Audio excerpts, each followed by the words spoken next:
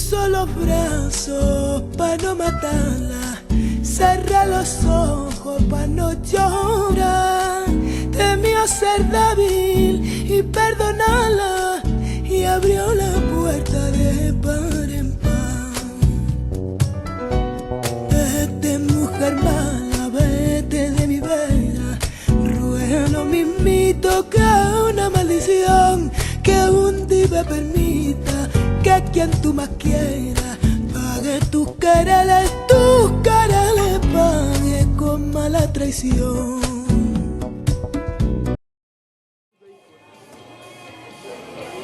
Thank you. But for tomorrow, right? Do you have a place? Right, thank you. But I mean, I prefer to get that you can keep it for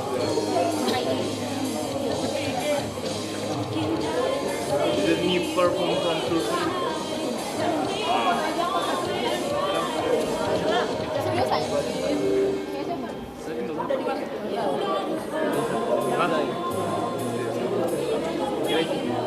So, anjay senggol bos, senggol dong bos, anjay senggol.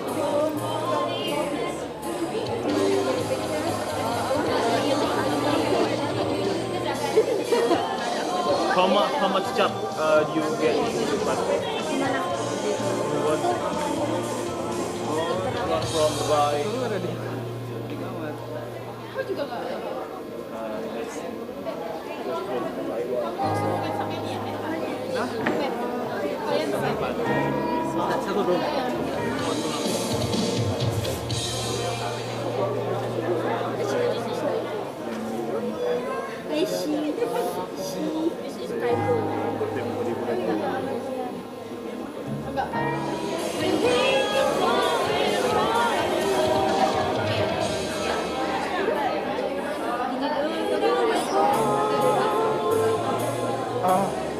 So kaku banget.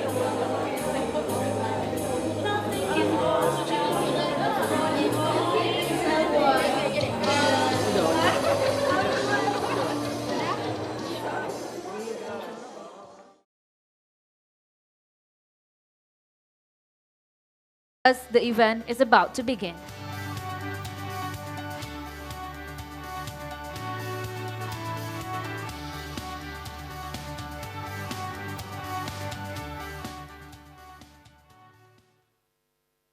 The Excellency, Consulate General of the Republic of Indonesia in Turkey, Ms. Marisa Wida Kristianti. The Honorable, the Turkey Mezunları, Mr. Hasan Alptekin Toprak. The Honorable, Scientist of Production at PT Paragon Technology and Innovation, Mrs. Hira Listia. The Honorable, Mr. Emre Oruç, the Istanbul Coordinator, Turkey Bursary Scholarship. The Honorable, Chairman of Istanbul Youth Summit 2024, Mr. Aldi Subakti.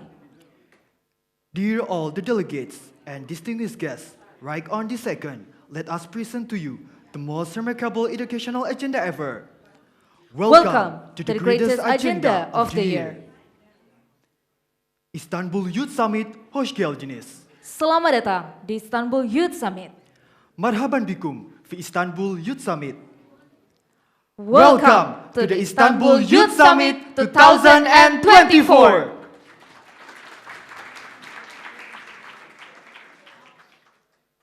It is such a great pleasure to know the presence of a large number of guests and participants in this event. So we would like to extend our appreciation for your presence. Thank you very much for being able to be here today, spending your days away from where you come from. First and foremost, allow us to introduce ourselves. My name is Zaza. And I'm Al Ikbar. And we will be the ones who accompany you throughout your journey on this entire day. Welcome to Istanbul, a city with old stories mixing with new things, and many different cultures coming together nicely across the lands. As you start your journey with us, we hope you have a nice and good time in this special place. For the next few days, our meeting has lots of chance to talk and share what we know, so everyone can learn something new. The Istanbul Youth Summit 2024, led by Youth Break the Boundaries, wants to help young people be leaders using good values in learning. We want them to feel proud of their country, grow their character, and know about the world around them. We hope to help them make good changes in their communities and the wider world. Our meeting is about working together and finding ways to help our planet, like making sure everyone can go to school and see a doctor, and making our economy strong while also taking care of nature. We want to thank all our special guests and speakers for being here and sharing their ideas. Let's all say hello and welcome to Istanbul Youth Summit 2024. Ladies and gentlemen, before we start, it will be best for us to start our wonderful day with the Quran recitation. It will be recited by Alisa Aulia from Tursina School. To Miss Alisa Aulia, the stage is yours.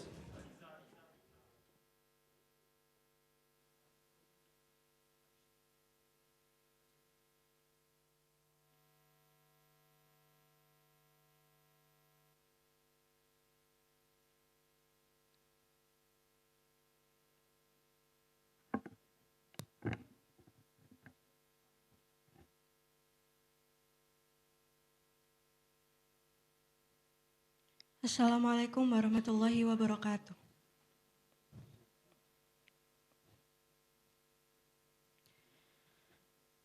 A'udzu billahi minasy syaithanir rajim. Bismillahirrahmanirrahim.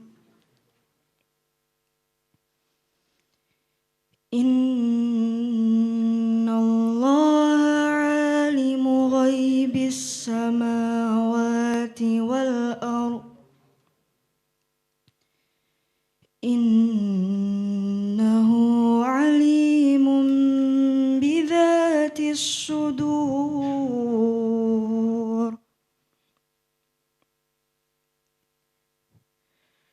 هو الذي جعلكم خلائف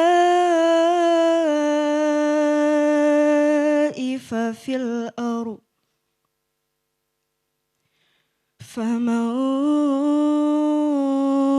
كفر فعليه كفره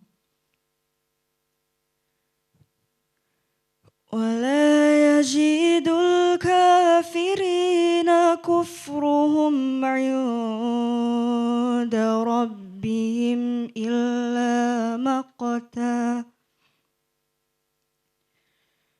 ولا يزيد الكافرين كفرهم إلا خسارا قل أرأيتم شركاءكم الذين تدعون من دون الله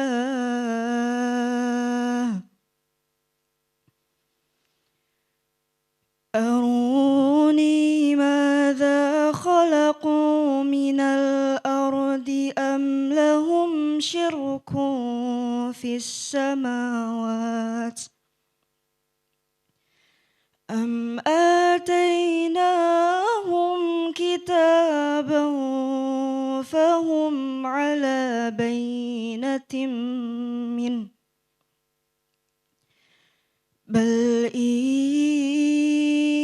يعد الظالمون بعضهم بعضا إلا غرورا صدق الله العظيم.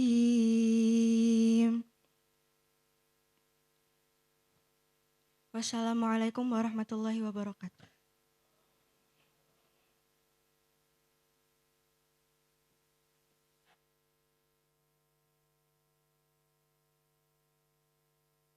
Thank you to Miss Alisa for the beautiful recitation. Ladies and gentlemen, we are now continuing to the next agenda, Youth Talk Show. which will be delivered by our speakers. Miss Manal Bojnir from Morocco, Miss Neona from Indonesia, Miss Nida Ashraf from United Kingdom, and lead by our moderator today, Mr. Suhendra. Please welcome the three awesome speakers and an amazing moderator.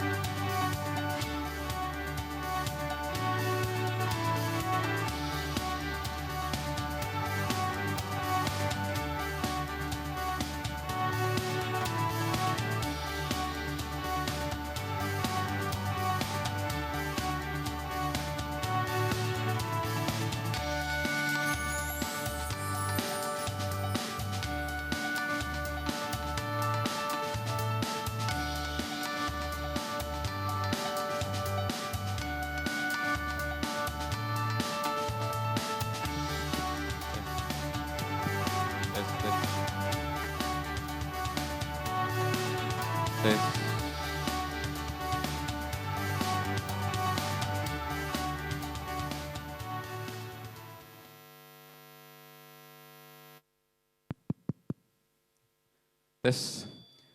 Good morning, everyone. Good morning. How are you guys today? How excited are you for the second day of Istanbul Youth Summit 2024?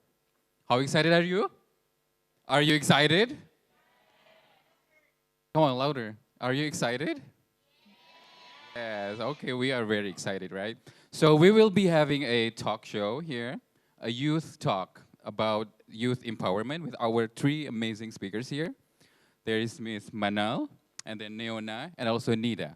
We will all be hearing from them about the talks that we will be hearing from the presentation. And I will be moderating this talk, and my name is Suhendra. Everyone calls me Hendra. And without any further ado, let's start. But I'd like to hear from you guys. Do you guys still remember our slogan for the Istanbul Youth Summit? Yes? If I say Istanbul Youth Summit 2024. Okay. Collaboration in diversity. Istanbul Youth Summit 2024. Collaboration in diversity. Okay, thank you. Give applause for every one of you. Okay, so we have our first speaker here, Manal. And if we're ready for the presentation, do we have the pointer yet?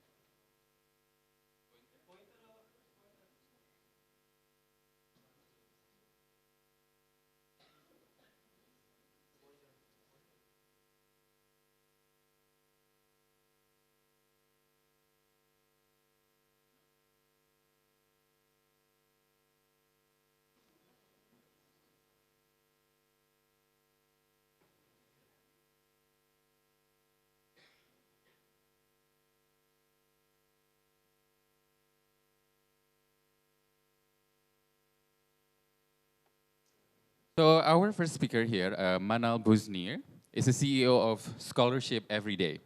She will be talking about the SDGs number 4, quality education. She took a master's degree in University degli Studi in Padova, Italy, and her bachelor's degree in civil engineering in Muhammadiyah University of Surakarta, Indonesia. So we have the presentation ready. And Miss Manal, you have the. Yeah. Okay, guys, please give applause for Manal.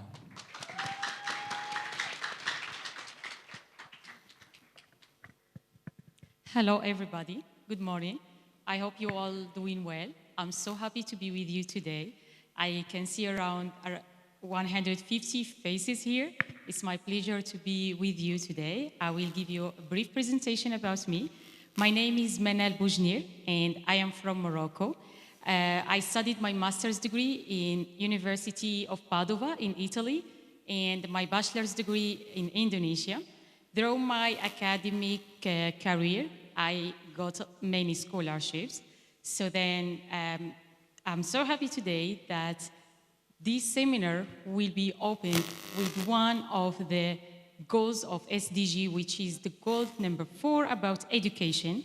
And my goal here it will be to share with you how to get a fully funded scholarship and how to study for free in any country you want based on my experience. I will be just like specifically talking about scholarships, and then if you have any question, you can ask me, of course, but due to the time is limited, you can ask me even after I finish my presentation, okay? Thank you. We can start.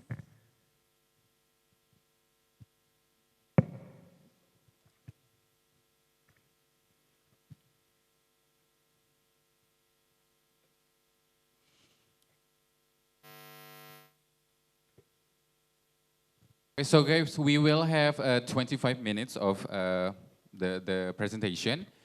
And as Manal said that you can also ask the questions if you have and maybe come forward. We will give you a mic and yeah, you can listen to her while she's presenting.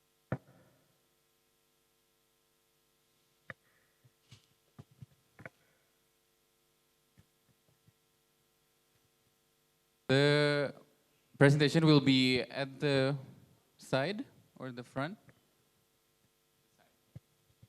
So that is the presentation, as you guys can see. Yeah, I can see. But I cannot change.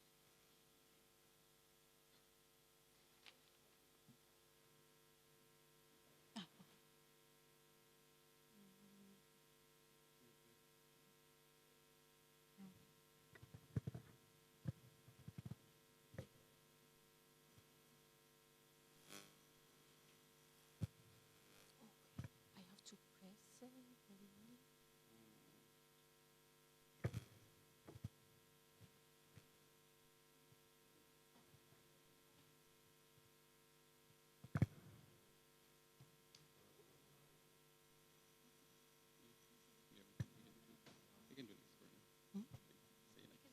I can see,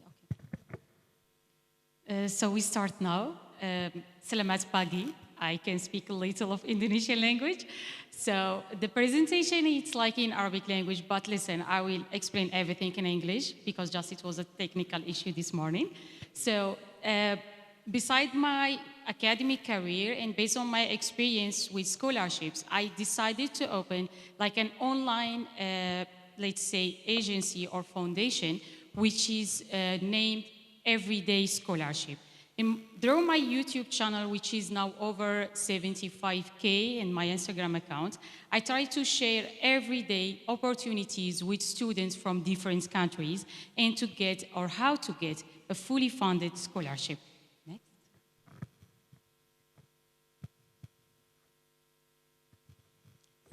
Next.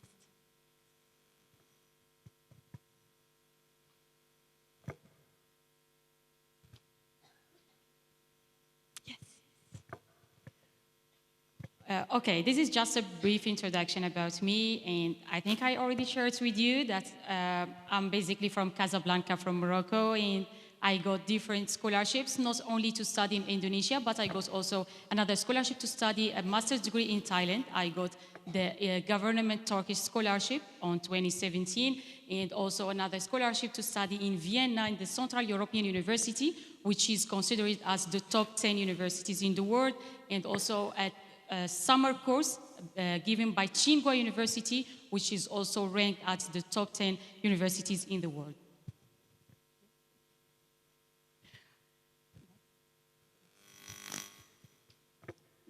Next. Next.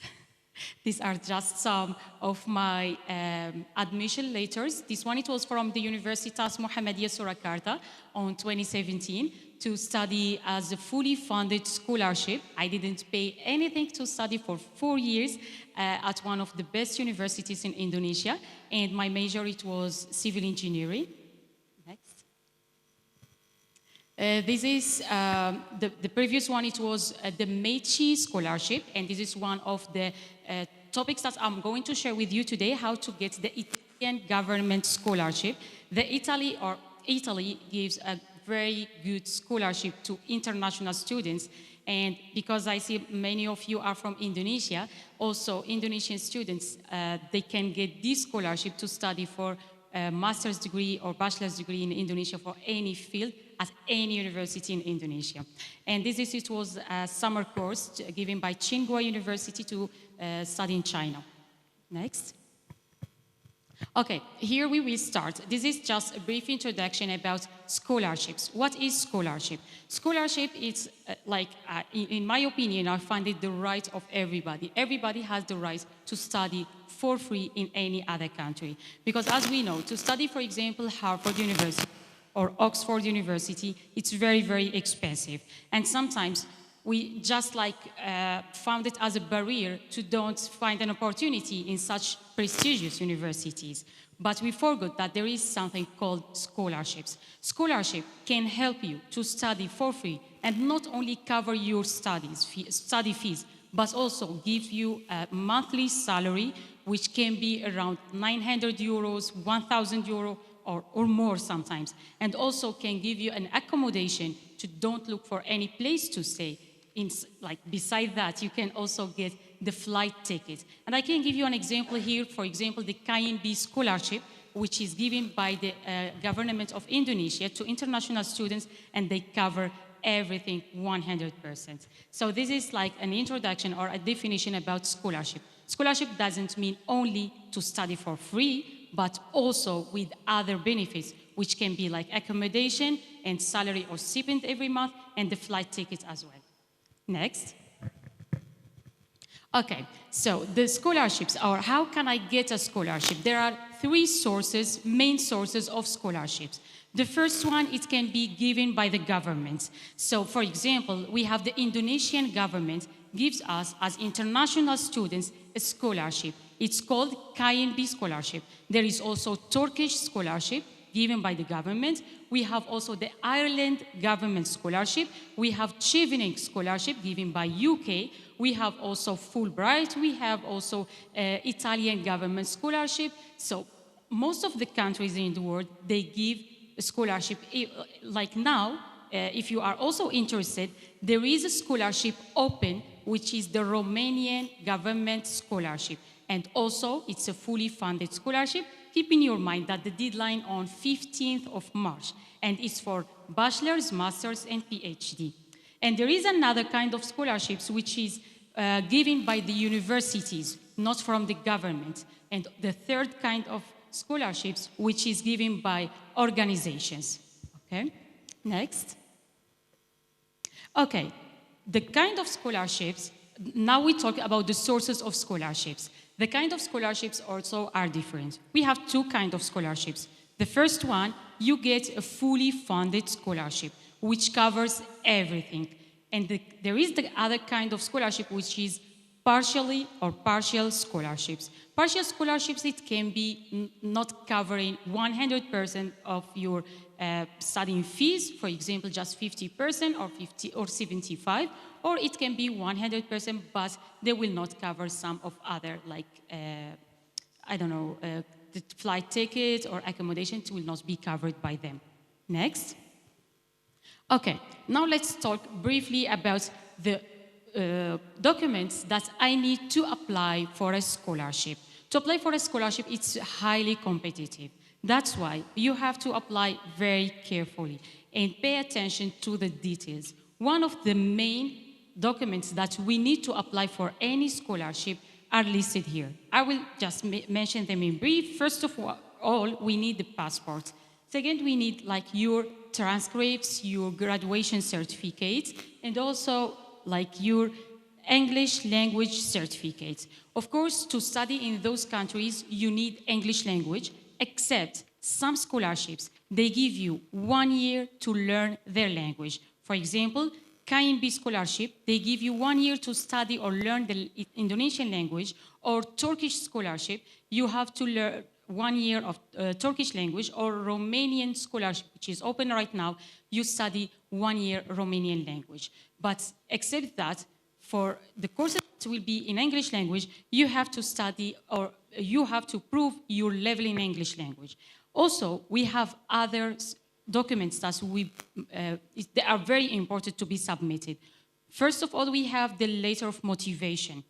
Letter of motivation, it's your opportunity to talk with the university or the organization or this government to why they need to give you this scholarship, or why they have to select you to get this scholarship.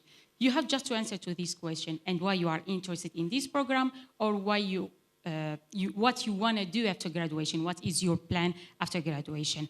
Also, we need recommendation letter.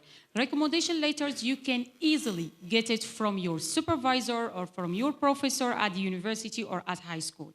And then we have sometimes they don't ask about letter of motivation, but they give us questions, like a list of questions, and we need to answer to those questions. And at the end, for students who are interested to do a master's degree or PhD, some universities or some scholarships, they ask you for a proposal research. So then you have to prepare for a research that you want to do in this period of study, which is master's or PhD. And I mention again, it's very important to have English language proficiency, like for example, IELTS also, or TOEFL, like international tests. These are the main documents, but I will just mention one point. Don't forget to translate your documents into English language. Don't submit any documents in any other language. Okay, next.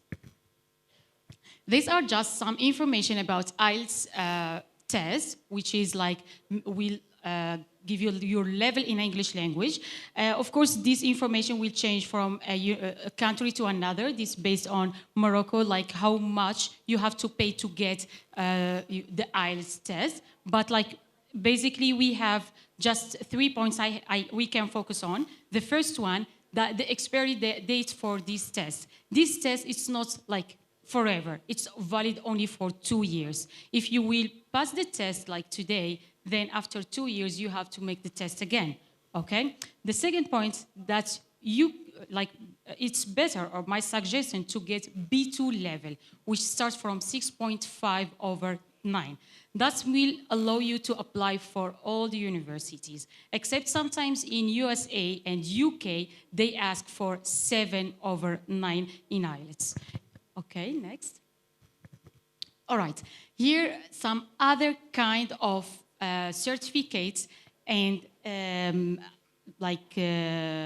asked by some universities, which are like SAT and GMAT, and these are not for all the universities, just like sometimes they ask for them. Okay, next. Okay, here your questions. If you have any questions until what I explained right now, I'm here to help you and assist you. Yes. Okay, guys, There's for Mr. any one of you who has a question, please state your name and where you're from, and also what the question is. Have the microphone?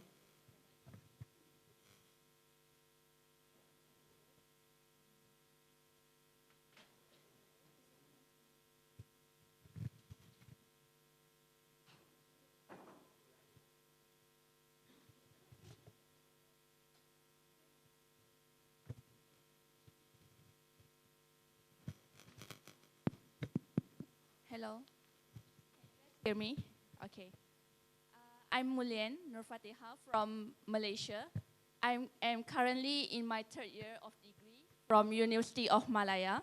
And I would like to ask a question. Since you apply to many scholarships, one important factor of applying to scholarship is writing a good personal statement. And how do you combine every information that you have to curate a good personal statement to the specific scholarship that you want? And sometimes we are applying to a lot of scholarships, and each of them have different requirements or different essays that they want to ask. And I just want to ask any tips that you could give. Thank you. Thank you so much for this question. It's very, very important, her question. She's asked about the personal statement. So when we apply for several scholarships, by the way, let me just mention something to you. You can apply no problem how many scholarships you are going to apply for at the same time. Okay, you can apply, but just be careful in the requirements. Before starting your application for any scholarship, read carefully the requirements before the benefits. At the end, it's a scholarship. At the end, they will give you some benefits. But what is the most important are the requirements. Sometimes the requirements are the age. Sometimes the requirements are the nationality. Sometimes the requirements are the course or the program. Sometimes they don't offer for all the field of study. Sometimes the requirements as well for some documents maybe you don't have, so you don't need to apply. Since you find that this scholarship it's suitable for you and you can apply for it, then the personal statement is specifically for this scholarship. If you are applying for 4 scholarships, that means you will write different personal statements for each scholarship. So because in the personal statement, we have to mention why you choose to study in this country, why you choose this university, why you choose to study this course or this major, and what is your future plan after graduation, and why we need to select you. So, of course, why you need this scholarship. And all that, it's not the same from a scholarship to another. I hope I answered to your question. Okay, thank you. Next question. Next question. So I'd like to ask the participant to come forward to this standing mic to ask for the question. Yeah, please.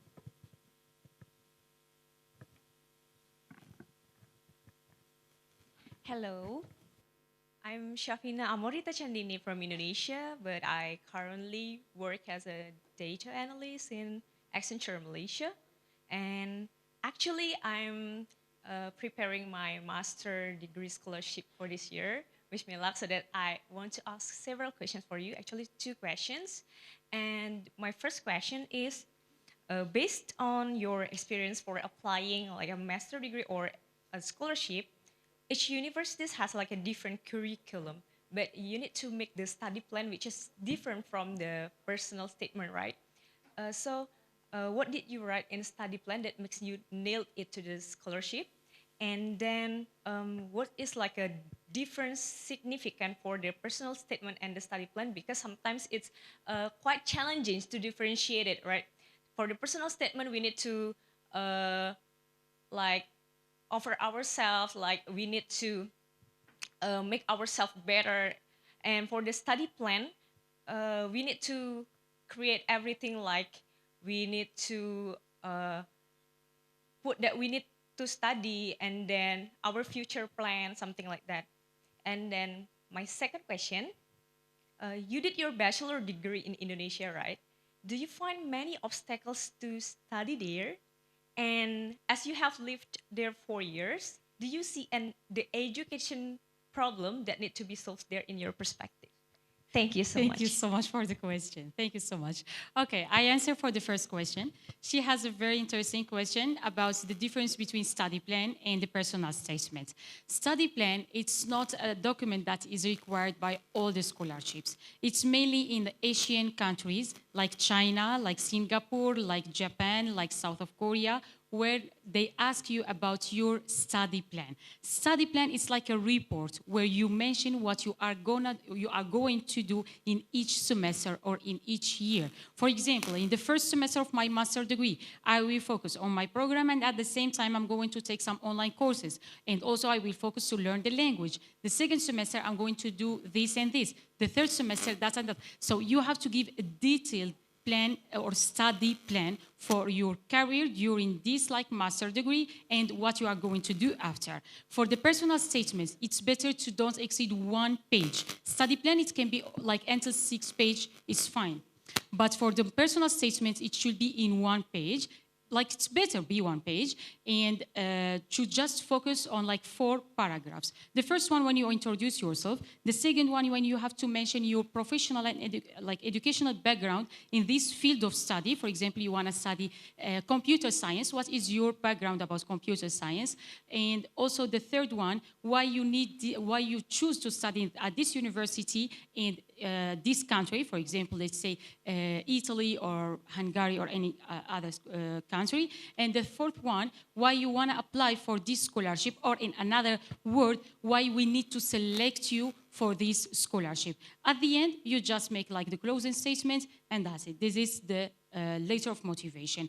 One of the most important documents, but maybe due to the limited time, we can talk about it later, and this will be open for everybody, which is the CV. CV is a very important element when we apply for scholarships. And when we apply for European scholarships, it's very important to make your CV through Europass CV. Europass CV is a free website where you can make or create your CV based on the European template. Okay, everybody, like after we finish the morning sessions, we can talk about it individually, about how to make or create a Europass CV, and also I can like revise your CVs with you for like when we have time.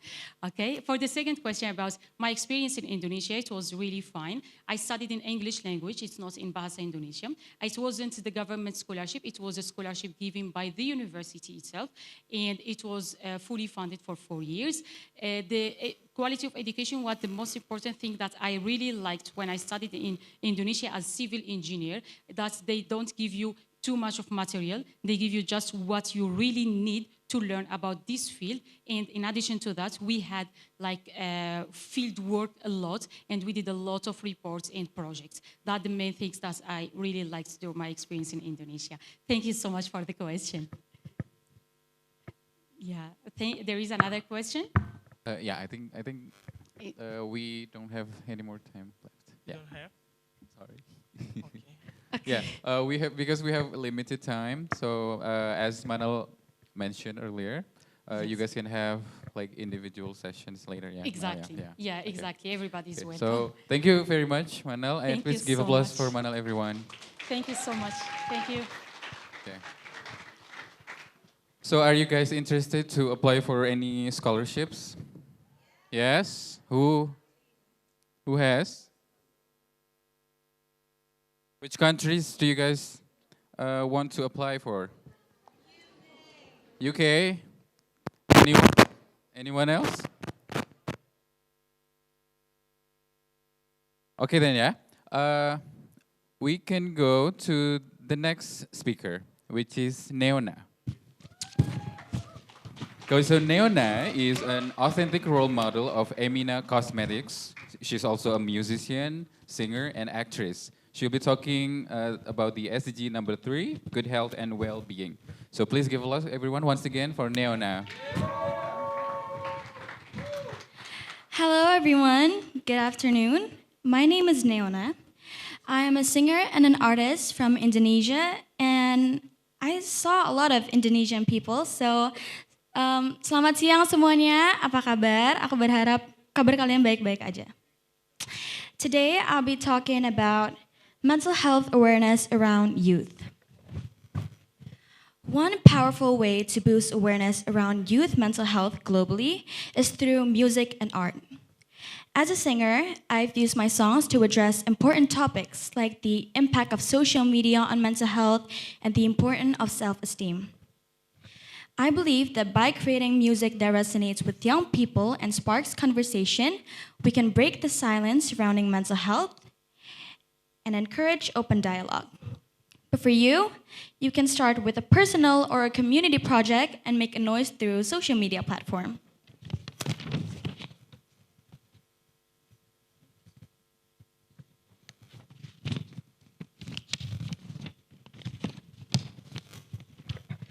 The key challenge young people face in maintaining mental well-being on a global scale often comes from societal pressure, academic stress, and the constant influx of information through digital channels. It is important to create a supportive environment where young people feel safe to discuss their mental health and seeking help when needed. Moreover, teenagers nowadays are exposed to unrealistic beauty standards, which makes them not being themselves and tries to be accepted by the social. So, as an icon representative of Emina Cosmetic, I invite you to embrace your authentic self and love yourself for who you are. I've learned that by speaking only about my struggles, I can help break down barriers and inspire others to seek help without shame or fear.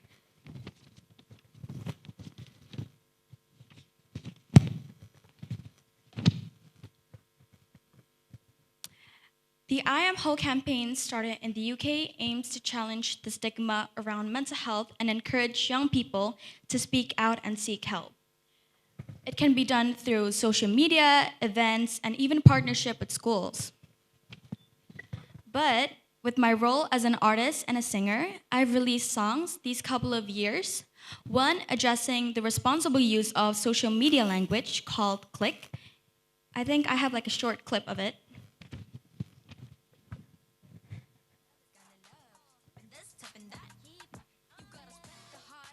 Not the hate. Click on the click with the laugh, laugh, laugh. Say what you want to say, you always left behind me.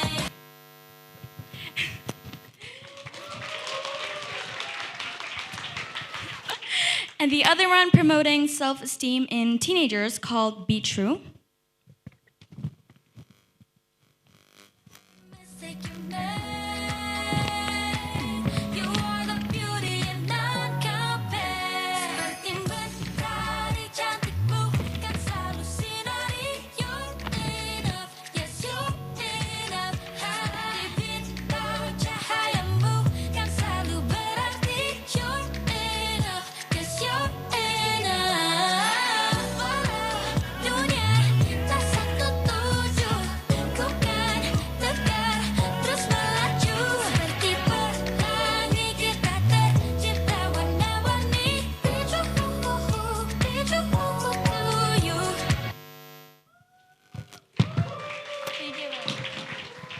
So those are my contributions to mental well-being.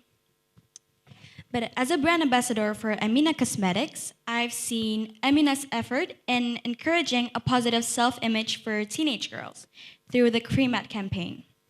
With 15 iconic colors suitable for all skin tones, you don't have to worry about your skin color. You'll definitely find a suitable Cream Matte color icon to boost your confidence to face the world.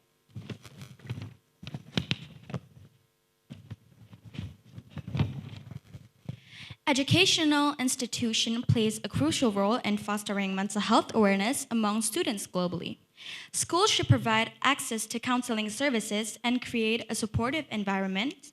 And school can help young people to develop their skills and knowledge to maintain their mental well-being.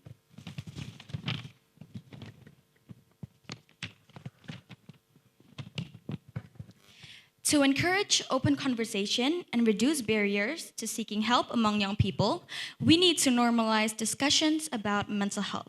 This can be done through education, campaign awareness, and by sharing our own experiences and encouraging others to do the same, we can create an understanding society where everyone feels supported in their mental health journey. You have to remember that seeking help is a sign of strength, not weakness, and everyone deserves to feel supported and empowered. That's all from me. Thank you so much.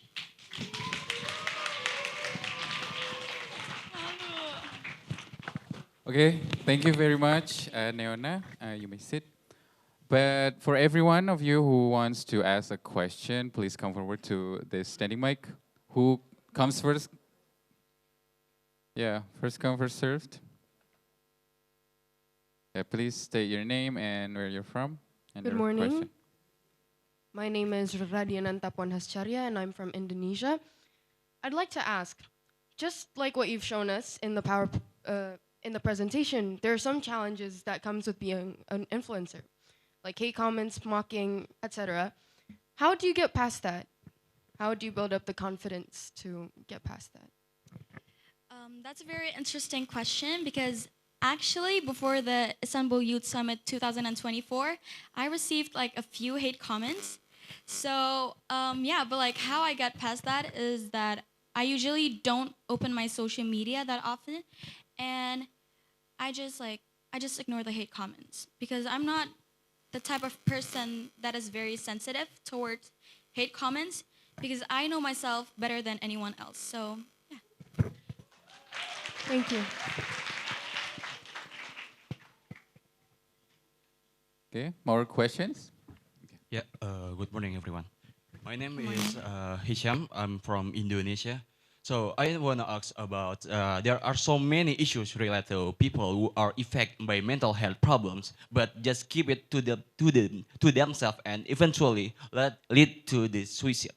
But how can we, as young people or young leader, help deal with an environment that does not support people with problems, but instead compare themselves to their problems? Okay. One more. How can we, as young leader or young generation, to help deal an environment that does not support people with the problems, but instead compare them to their problems?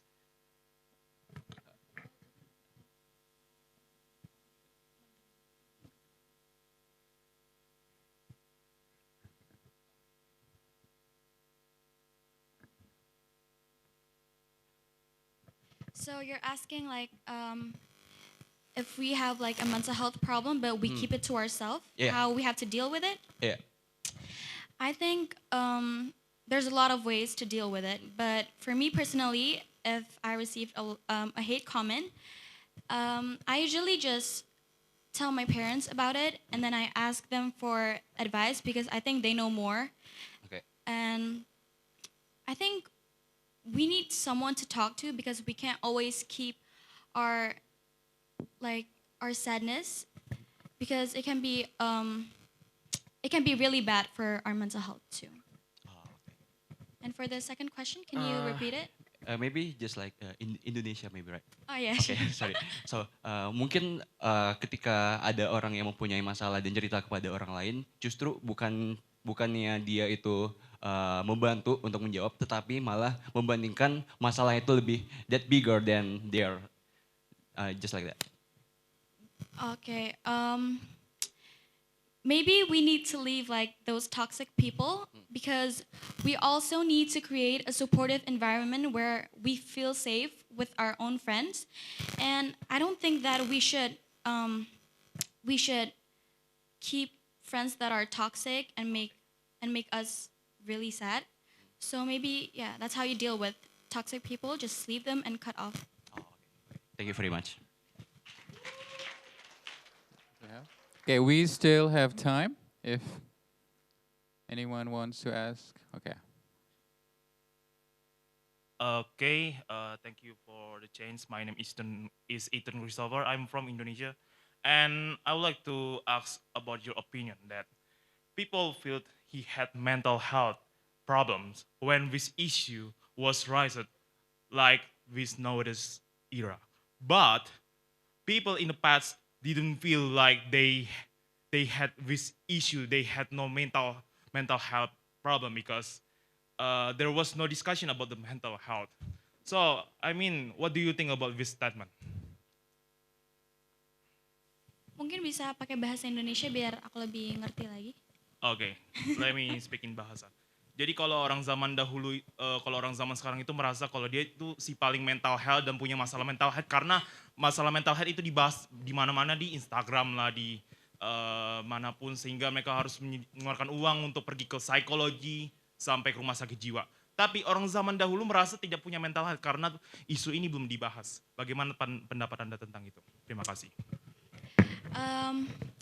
Maybe because of how, maybe because like the difference of the generation, maybe like our generation, like I said before, the social media has a lot of negative impact on young people too. It exposes to cyberbullying and unrealistic beauty standards and influx information through digital channels.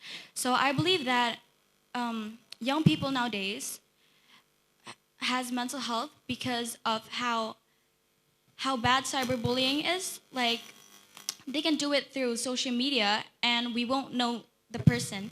But like in the previous generation, I don't feel like there's a lot of social media. So maybe like people receive less hate comments than these generations now.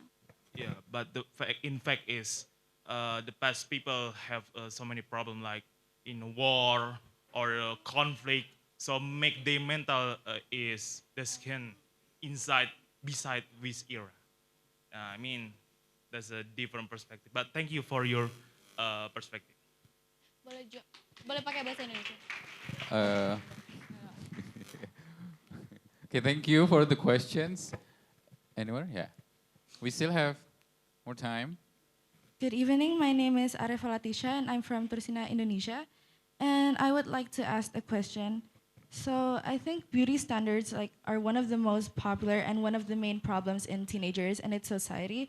What should you do if you are always surrounded by people who make you want to achieve an ideal body or try extreme diet trends? And how should you deal if you have already suffered from mental health because of it or already tried extreme diets? Like, how could you encourage others to live or adapt to a healthier life? Thank you. Thank you. So I feel like we should always be grateful for what God has given us, because beauty standards are actually very toxic, and we have to learn how to love our body, how to love our face, because we didn't even ask for to be like this. So we just have to be grateful for what God has given us, and yeah. Thank you very much. Thank you.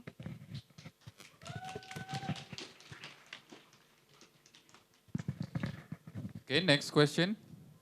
Hello, I'm Nora from Tursina, Indonesia. I would like to ask something. You said that before we are enough for being ourselves, but sometimes you are required to become what the society wants in order to survive in that society. How do you think you are going to behave in that situation? How we are gonna behave in our. How do you think you are going to behave in that society, a situation? Okay, thank you. How I'm going to behave in a toxic society? Maybe I'm gonna build a healthy environment where I feel safe with my friends, my family, and where I feel most confident. So I'm the type of person that if I don't like someone and I feel like they're very toxic and has a lot of negative impact to me, I will immediately cut off that person. And thankfully, I have a healthy environment and I have a lot of support from my family and friends. So yeah, I think that's it. Okay. Thank you. Okay, thank you for the question. Okay, we still have more questions. Okay, okay. Right, good morning everyone. I'm Harry from Singapore, and I'm an anti-drug advocate for youth and also adult.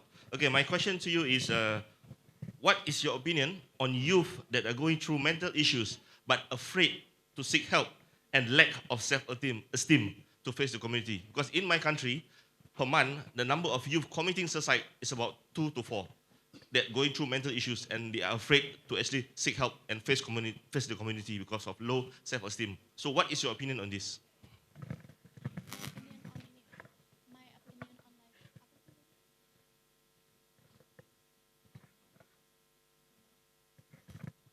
Thank you so much for the question. I think it's a very hard and difficult question, but I'm gonna answer the best I could.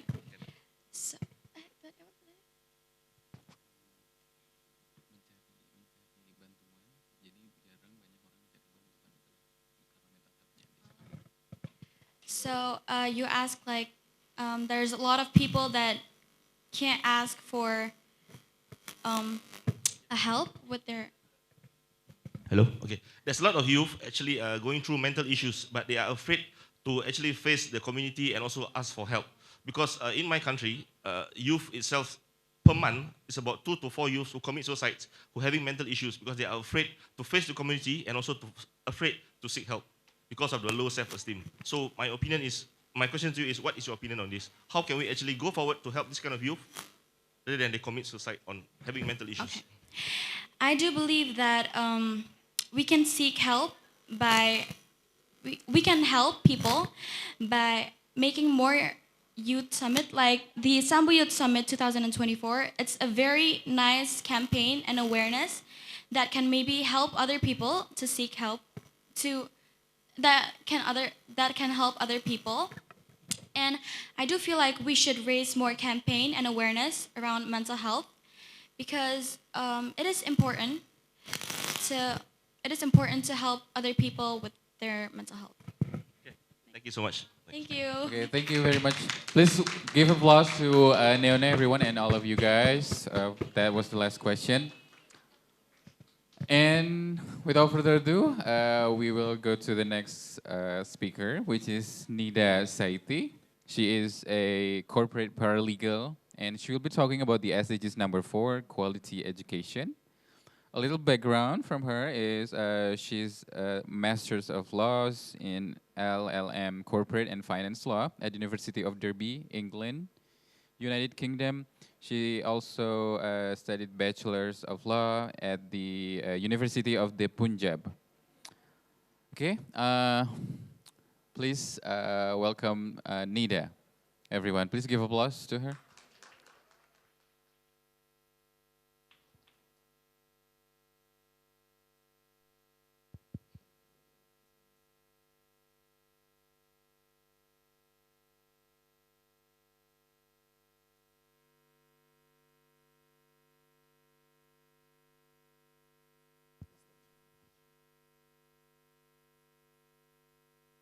Hi everyone.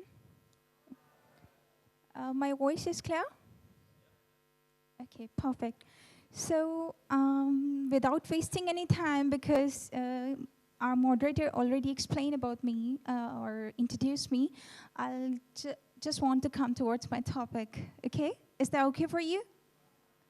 So today's topic that I really want to make you guys familiar, because it's very important for youngsters to understand what leadership is and how a leader becomes a leader, because there's a very, very wrong myth, leaders are born, because if that was the truth, then what about struggle? What about the things that you guys were just talking? So what we need to be a leader? What do you think? What we need? Money? Okay, if we need money, so pointer is not working, sorry. So there's a guy there, you know about that guy who is Google CEO. He don't have even a single penny. He just sell his father's house, and then he went there, and then he started study. We have different stories, but okay, who thinks that we need strong family background? And then sharp mind. All myths, all falsified things, because these are the leaders, because that's where I believe so. These are all myths. Money, here's it. He wasn't having money actually at all. He wasn't having. So here's the second thing, strong family background. You are saying, so if we'll come towards different leader, like Russian leader Vladimir Putin, he wasn't having money, because his mother was a factory worker. Current president of Russia, his mother was a factory worker, okay? So if we have another example, BJ Habibi. You guys know about BJ Habibi? So if we just have an exposure about his family background, so his family was actually peasantry. You guys know better than me. They were actually having family, like agricultural background. And there was a, like, Other one, Nelson Mandela. Yeah, that's the one you guys are talking, because that's not, like, I'm not saying that, okay, the person who has money, that couldn't be a leader, because Nelson Mandela, he was like royal family, he was having a royal family background, but he has to pass through his struggle. He has to left everything. There was a time when his own wife wasn't ready to accept that he's gonna be a leader. So, each person has to pass through struggles. Sharp mind, obviously, if that's true, then even the sharpest person in the world, the person who is considered the most genius person, who's that? Yeah, who's that? Einstein. He himself said that it's just 1% genius, 99% hard work. Sharp mind, the sharpest person of this world is saying. Sorry. Okay, so what I believe that leadership is actually not a position. To be a leader, you don't need any position, you don't need any family background, you don't need money. All you need is an action. And what's an action? Working on yourself. Let's come. What's an action is, because that's really awkward to hear. Like, you are saying that leadership is an action. I mean, we are hearing since from past that it's not. So, it's an action to take right decisions. Just, Leona, sorry, sorry for mispronouncing. Just take her example. She just explained about her life struggle. Do you know that she's taking right actions?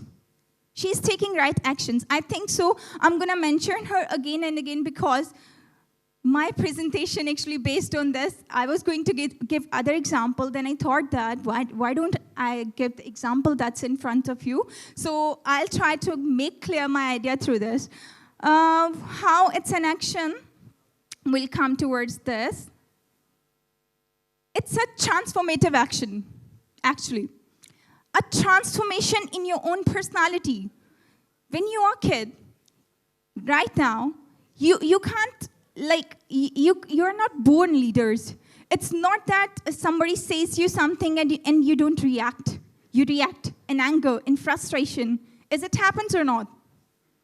Whenever someone says something, we are having like suicide ratio. Like, if we're gonna see that suicide ratio in the world, that's the highest ever in the history. And now the next like year and next ages, that's gonna be AI. AI means just say, hey Siri, can you please make this girl or this boy's video, and all life destructed. Everything spoiled. AI, because robots don't have emotions. For this, what you need to understand how you can become a leader, because that's the only point where a common man and a leader is different. Why everyone is not becoming a leader in these days?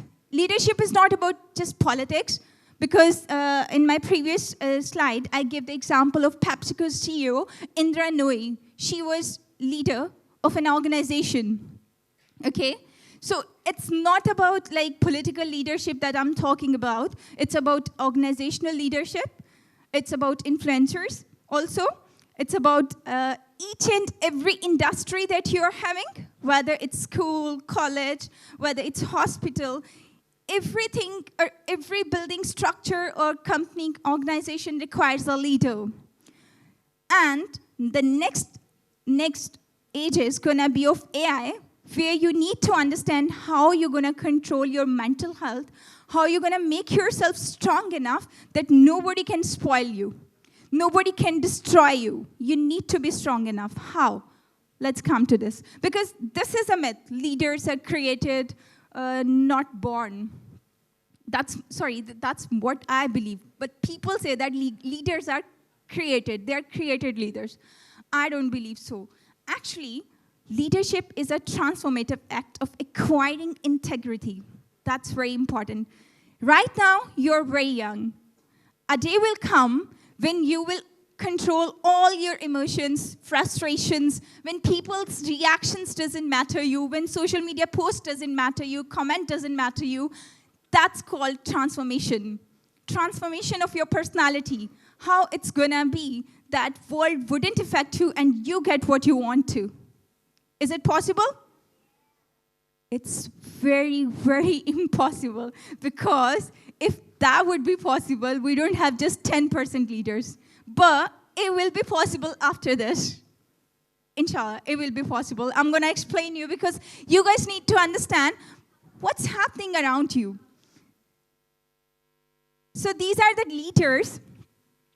And I just give this poll in front of you because these are different leaders from different backgrounds. And they were all not political leaders, because if we're going to talk about Trump, probably he was a business leader. Now he is a political leader. So how it started? Let's come to the main topic, because all my discussion was how we going to manage our mental health, how we going to manage our inner reactions that are coming through the actions of other persons, how we gonna be a transformative person and one day will become a leader. Because the difference between a common man, the difference between Elon Musk and a common person is what? He has a strong control on his emotions. He has that. He knows how to manage vulnerability. That's our topic. You need to know the V management skills.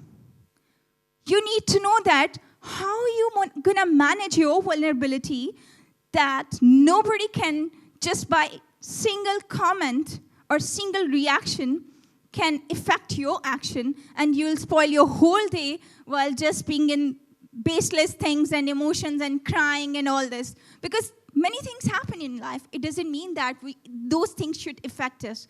We need to be that strong pillar that if things are affecting, we have the ability to change our mental state. So vulnerability management, probably it was considered feeling weak, because probably most of the leadership scholars, they believe that vulnerability is all about weakness, feeling weak, weeping and feeling fragile and all this. But then they got to know, no, it's not that. Then they got to know vulnerability is not that we are just weeping and just crying and we are not showing our emotions. And I mean, they were just so confused. There was a state when they were confused that is it vulnerability to show our emotion to the world? Show our reaction to the world, or is it vulnerability to just weep alone in a room? That's really important, because I'll come to this back, because I just want to explain firstly the consequences. That's very important. And please have a look on it, because that's really important for you to understand. You're youngster at your initial stage. If you learn this, that's going to be your transformative time, and I'm sure 100% we are going to get leaders from here, 100%. And this time, history going to be changed. So, leaders must learn the skills to hold these tensions and get adapt at balancing. What she said, she just explained about very important thing. I have an environment, a very inclusive environment. I cut off the toxic peoples. And I'll come to, that's a skill. That's one of the skills that I'm going to mention here. I'll come to this. If you'll not manage vulnerability, what will happen? You want to succeed, you want to give exam, you want to make your name in the world, you want to open an organization, you want to open a company, you want to open a school, you want to go in media industry, but because you can't control the reactions, because somebody's commenting, somebody's just showing some kind of reaction, and then you are having the feeling, okay, I don't have money, because that person has money, somebody has money, somebody has family background. So these are just lame excuses, and when you don't know V management, what will happen? Stress and anxiety, loneliness, depression, substance abuses, that's now 90%. It's not 1%, 10%, 50%. 90% youth in UK, they are now on substance abuse because people are not telling them how to manage vulnerability, how to manage their mental state. Now they are working on that. Now they are bringing it gradually back. So you need to learn that how you manage your V management skill. Just hate substance abusers and feeling of insufficiency sometimes comes, okay, I'm nothing in this world. I'm nothing because I don't have money, family background and all this. Somebody commented on me and my future destroyed and all this. No. Because next age is gonna be the toughest one. Because that's gonna be, humans are dealing with robots. So that's why you need to learn that. You need to be mentally robust. You need to just avoid all those feelings that are just creating toxicity for you, that are just creating a toxic mind. So, if I'll talk about vulnerability, actually it's a 2C formula, a courage and curiosity. Courage and curiosity, that's a 2C formula. Courage, how we react, that's very important. If somebody is commenting which makes us feel that, okay, we are nothing, because that person commented, either you can go with this feeling, or there's another way. You can just avoid that comment, have a discussion with your family and friends, or you can just stick with those feelings, or you can get help. Help, different kind of, because I explained a different kind of help. Family help, like there's a V management skill where you need to have at least one family member or a friend who always says optimistic word to you. Just explain your goals, explain your ambitions, have a chat, at least twice a week, have a chat and discuss about your goals, that I want to be this, and whenever some toxic comment come, whenever some failure comes in your life, you are giving an exam, like civil services exam, you are giving some kind of, appearing in some kind of international test, you wasn't clearing it, discuss it. Discuss with any of your family member. The way Niona did, she discussed with her family members. Actually, I had lots of examples, but I thought this is the best example. The way she did, that was really awesome. So that's why I thought I'm gonna take the live example. Sorry, is that okay? Yeah. So you need to discuss with your family members if you can't, because some persons they can't discuss everything with their family members. Sometimes you are passing through a relationship where you can't discuss with your mom, with your siblings. So in that case, at least have one good friend. Not toxic friend, not the friend who has an inner hate against your success. So have at least one good friend who always says optimistic word to you, who have good wishes for you. And how you got to know that this person is sincere with me? Because when you are feeling bad, when you are feeling sad, that person is there to say, no, you are something. You are something in your life. I remember that I want to share one of my stories. I appeared in civil services exam when I was in my country. I appeared in civil services exam, and all my professors, because the way I was talking, the way I was appearing, all my professors start thinking that she gonna be the topper. She gonna be like she'll break all the boundaries, and she gonna be the world's best ever in our city, in our country. But what happens? I dropped it. I dropped it in my national language. I didn't drop it in any law subject. I didn't drop it in any English subject.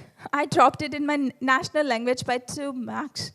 And my teacher called me and he said, I was just listing, I was just like keep seeing the top of the list that, okay, her name is here, her name is here. Then gradually I thought, okay, down somewhere, but it wasn't there. All my teacher were calling, I just turn my, what we'll do in this situation? Turn off my mobile. I wasn't talking with anyone. I switched off my mobile and I wasn't talking with anyone. At that time, I was in a room alone, and the societal thoughts were coming in my mind that, okay, lives end. Though I have second chance, but I don't want to go for it because my teachers create that much what's called that world in my mind that you are topper. They already make me topper. So my friends make me topper. So I start thinking, how I'm going to face them? How I'm going to face them? Then my brother came. He knocked my room. He came in my room and he said, he opened Google, he typed my name and my picture appeared. Because I was used to work in CSS Al Bahria Institute, and he showed my picture and he said, look, at this younger age, you're having your picture on Google. I said, what? He said, yes, we are not having. In spite of that, we are earning money. We are doing really great internationally, but we are not. That kind of one sibling you need, who makes you at that time realize, I control my all emotions. I ordered pizza to give myself treat, okay, because sometimes we need to enjoy our failure. I said, no, it's not that bad, which I'm feeling. So now I have two options. Either I'll reappear or I'll take another decision, then I'll come back to that decision. So I take next decision. I gave exam. I didn't go for any IELTS. I directly applied to UK University and they said that, sorry, it's going to be very tough because it's better to go for IELTS because our institute going to be very tough for you. English test you can't clear. I said, okay, but at least try because I just want to move from here in 1 month. And he said, okay, we'll try, but you're going to waste your money. Can you imagine? I got 20 out of 19, 20 out of 19, and 20 out of 16.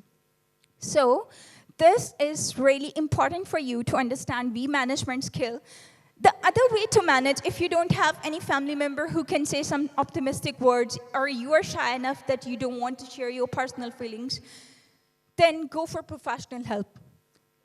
You need to access some kind of counselor or like career counselor, motivational person who can motivate you, your teacher, or anyone in professional industry, because now we have psychologists, psychiatrists. You should access and discuss your emotions. The more and more you discuss, you start understanding that you're feeling lighter and lighter. And then you discuss that what you want to be and what you are now. Because when I discussed that, then my brother, he told me, he said, God has bigger plan for you. You just want to serve in a room. God want to make you appear in the world. So he just want to throw you in a sea, and you are just striving for a rainbow. So you need to understand V management skill is at least get help from your family, because we say that we need to have leadership involves ambition, goals, all this. But before ambition and goal, obviously, firstly set target. Okay, this is my ambition, this is my goal. Set 2 to 3 targets. Targets are, okay, I'll reach there through here, either by going this or through here. Like, you need to understand that I reach my goal either going this way or that way. I have 2 ways to go. Next thing comes, if we'll come towards this. Yep.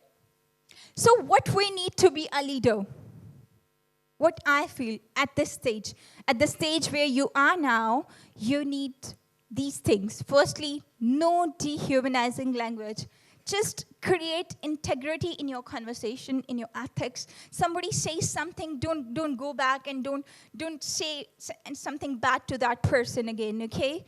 So create that integrity in your character. Build your character, work on your mind, work on your ethics, work on your speaking style. Each and everything, you need to work on your own self. Your competitor is you, nobody else. You are your competitor. So just understand. It. Okay, so optimistic approach and unbreakable confidence, grounded voice inside you, that's really important, because you always need to say yourself, yes, I need this, I need that. So this is my last one. The cave you fear to enter holds the treasure you seek. You always fear to take a decision, always fear. Don't be afraid. Take risk. That's okay. Go for risk. You'll take a decision. It proves wrong. That's okay in future. it turns out right. So just enter in the cave because there lies your success. Don't be afraid from like darkness, from loneliness, from depression and anxiety. You need to learn that I'll manage it through my own willpower. Next thing comes, okay, this is our point board. I'm gonna see through this, what we're gonna see here, being a judges, we'll see that what you guys have. This is a point board. We're gonna mark it here, what percentage of optimistically ambitious you are. So this is very important for you. Next thing this is S form, scoring form. Here we'll score your teams, how your teams are working. And that will be for, I think it's not working now. Yeah, that's done. So, thank you so much. This is about leadership and vulnerability. Literally, you need to understand that if you want to be leader, work on yourself. Thank you. Thank you, Nida, for your amazing presentation. Okay, I believe we still have a few minutes for questions. If anyone wants to ask, please come forward to the standing mic. Please.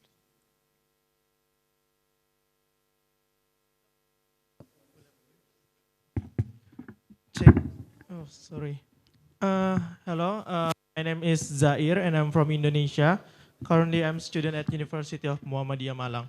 So, I would like to ask, you said before that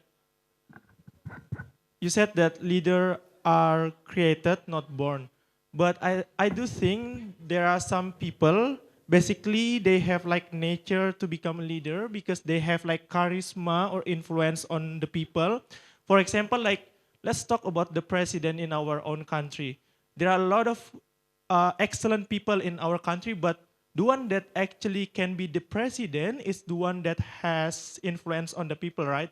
So I do think there are some people that's like they have like charisma or nature to become the leader. But what do you think about that? Okay, thank you. It's really good question. Firstly, I need a clap for him because he asked really good question. So, what's your name? Sorry? Zakir. Zair. Zahir. Yeah. So Zahir, actually, I was talking about transformative action. Just tell me, any influencer, you are saying that some people have charisma in their personality. Is it the charisma that comes from the age of 2 years, 3 years, 4 years? In their 4-year age, in their 10-year, in the age of 10, do they have influencers? In the age of 12, when they were in school, do they have influencers? In the age of 14, 16, do they have influencers? No. That's what I'm saying you. What you need to do, just control your mind and work on your personality, how you create influencers. Just tell me. I'll come and I'll say that, okay, all the people, they'll not eat here, they have to go home. And you said, okay. Is it create influence? Is it creating influence? If you'll say, okay, yes, they'll not eat and they'll go from here?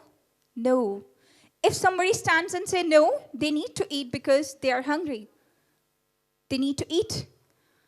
If you're in the class, your teacher says that, okay, all of you gonna stand.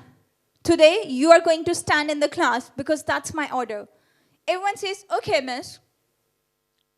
And if there's one student who stands and says, can you please tell us the reason why you are saying this? Because we really need to know what mistake we did, where we are wrong, what we did, we deserve this punishment or not? Okay, if we deserve, at least tell us the reason.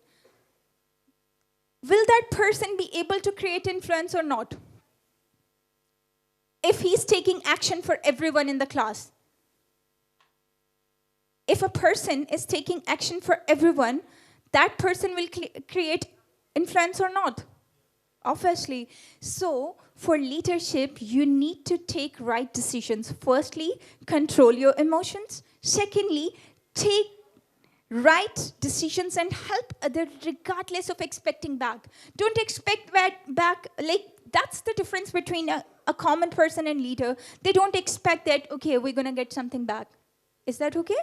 So that's what I'm saying, transformative action, and it comes gradually because if we talk about Obama and different world leaders, they have influencers. Obama have, but Trump don't have. It's something that comes through your actions, right decisions, then you create influence. And when you create influence, then you become leader. So right action, firstly, control your emotions, then go for right actions. And third, create influence, and then you'll become leader. It's that simple. Thank you. Thank you so much. That's Yeah. clear enough. Thank you. Well, hi, I'm Nabila from Indonesia. Okay, well, in order to be a good leader, firstly, we need to make sure that we can lead ourselves to better. Well, a lot of people say that Gen Z is not ready enough to be a leader because we're too young and have a little experience. But gratefully, I can be a supervisor in one of the IT company in my city and also a college student in my 20 years old. I know that we need to ignore the bad comment and cut off the toxic people, but sometimes it's too hard to some people. And what do we need to, as a young generation, to react that kind of thing? And how to show them that Gen Z can also be a leader? Thank you. Welcome. So your question is, if I'm going to rephrase it, it's all about how we, because sometimes we have to work with toxic people. That's not the case that each time we're going to avoid them or cut off. So how are we going to work with them and create influence and become leader? Is that? Yeah. Perfect. So sometimes we need to cut toxic people. That's true. But sometimes we need to work just on our mind. Okay, that person, if that person has hated against me, if that person is not loving me, he or she has some kind of problem, it's his mind. I'm honest with him. I'm honest with her. You need to just judge yourself, understand your feeling. Whether I'm having negative feelings for this person, no. So one day that person ultimately goes change. It takes time, and that's the second part of leadership, where the one that he asked was the first part of leadership. That's the first step to build integrity. And this is the second step, where you need to face toxic people with smile and work with them with optimistic mind. Okay, they can't break me. They can't break me. I'll work and change their attitude and opinion. Thank you. Thank you for the question. Sorry, thank you for the answer. Yeah. Okay, next one. Actually, thank you very much for your presentation. It's a really nice presentation. But before that, let me introduce myself. My name is Shafina Amorita Chandini. I'm from Indonesia. And actually, I have two questions. Can I?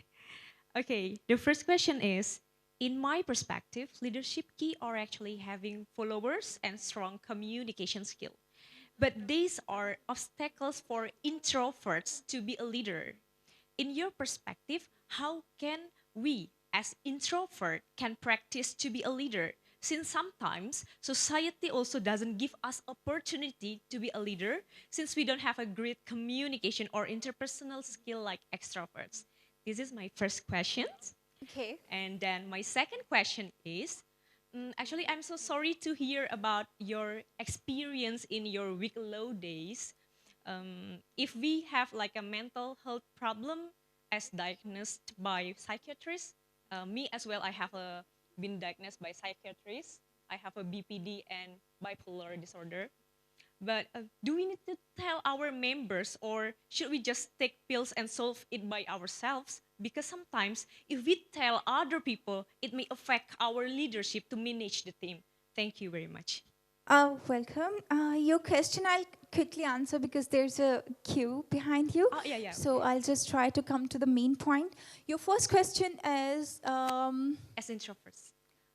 Introvert and extroverts. Basically, you're saying that extroverts have public speaking skills and introverts don't have. So I just want to tell you, I'm introvert. I can't speak when I'm sitting in there. I can't speak with anyone. And I'm introvert. I think so. I'm the extremist ever. They are the best leaders. Trust me. No, I'm not. But if you'll check leaders, most of them are introvert, because what introvert and extroverts are, they can't be social. I can't be social. I can't go to like ceremonies and all this, because I can't talk with the people as much. So they have very mentally what's called strong mental ability to communicate, because they already learn that where to speak. So to speak less is very important. To speak more is quite easy. So they can become the leader. How? We'll discuss it later, because we have very short time, but that's your answer. The second one was like sometimes we have to take the pills. Obviously, that's possible, that because if you have extreme, that's very important to understand. But, outer injury can be visible, can be seen, can be cured. Outer disease can be cured. Mental health, even your family is not ready to understand that what kind of extreme situation you're having. So there you need to get psychiatrist or psychologist help and get it treated. Because when I was in my low time, literally I get help from a psychiatrist as well. So I was doing spirituality, like help from spirituality and psychiatrist help, and then my family motivation. So sometimes you need triple actions, not just one. So you need to go for V management, all help. Because, and I said to my mom that whenever I talk low, whenever I say something bad, that this happens, that, just say some positive. No, you can do anything. You can achieve the world, this.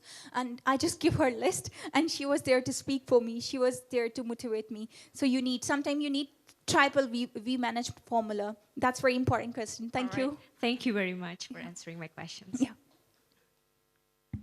Okay, hello. My name is Puana Zo Abdullah. I'm from Indonesia, and I'm a student at... So this is the last, this is the last question from your question we'll take, and apologies. We can have a chat later on. Apologies, so sorry. Sorry for due the to rest time, of the like, sorry. Yeah. Yes, Okay. go on, sorry. My name is Puana Zo Abdullah. I'm from Indonesia, and I'm a student at Tanjung Pura University. I want to ask about your opinion. How do you handle feelings like giving up when multiple conflicts as a team leader? Okay. Okay, so how your question is, when you are working in a team, and how you're going to handle a situation where everyone is saying that your idea is not going to work. Is that? I'm just trying to rephrase it so that it's going to be clear. So, sometimes it happens. Your ideas are not accepted. 80%. It's not just one person. It takes time. Just convince. Try to convince and just be optimistic. All you need in all kind of actions is just make sure my mind is strong. I'm understanding. I'm on the right track or not. Discuss it with any colleague, with any other person. Discuss with 3 to 4 persons. Each are negating somewhere, but like when they'll feel complexity of situation and nothing is working, then they'll go to your idea. Because this happens in like industry everywhere, because innovations are actually the crux of this one. There are 90% people who says, oh, we are not used to work in this way. Our organization's rule is this one. One day comes, organization change its rule. So it takes time. You need to have patience, wait, mentally strong, just keep working and improving your idea, make slides and just put it as a record, keep discussing, and one day your idea will be considered the best one. Thank you so much. Thank you. Thank you. Thank you, Nida. Okay, for the rest of the participants, you could have like different sessions with them, right? Like you have time for them later if you want. Okay, yeah. If there's any question that you think so it's really important to ask, you can ask me later on. I mean, I'll be here. You can ask me, okay? Is that okay for you? And sorry, it wasn't mean that. Sorry. Yeah, okay. Once again, thank you very much. Give applause to our speakers here, guys. So that concludes our talk for this morning. And before we close this, I'd like to ask the speakers to photo session. For a photo session, please stand up, guys. And we will then.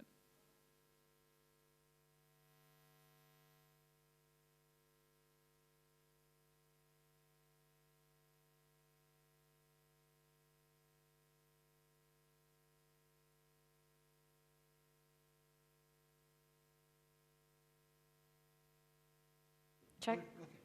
We respectfully invite Miss Yunima Ratu Soliha to come to the stage to hand over the souvenirs for the speakers.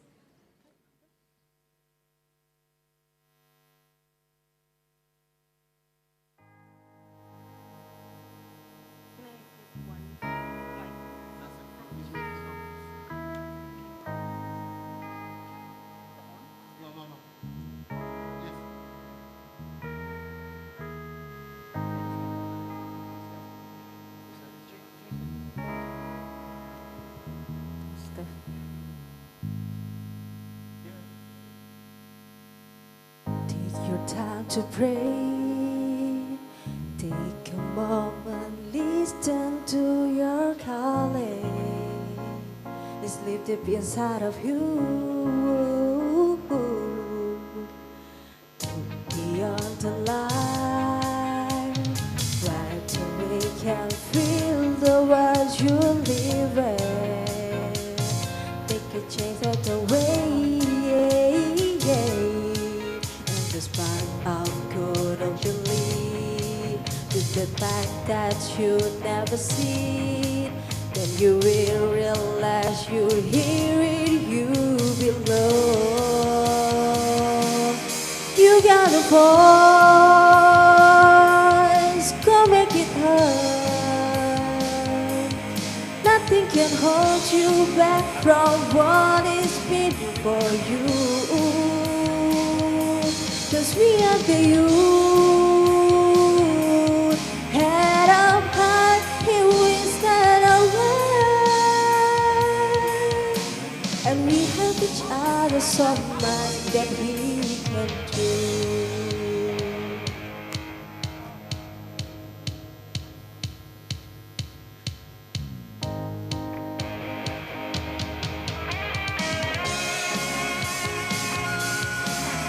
Thank you so much for our speaker today. That's so amazing. We would like to say thank you very much to all the speakers for the amazing talk show.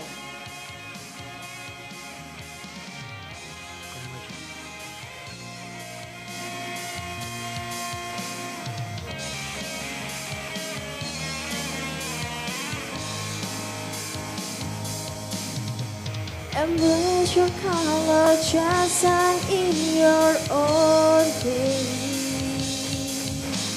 In diversity we unite, when we are one we brighten. You got the voice, go make it heard. Nothing can hold you back from what is meant for you. You got the voice, don't make it hard. Nothing can hold you back from what is meant for you. 'Cause we are the youth, head up high, you will stand alone. And we have each other so much that we can do. For all the speakers, respectfully invite you to get back to your seat. Thank you.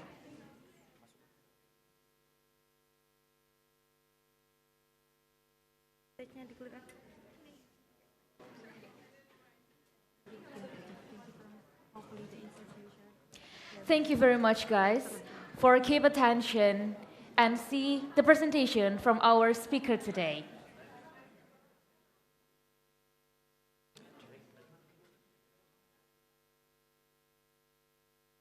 Now, let's infuse this afternoon with even more joy and harmony by singing together. It's time to join our voices in song, creating beautiful memories together.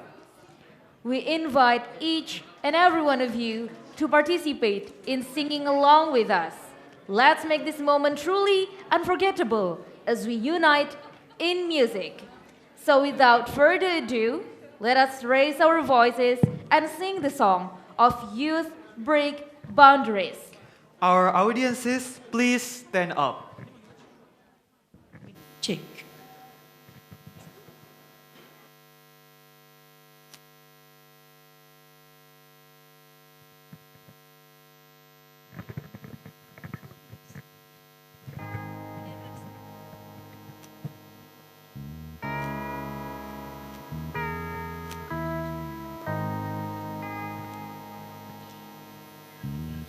Okay, guys, did you memorize that song? We can start to sing a song together.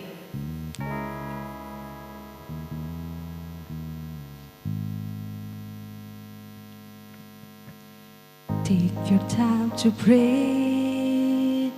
Take a moment, listen to your calling. It's lit up inside of you.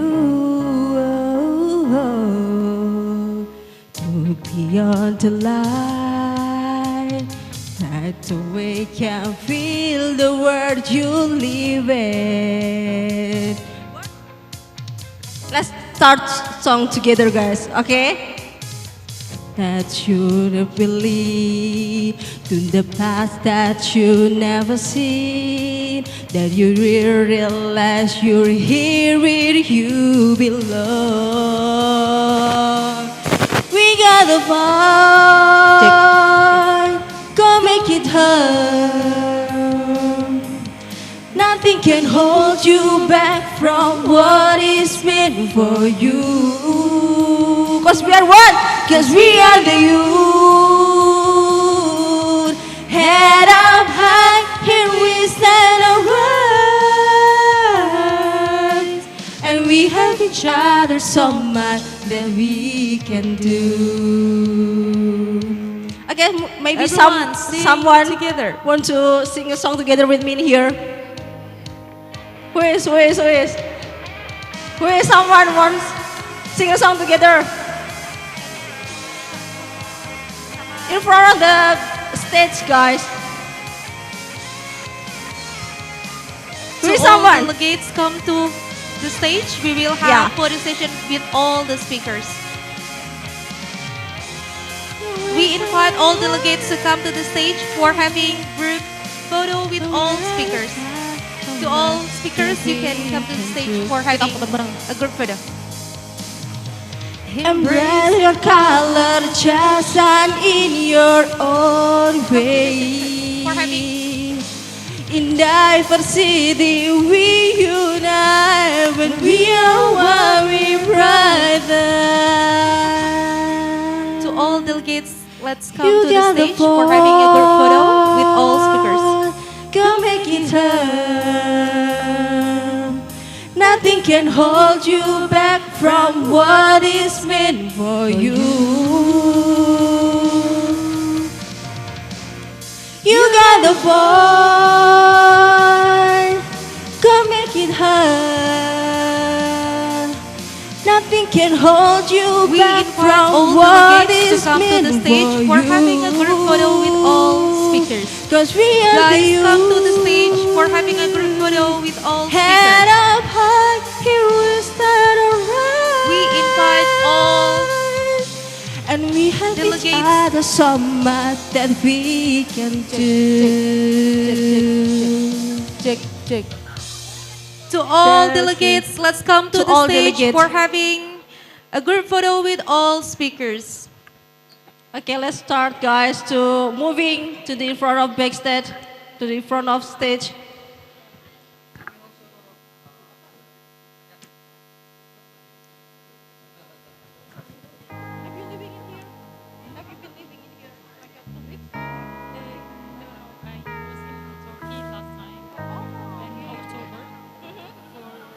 How many weeks, and it's my second time to be here.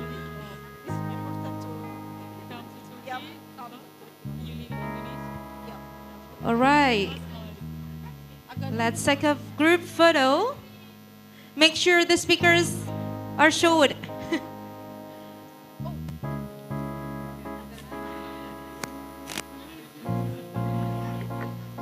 It's deep inside of you. Take your time to pray. Take Take a moment, listen to your calling. It's lived deep inside of you. We please for all people in the stage, please come down to the stage because you cannot on the stage. It's just for 6 people, guys. So please go to the down stage. All right, so Okay. those who on the stage, please go down because the path that you never see. All right. Then you will realize you're here where you belong. This is maximum of 6 person, guys. You got the fall. please come here. do not stand Don't on make the it stage hard. because it's fragile for the. Yeah. All right, you guys ready? Okay. Right, is everyone ready? Okay, the camera is here. In 3, give us your best smile.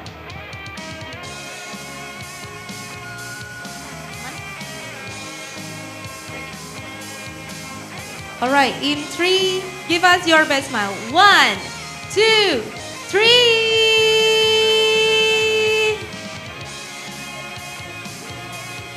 Head up high, risen high. And we have each other so much that we can do. In 3, give us your best smile. 1, 2, 3.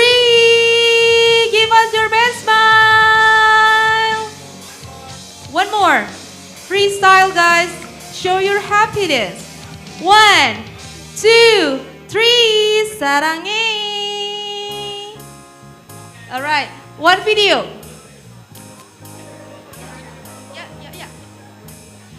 Guys, to make it all people can be seen in the camera, I hope that you can go a little bit down so behind you can seen in the camera. Can you do that, everyone?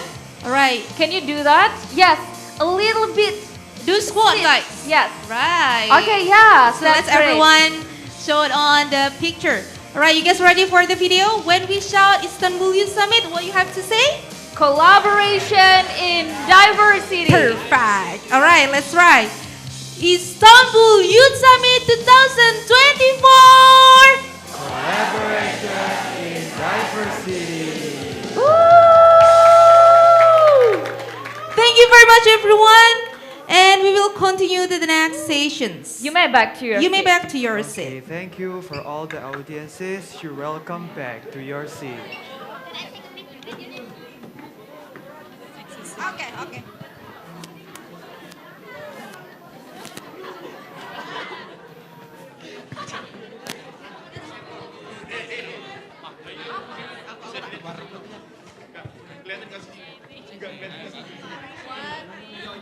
Everybody, please get back to your seat because we have to continue women of the youth to prepare excellence future leaders by promoting strong identity and character and also providing noble values for the youth.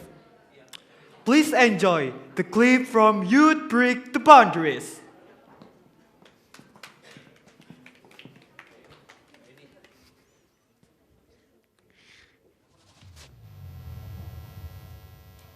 A non-government organization dedicated to empowering youth worldwide.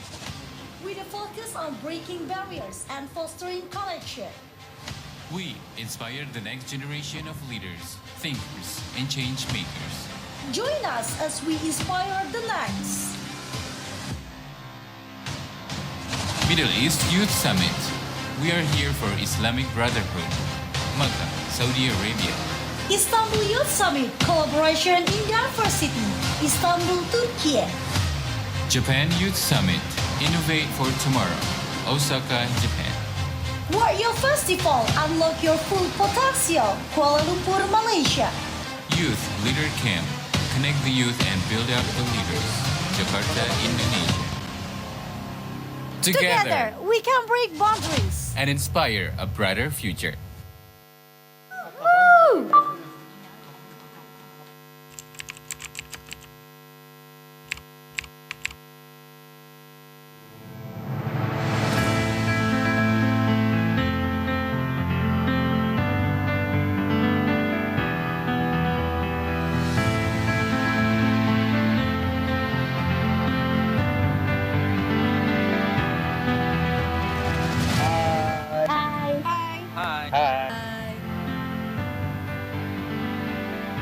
Youth Break the Boundaries is a foundation that focuses on all instruments regarding the development and empowerment of the youth to prepare excellent future leaders by promoting their identity and character and also providing the noble values of the youth. YBB carries a variety of programs that can provide benefits for the youth around the world at national and international levels, such as youth summits, youth camps, youth festivals, YBB scholarship program, and also the scholarship opportunities that we share on our websites, mobile application, and other social medias.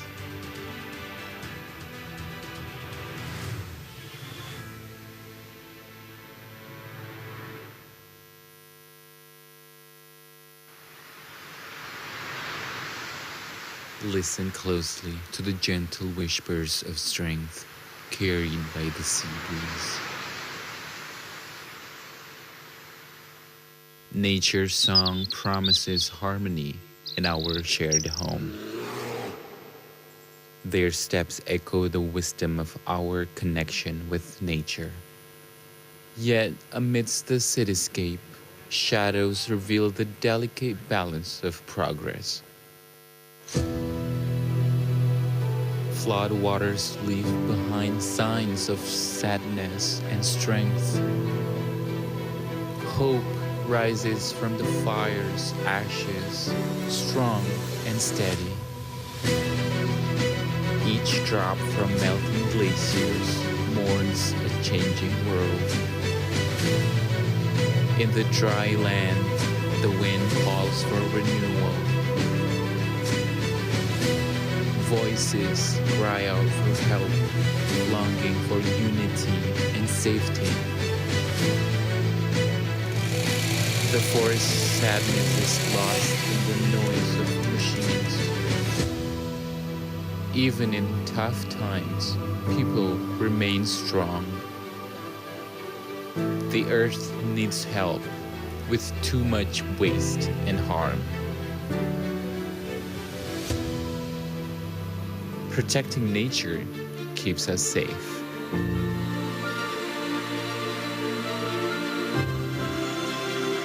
Our system needs a reset with Youth Break the Boundaries and Istanbul Youth Summit.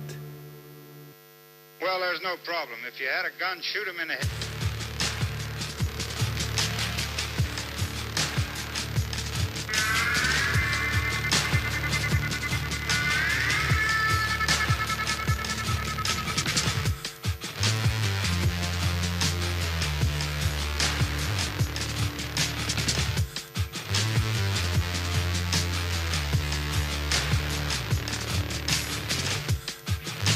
We are ready and we hope to win.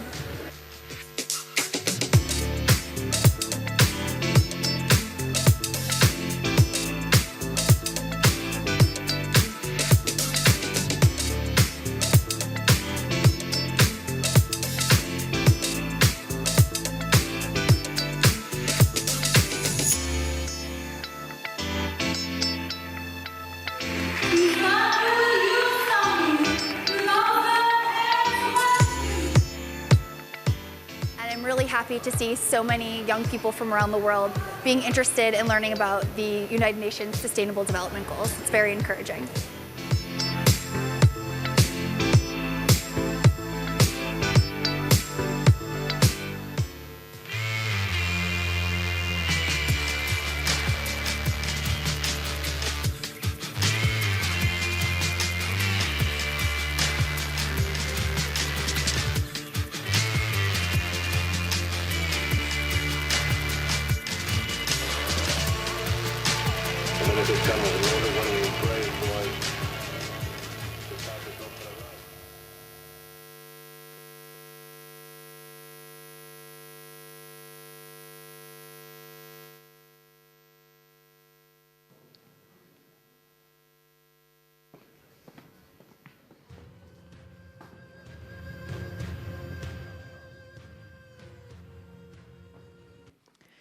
Istanbul Youth Summit 2024 is created by Youth Break the Boundaries.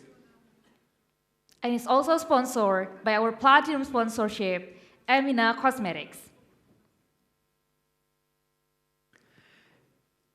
In the celebration of diversity of Istanbul Youth Summit, we proudly present to you a cultural performance by our delegates from Southeast Asia, Indonesia. Martial art by Arga, Aji, and Amri.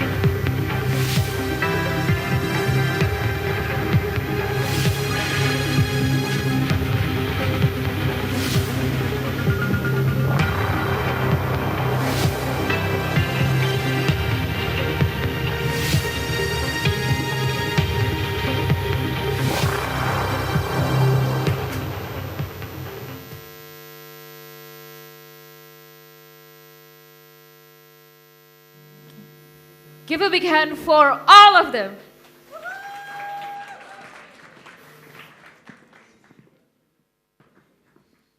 Wow, that's amazing.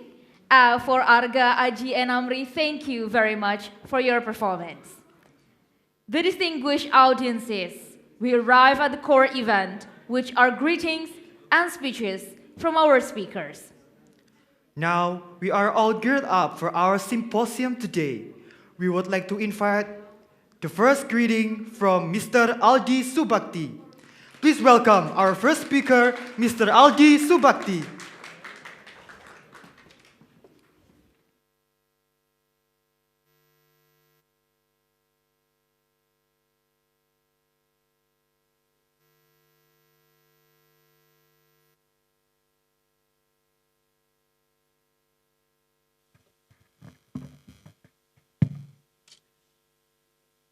The future depends on what you do now.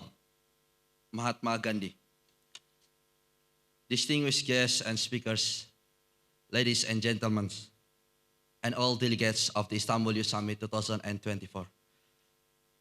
Rabbi shrah li sadri wa yassir li amri wahlul 'uqdatam min lisani yafqahu qawli. Bismillahirrahmanirrahim. Assalamualaikum warahmatullahi wabarakatuh.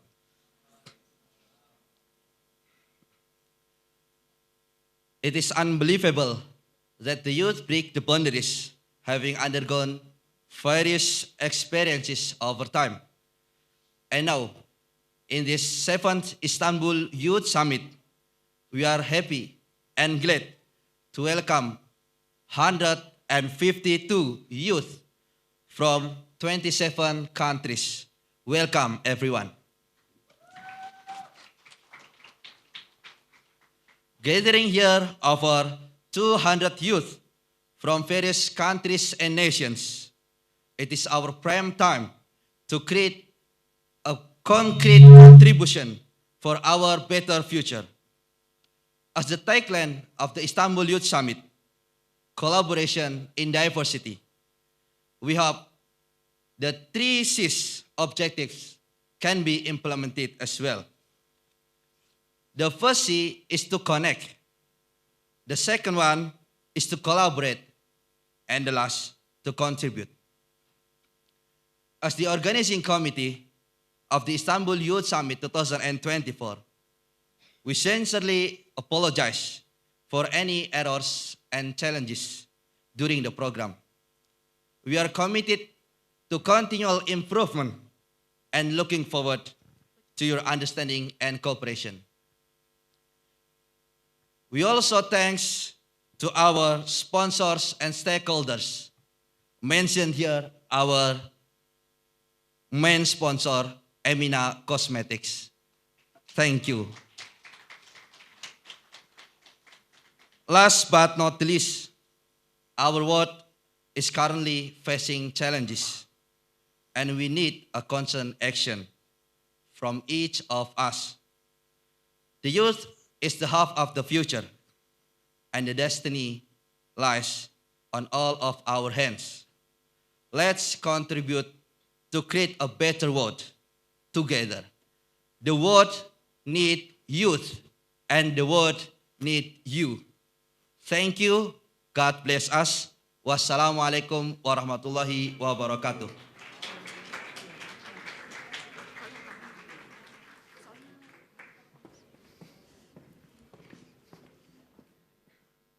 Thank you, Mr. Aldi Subakti, for your speech.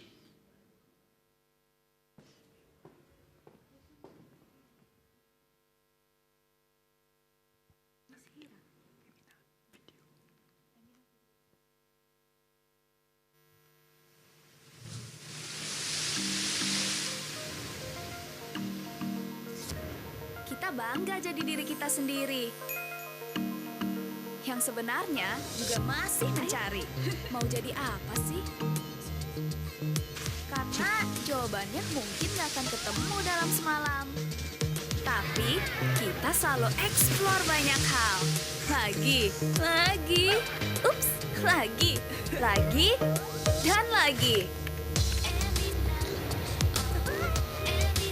Untuk menemukan our authentic selves.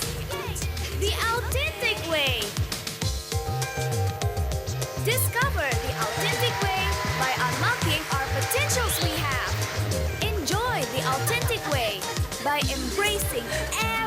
process. Live the authentic way by staying true to ourselves. Dan saat kita lagi seru-serunya, gak perlu worry. Karena Emina always got our back as our beauty bestie. Emina dibuat melalui Innovative, innovation made for teens and approved by teens. Untuk menemukan versi autentik kita dan jalani hari lebih menyenangkan. Let's discover our authentic beauty together with Emina, our beauty bestie. Let's move on to the second speech, which will be delivered by Miss Hira Listia Pinastika. For Miss Hira Listia, the stage is yours.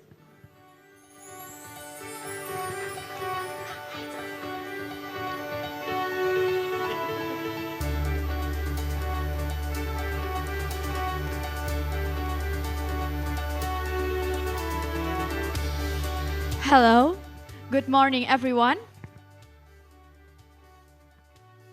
Okay.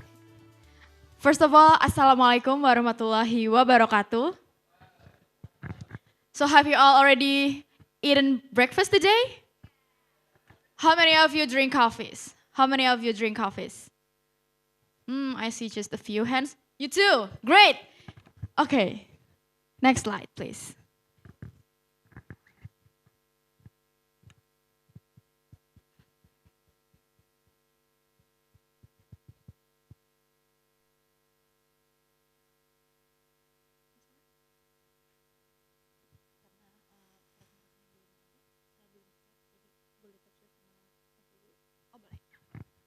Okay, we'll wait.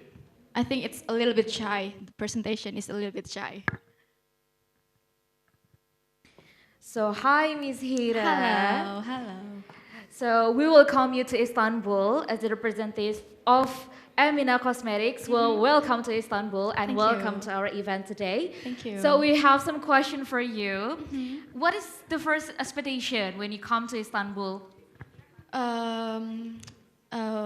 Actually, the first is I am a little bit scared because it's quite far away from Indonesia.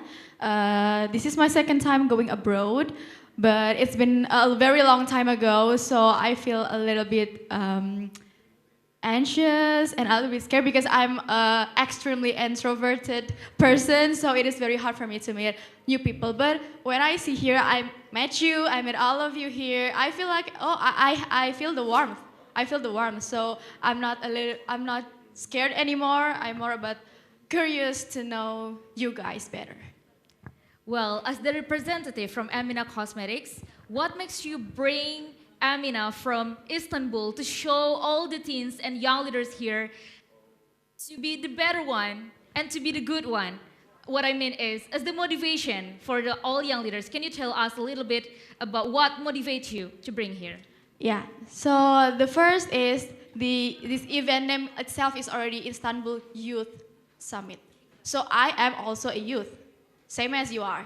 But I am so happy that I have the opportunity to share with, like same as you, the youth, and I get to share my experience with my background. And I hope that we can inspire each other, not just me, but you. I know you already done some works that is very amazing. I'm pretty sure about that. So it's not just me giving you the information. It's not just me giving you the story, but I am so happy to hear more about you here because you're an amazing people. So it's happy to be here. Wow, that's amazing. Thank you, Miss Hira Listia, for the answer. All right, so, okay, she's not shy anymore, so here we come. All right. So back to my question. How many of you drink coffees this morning? Coffee? So, yeah, the boys, great. Because this is what I'm going to show you. Okay, next please. All right. So how many of you remember this trend? Oh, I see some hands. What is this trend? Great. This is Dalgona coffee. This is a worldwide trend back in 2020. And it is not just a trend, it's not just an online trending because it becomes a business potential. Because like a lot of F&B shops, they add the Dalgona variant they add the Dalgona variant into their series, right?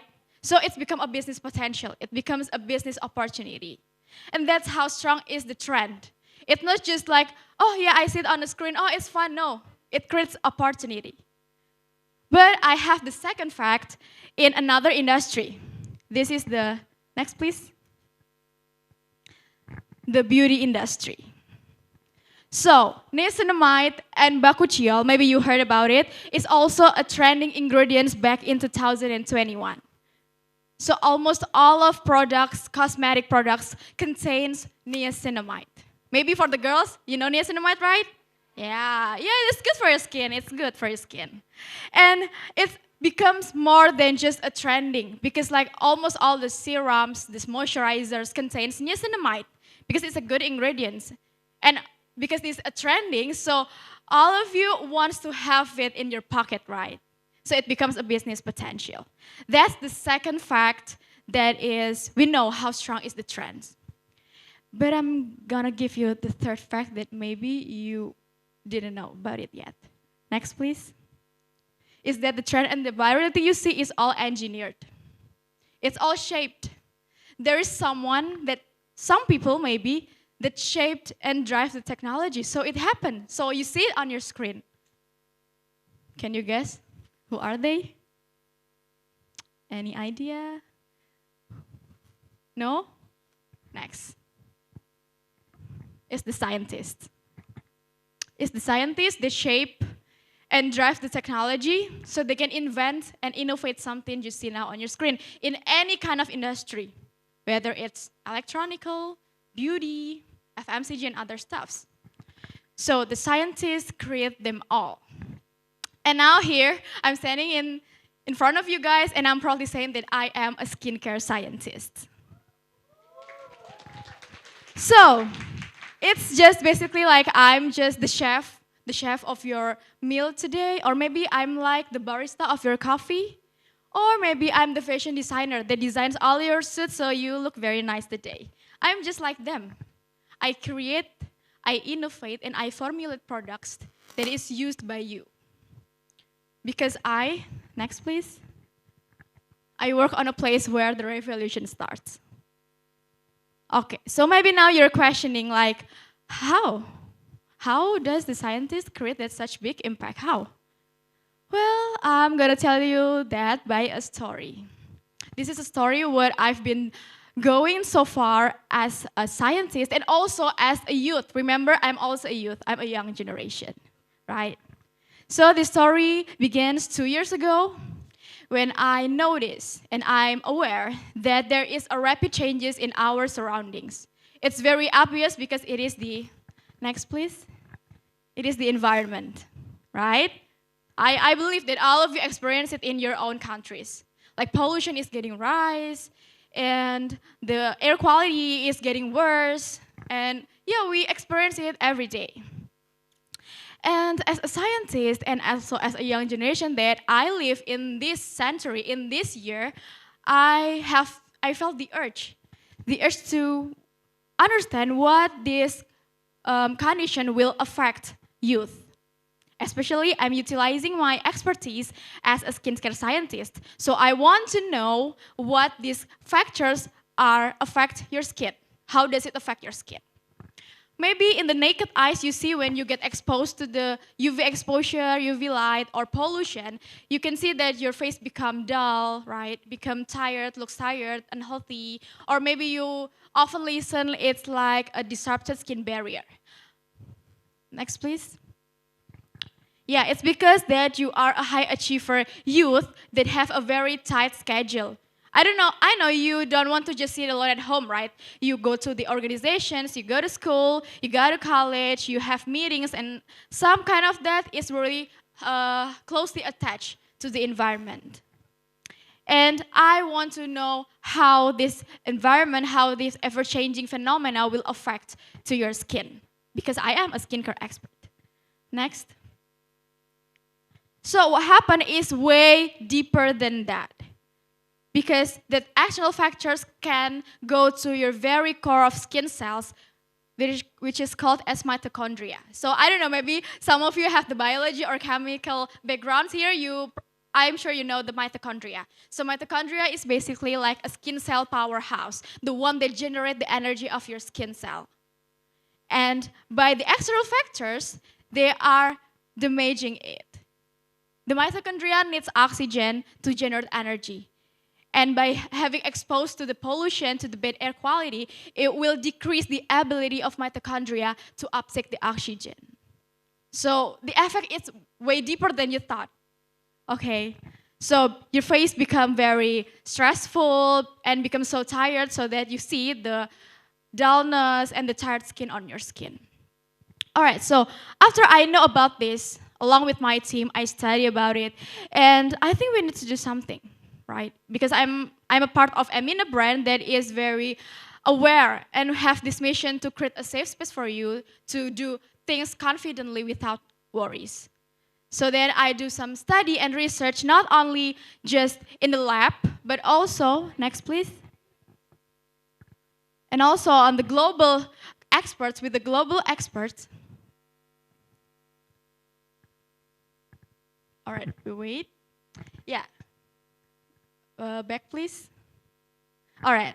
So I'm not just, study alone at our lab. No, we went to the several countries to have a collaboration with the global experts to finally find what is the ingredients, what is the recipe that is very relevant to the condition. And after a long study, then we came up with the one technology called as oxybiome technology. Next, please. Right. So the oxybiome technology is, in short, comprised of the postbiotic called as Saccharomyces ferment-lysate that is combined with 4 types of amino acids. What does he do? So basically, the oxybiome technology will become oxygen boosters that will enhance the ability of the mitochondria to uptake oxygen. So it can convert your tired skin, your low energy level of skin becomes more energized. So we want to cure it. We want to have the solution from the very root cause of the problems. All right, next. So now this technology is already immersed to the new breast stuff series product of the Amina brand. So all the product that is breast stuff already immersed with the oxybiome technology. All right, so that's what I did. That's how I explained to you that scientists can create something big impact. But we're not stopped there. Because when we're talking about environment, we also believe that sustainability is very important, that we should immerse it in our daily business, in our daily life.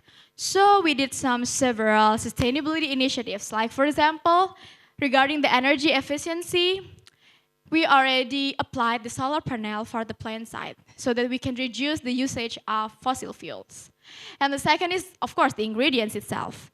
We initiate to use the cruelty-free, all of the ingredients is cruelty-free, and we begin to put a high concern on natural origin ingredients. And last but not least, the very close thing to beauty products is the packaging, right? You see, that's some cute packagings. Yeah. So we start to initiate it by using the FSC certified paper card, and also we begin to move from the common ink into a vegetable ink, included as soy ink.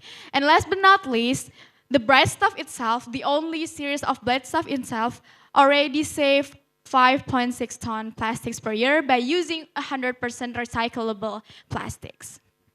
All right, so that's what is my journey. So if you think, that's not so look impactful, but that's how I start my young generation journey. That's how I start my youth journey. So I hope you get the inspiration and you get the key from what I told you this. And the last is, the more important is that all of Amina brand is already approved by young generations, because for me, you guys, you should have the best products that you can have. And I want to invite you to explore more about your potential, to not be worried, and to seize opportunities, because we are the voice of the future. Good afternoon. Thank you.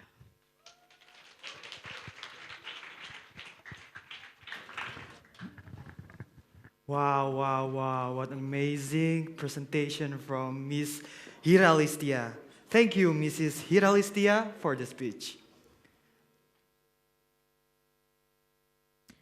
The next speech will be addressed by International Student Coordinator.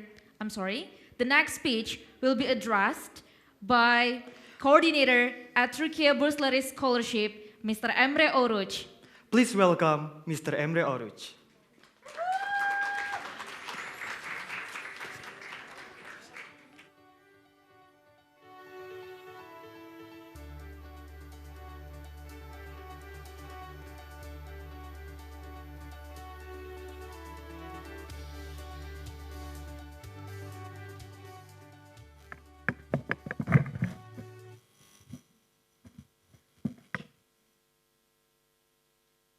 Dear youth leaders, I would like to say merhaba and welcome to Istanbul before I start my speech. It's always lovely to see you. And is there any Turkey scholarship holders here today? Okay, it's good. All right, so there is a huge potential for applications to Turkey scholarships then. It's with great pleasure and excitement that I stand before you today at the Youth Summit 2024, organized by Youth Break the Boundaries Foundation. This summit, with its theme of innovation and collaboration, unlocking the youth-driven solutions for sustainability, embodies the spirit of empowerment and collaboration that is essential for addressing the problems of our time. As we gather here, surrounded by future leaders who break the boundaries of their abilities, it is fitting to reflect on the transformative power of education and the opportunities it provides for young people to realize their full potential. Today, I would like to share with you a program that is called Turkey Scholarships, and it is administered by YTB, the Presidency for Turks Abroad and Related Communities. YTB is one of the public and cultural diplomacy branches of the government of the Republic of Turkey. And as YTB, we have three main focus areas. The first of them is Turkish citizens living abroad, which we have around 7 million Turkish citizens living in more than 70 countries. And second area is our kin communities or sister communities that we share a common historical and cultural heritage. And the third one is the Turkey Scholarship Program. Since I'm addressing young leaders today, I would like to emphasize on the third one. Turkey Scholarships is a government-funded higher education scholarship program that offers opportunity for talented individuals from around the world. Established with the primary purpose of providing global and equal opportunities to successful students. Turkey Scholarships embodies Turkey's commitment to fostering global cooperation and understanding. Through this program, Turkey opens its doors to international students, offering them scholarships to pursue undergraduate, graduate, and postgraduate studies in Turkey's most prestigious universities. For many years, Turkey has been offering and hosting international students and researchers offering scholarship opportunities to pursue higher education in Turkey. However, it was 2012 that these higher education scholarship programs were branded as Turkey scholarships, making a significant milestone in Turkey's effort to promote educational exchange and collaboration on a global scale. Today, Turkey Scholarships is one of the most competitive scholarship programs in the world, and we receive more than 120,000 applications from more than 150 countries each year. Turkey Scholarships offer international students the opportunity to study at some of the most prestigious universities in Turkey, renowned for their academic excellence and diverse learning environments. By immersing themselves in Turkey's rich cultural heritage and vibrant academic community, scholarship recipients gain valuable insights and experiences that enrich their personal and professional development. At the heart of Turkey's scholarships program lies a commitment to the United Nations Sustainable Development Goals number 4, which is quality education. By providing scholarship to students from diverse backgrounds, Turkey not only promotes access to education, but also ensures that this education is of high quality, equipping students with the knowledge, skills, and the values they need to thrive in an ever-changing world. In addition to providing educational opportunities, Turkey's scholarships also play a pivotal role in promoting cross-cultural exchange and understanding. By bringing together students from diverse backgrounds and nationalities, Turkey's scholarships foster a sense of global citizenship and solidarity, laying the foundation for lasting friendships and collaborations that transcend borders. Another thing that sets Turkey's scholarship apart is its comprehensive support package, which includes not only university and department placement, but also monthly stipends, tuition fees, health insurance, accommodation, Turkish language courses, flight tickets, and free academic and cultural programs.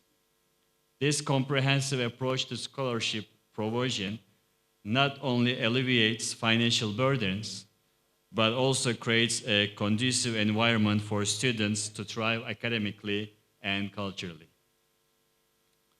Moreover, Turkey's scholarship program is also committed to United Nations Sustainable Development Goals number 10, which is reducing inequalities.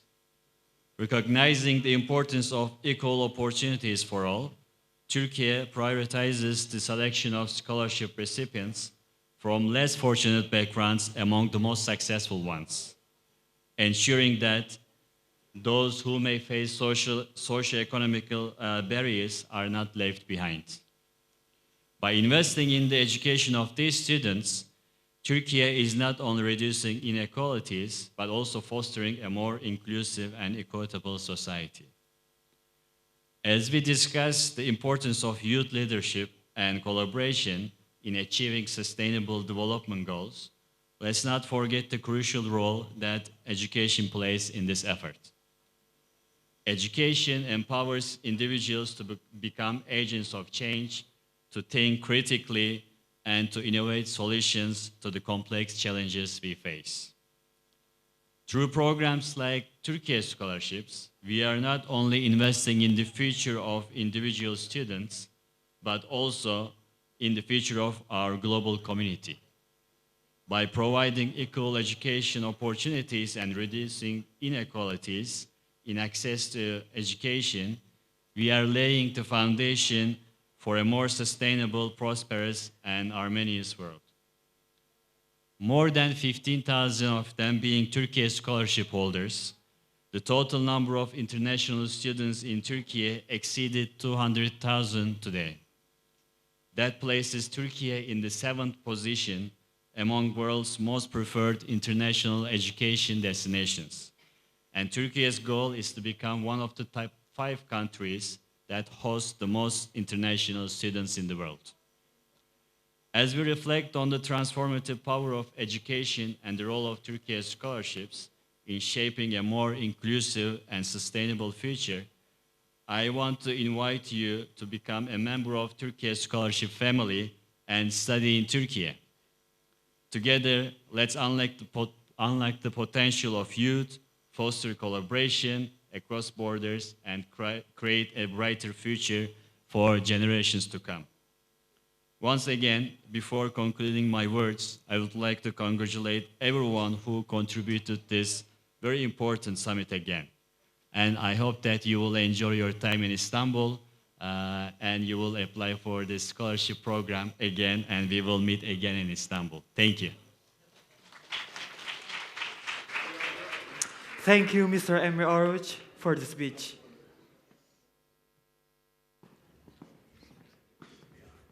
Next, to our last speaker, the Consulate General of the Republic of Indonesia in Istanbul. Please welcome Ms. Marisa Wida Kristianti.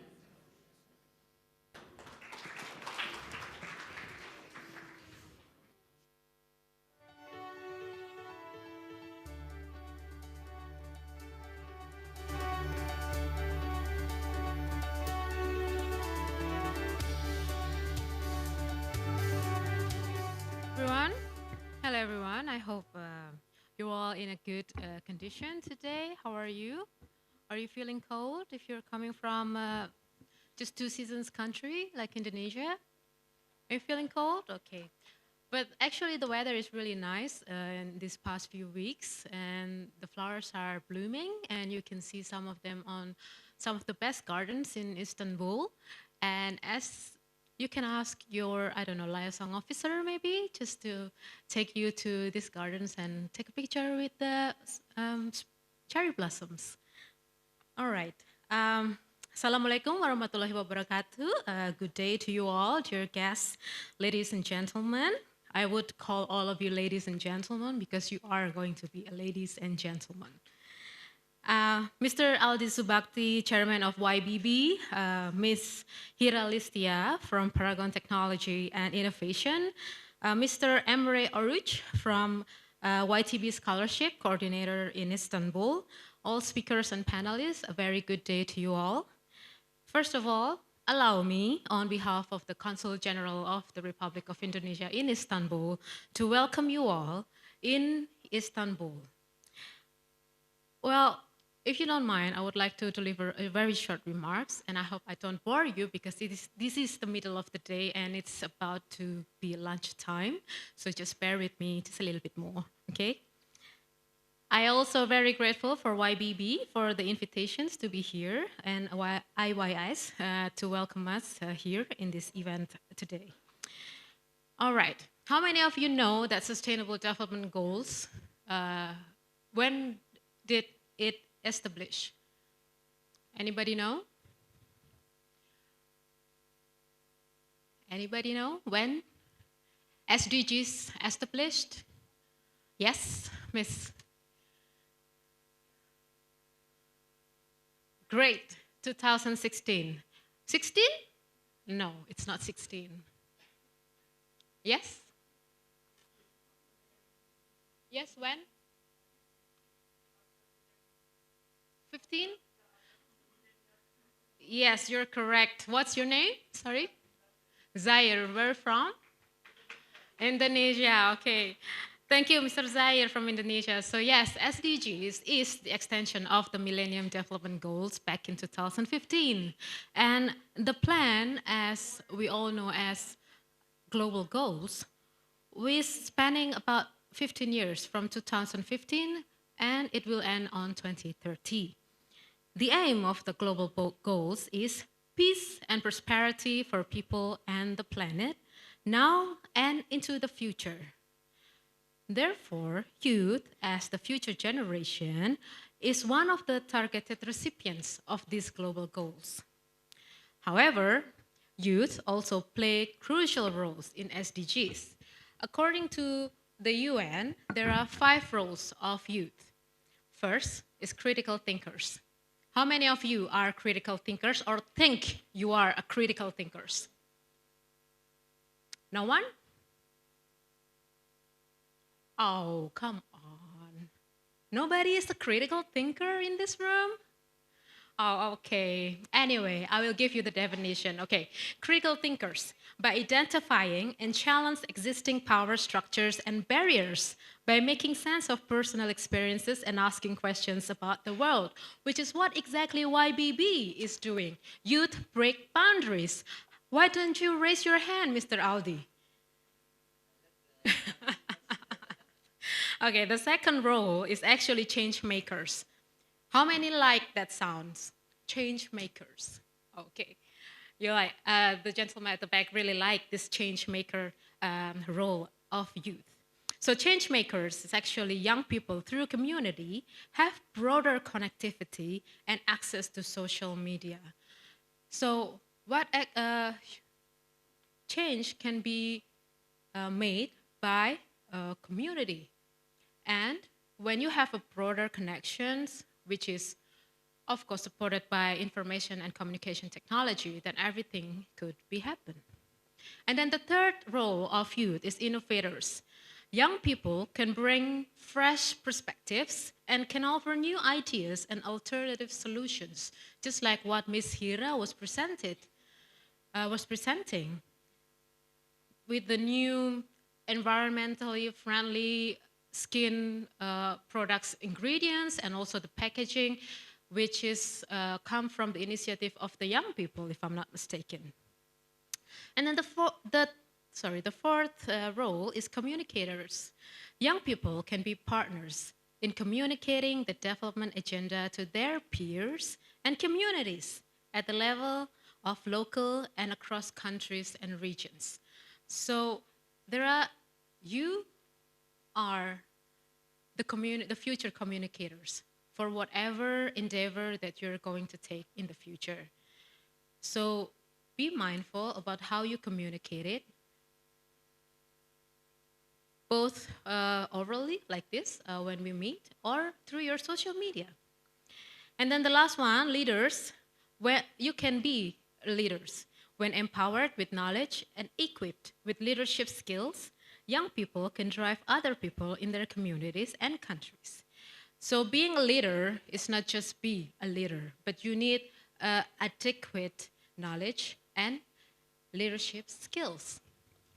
So those are 5 roles of youth according to the UN. Now, I want to bring you to one of the SDG that I wanted to discuss here, which is according to the UN, youth is people aged 10 to 24 years old.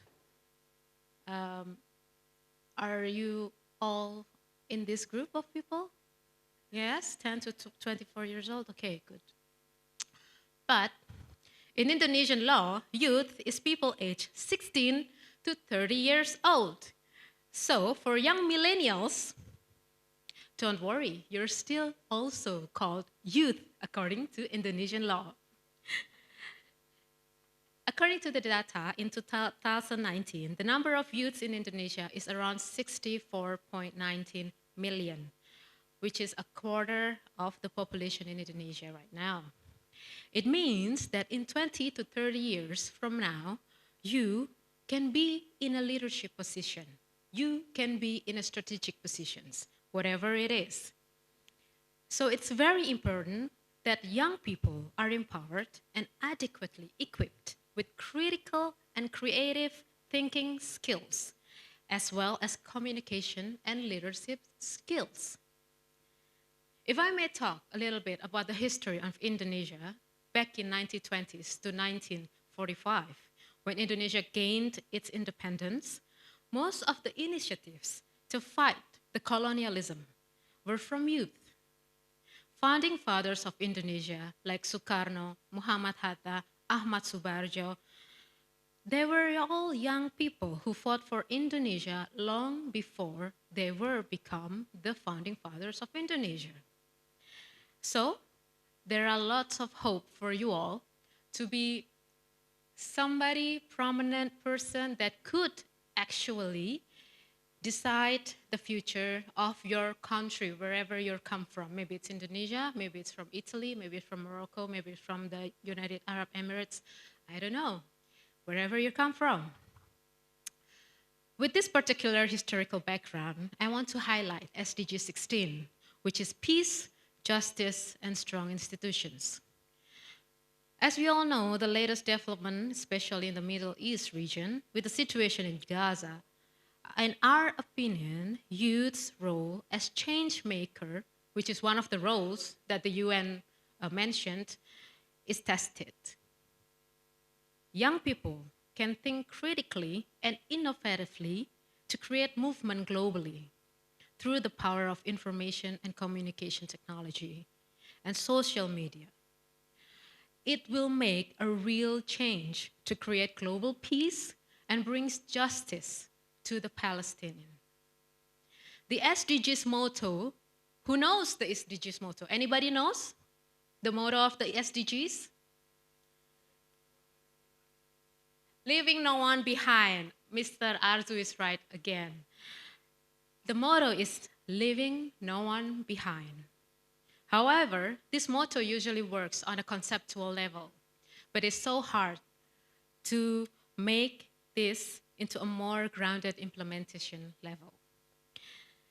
In the context of Gaza, it is our job to make sure that our fellow brothers and sisters in Palestine are not left behind.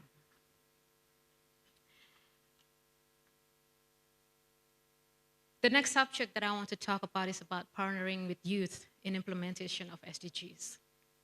As mentioned before, youth is not only a target group of SDGs, but also a partner to implement SDGs. According to the UNDP's document, achieving global goals will require a strong partnership between young people and all stakeholders so that the challenges faced by youth are addressed, their contributions recognized, and they are included in all levels of decision making. Young people in achieving SDGs shall be seen as active players, not only an outsider. The young have speed. You all have speed. You have the strength and adaptability. And basically, you will all grow up with information and communication technology. On the other hand, the less young generation, like me maybe, we have experiences, we have expertise, and we have wisdom. These two groups of people have to work together in partnership, create synergy and collaboration. The youth need mentorship from the older generation to give them guidance, insights, and counsels, while the old need the youth to bring new perspectives, relevance, and motion. So in general, when discussing SDGs, youth is not only an object, but also a subject that must be empowered and heard. Young people can bring a real breakthrough in this world for their surrounding on the local and global level. If anybody knows, there is a famous African proverb that says, if you want to go fast, go alone. If you want to go far, go together. SDGs is a long game. Therefore, we have to go together, both the young and the old, or the less young, I should say. I hope the insights from the speakers of the entire summit will further enhance all of the participants, all of your knowledge, and will be beneficial for your study or for your work. I thank you so much for all of your attention. Have a good day, and wassalamualaikum warahmatullahi wabarakatuh.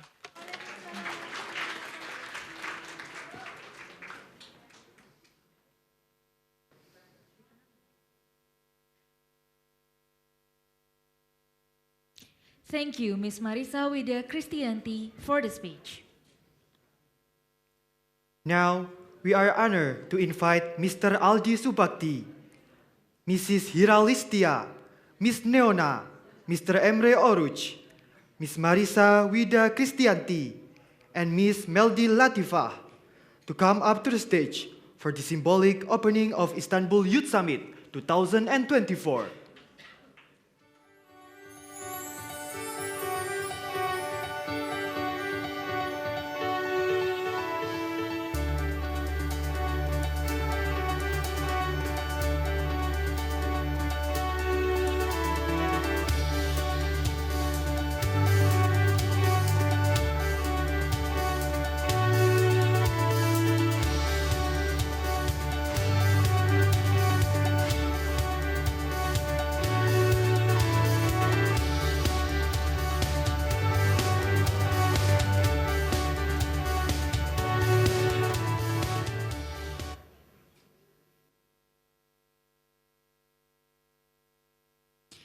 So for all the guests, you can turn around and see the screen. All right. Okay, please send your hand, but do not touch the screen, please. Yes. Okay, thank you. So we will count in 3, 2, 1.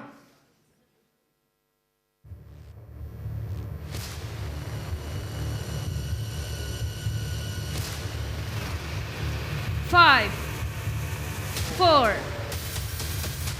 3, 2, 1.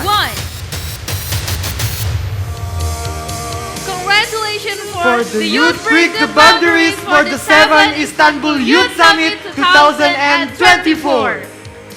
Now, since we can now mark the official opening of Istanbul Youth Summit 2024, let us hear another round voice from all of you in the celebration of the 7th Istanbul Youth Summit 2024 Collaboration in Diversity.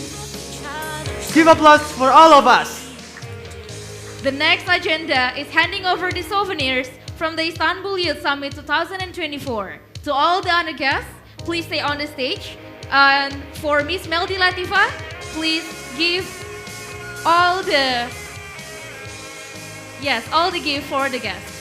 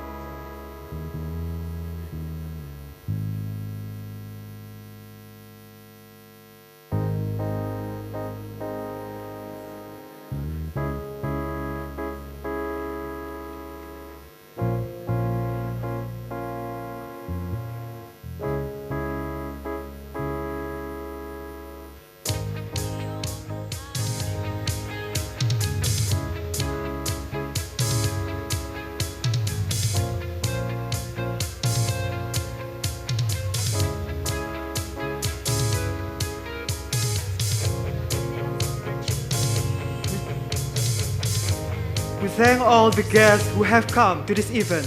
Hopefully this agenda can be useful for our life and our future. To the respectful guests are requested to leave the stage. Thank you. Istanbul Youth Summit 2024 is aided by Youth Break the Boundaries. This event is sponsored by our platinum sponsor, Amina Cosmetics.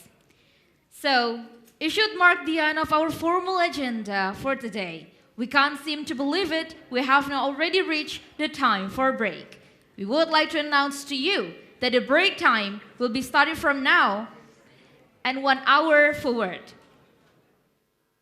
So, please go back to the hall at 2 p.m. Please go back to the hall at 2 p.m. And we want to announce for all the delegates, for you who stay in Golden Tulip Hotel, your lunch is in this hall. So please stay in this hall. For all the delegates who stay in Windsor Hotel, please go to room 416. Okay, let me repeat. For all the delegates who stay in Golden Tulip Hotel, you can stay in this hall to take your lunch. And for all of you who stay in Windsor Hotel, please go back to the hotel and go to 416 room. Thank you. Before that, we will announce you the winner. The best content shared on Instagram for day one goes to at Airlang Ayudhya Wardana. Please come to the stage.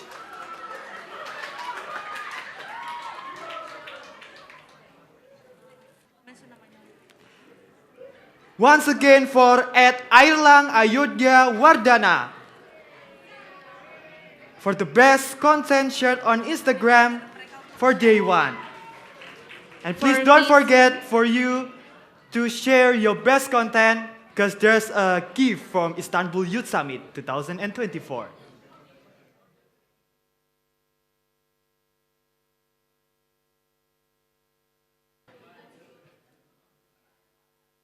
For all the delegates, for you who stay in Golden Tulip Hotel, your lunch is in this hall, so please stay in this hall. For all the delegates who stay in Windsor Hotel, please go to room 416. Okay, let me repeat. For all the delegates who stay in Golden Tulip Hotel, you can stay in this hall to take your lunch. And for all of you who stay in Windsor Hotel, please go back to the hotel and go to 416 room. Thank you. Before that, we will announce you the winner. The best content shared on Instagram for day one goes to and Ayla Ayudhya Wardana. Please come to the stage.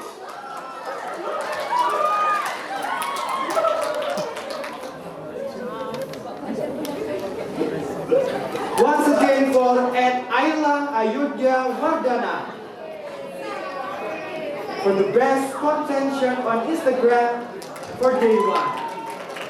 And please don't forget for you to share your best content because there's a gift from Istanbul Youth Summit 2024.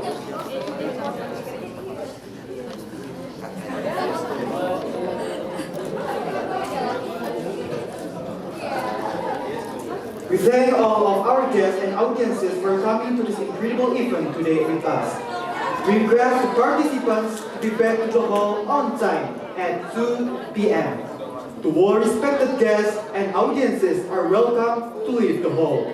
Once again, thank you for attending Istanbul Youth Summit 2024.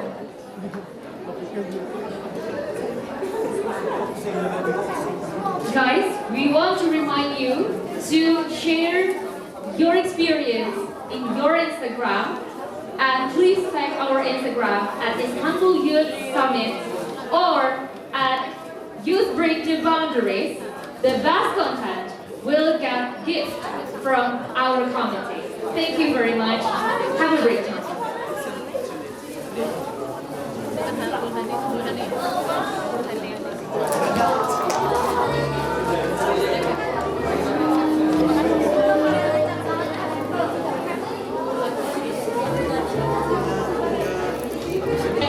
Please find your seats as the event is about to begin.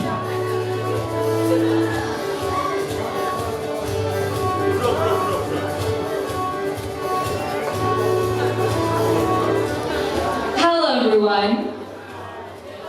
Good afternoon. How are you? Good? Have you eaten your lunch? So welcome back again to our hall.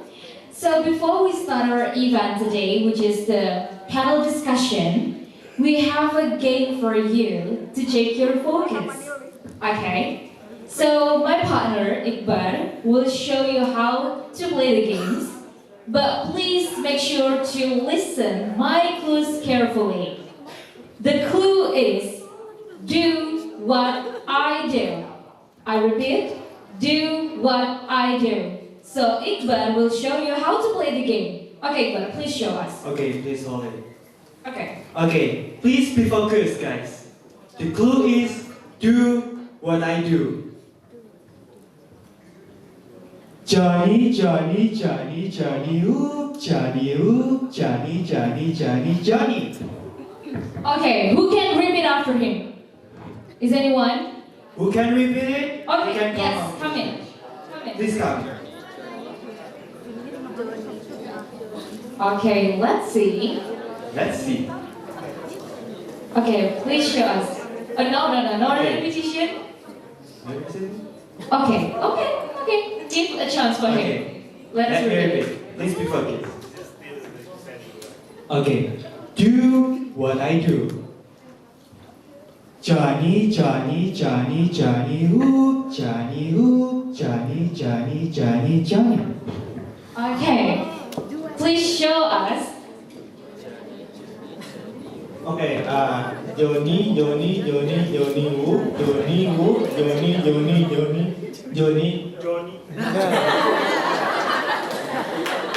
Okay, give a big hand for him.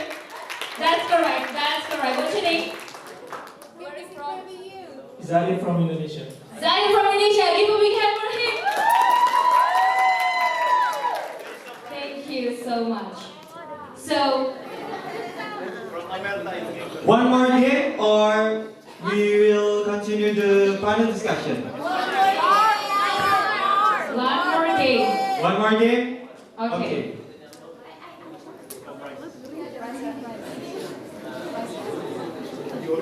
Okay. Can you show us?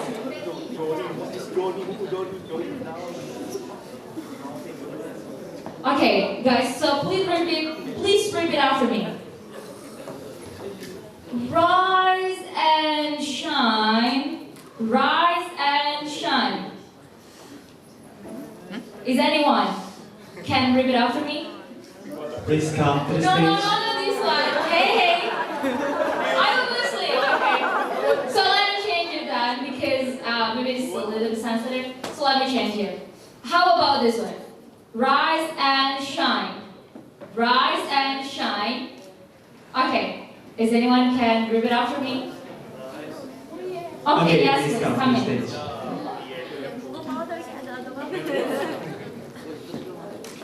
Okay, please show us. Rise and shine, rise and shine. That's correct. Thank you very much again. What's your name? Shafina from Indonesia. Shafina from Indonesia. Okay, thank you very much. Wait. Wait, Shafina. Wait, Shafina, do you want some gifts? I'll check it from my pocket. Wait, I'll check it from my pocket. Thank you very much.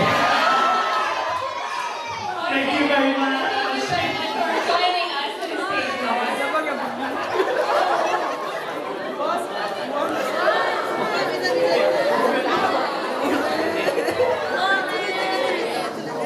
I'm sorry, guys. If one is single, maybe you want to know how. Yes, just information, okay? Don't spill it, Nazim. I'm sorry before. So, okay, thank you very much, guys, for joining us today.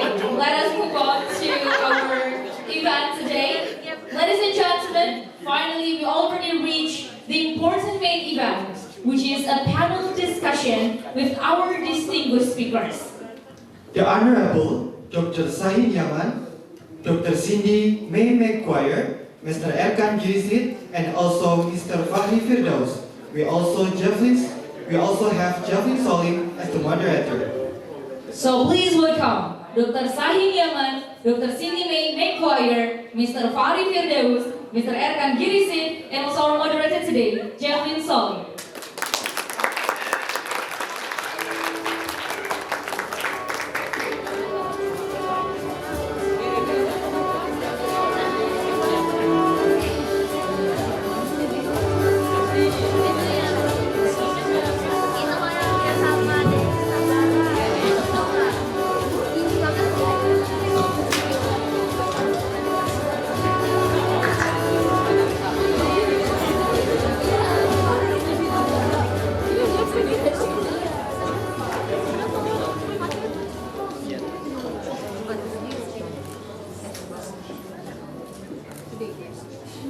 Alright, good afternoon everyone. Welcome back.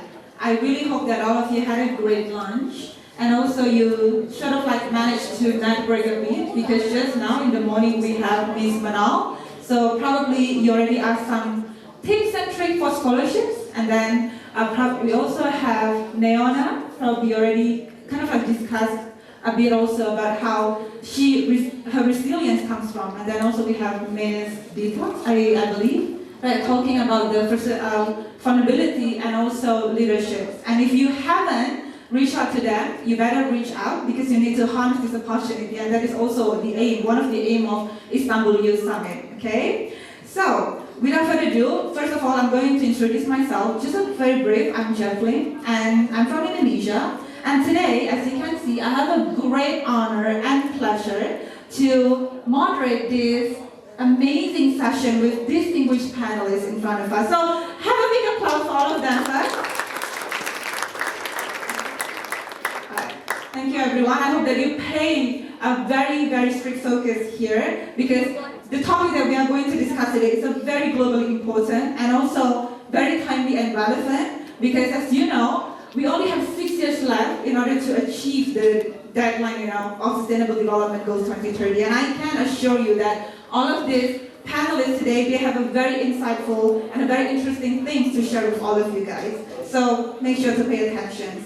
And before we start, I'm just going to reiterate the rundown and also the guidelines of the panel sessions today. So each panelist, they will have a maximum of 25 minutes presentation or speech. We will have a timekeeper there, so you can look at that. And after that, we will proceed to Q&A session. So for the Q&A sessions, it wouldn't be like in the morning. So we will have all of the panelists speak first, and then after they finish, and then we will proceed with the Q&A. So for the Q&A, at the beginning, we will have 30 minutes, but we will address 3 questions each, and then we will address them more if we have time. So we highly encourage all of you to prepare and also summarize your questions, so we can have a more fruitful discussions later on. And also, we have 2 gifts for 2 best people who ask the best questions. So I'm going to judge you guys. So make sure that you ask very concise questions as well, because we have 2 gifts there. All right, so without further ado, let's start the panel session. First off, we have Dr. Sahin. Yes, can you put in the screen here? No, I'm just going to introduce you a bit, Doctor. Okay, so Dr. Sahin Yaman is an international trade advisor, an experienced global trade and security expert with extensive experience over 30 years in international trade, diplomacy, and policy formulation. He has held significant positions, including as Chief Commercial Counselor at the Permanent Missions of Turkey to the WTO, and also Advisory Board Member at Core University Maritime Forum. Additionally, he has advised numerous domestic and international elite organizations, developing and implementing strategic plans, negotiating trade agreements, and guiding senior executives. Why I reiterate that, so you know that this is a very important, especially for you guys who focus on Sustainable Development Goals number 8. So without further ado, Dr. Sahin, the stage is yours.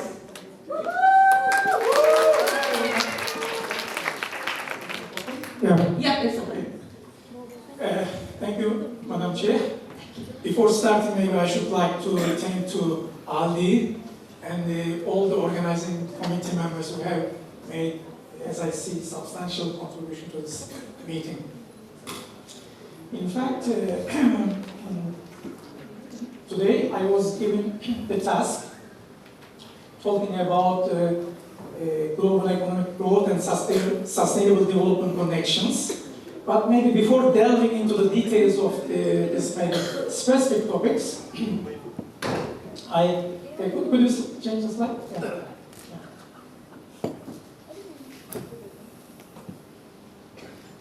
Yeah. Could you change the slide? Maybe as a youngster, working on the sustainable development topics as a technical issue, the details, maybe midterm review, 2015 and 2023, maybe better than me. But I would like to, before going into the details, I would like to mention about the ecological systems or environmental systems that we are living, we are now feeling. In my opinion, actually, in terms of individual, state, and society relationship, we are living in a very strange age. I think in terms of environmental problems and suffering, social problems, and economic poverty and economic development problems all over the world, I think individual is a little bit disconnected from ecologic system. Unfortunately, when we look at all continents, all maybe part of the global society, individual is also a little bit disconnected also from society. I think we need to take into consideration of this. But in addition, again, unfortunately, individual is also disconnecting from himself or herself. So there are maybe many trends, sociological, ecological, economical, but I think maybe one of the newest trends that influence individual state-society relationship is that artificial intelligence. Maybe latest time. Could we change the slide, please? A little bit. Yeah. Okay, thank you. Yes.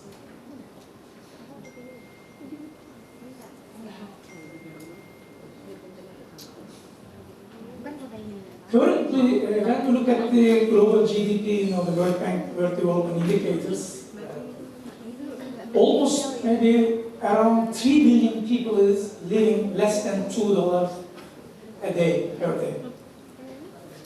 Globally, both in Europe, North America, East Asia, Middle East, everywhere, politically, societies are polarized, unfortunately. There is huge income inequality, not only in developing and least developed countries, but also advanced economies, even in the OECD economies. Income equality is worsening day by day. It is in one of the databases, it is argued that in the United States, currently 1% of the wealth owner controls, it's said, 90% of the GDP. And beggar is also globalizing.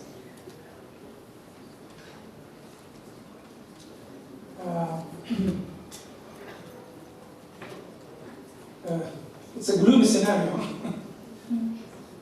In addition to these, the current individual state, maybe state-society individual relationship dynamics, I think global economic system is also shattered.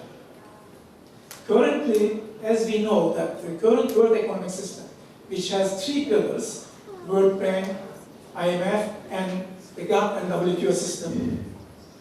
The IMF used to function as a balance of payment solutions to developing countries' financing programs.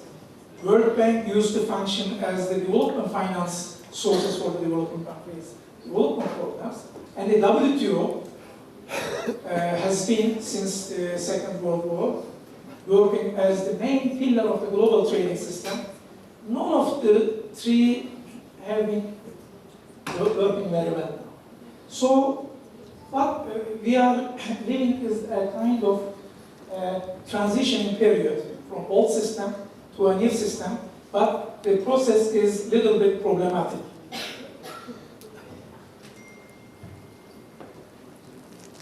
So, if we assess the sustainable development goal in this perspective,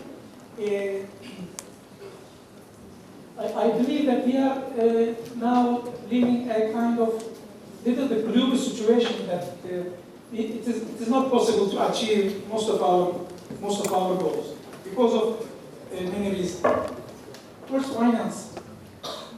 Second, trade finance, and third, development finance. But on the other hand, the good thing is that the global south is rising. Brazil, Russia, India, China, Indonesia, Turkey, and other developing countries share in the global economy is rising rapidly, and their contribution to the development finance and the development finance solution to the global programs is increasing. Just I have received some questions from you, from the committee, and in this part I would like to respond to these questions. You asked me how can young entrepreneurs and innovators can be a driving force for these disruptive changes currently living in. I think you know that in history, in everywhere, the youngs have been the dynamism of almost everything, both ideas, ambition, economic growth. I think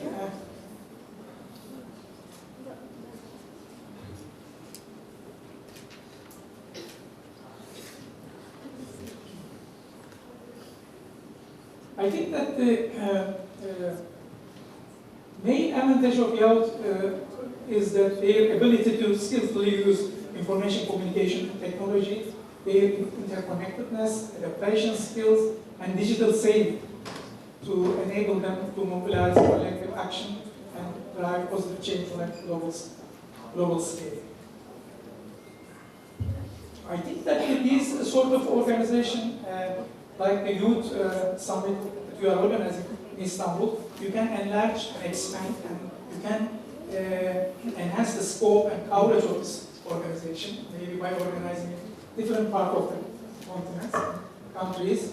You can use digital activism, you can enhance cross-border collaboration, and you can also contribute by acting as a social entrepreneur to develop, to contribute to the global development.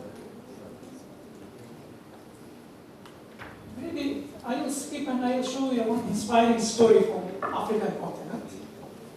And if we play the video. This is the story of Yakubi, who has changed a lot in Africa. A single person who has planted more than many states or international NGOs in Sahel region of Sub-Saharan Africa.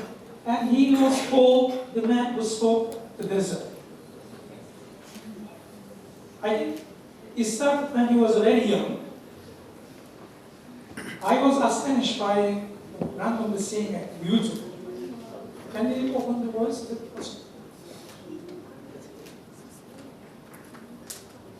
And faced with daunting challenges, he has emerged as a pioneer in the fight against the encroaching desert. This is his incredible story, the story of Yakuba Sawadogo, the man who stopped the desert.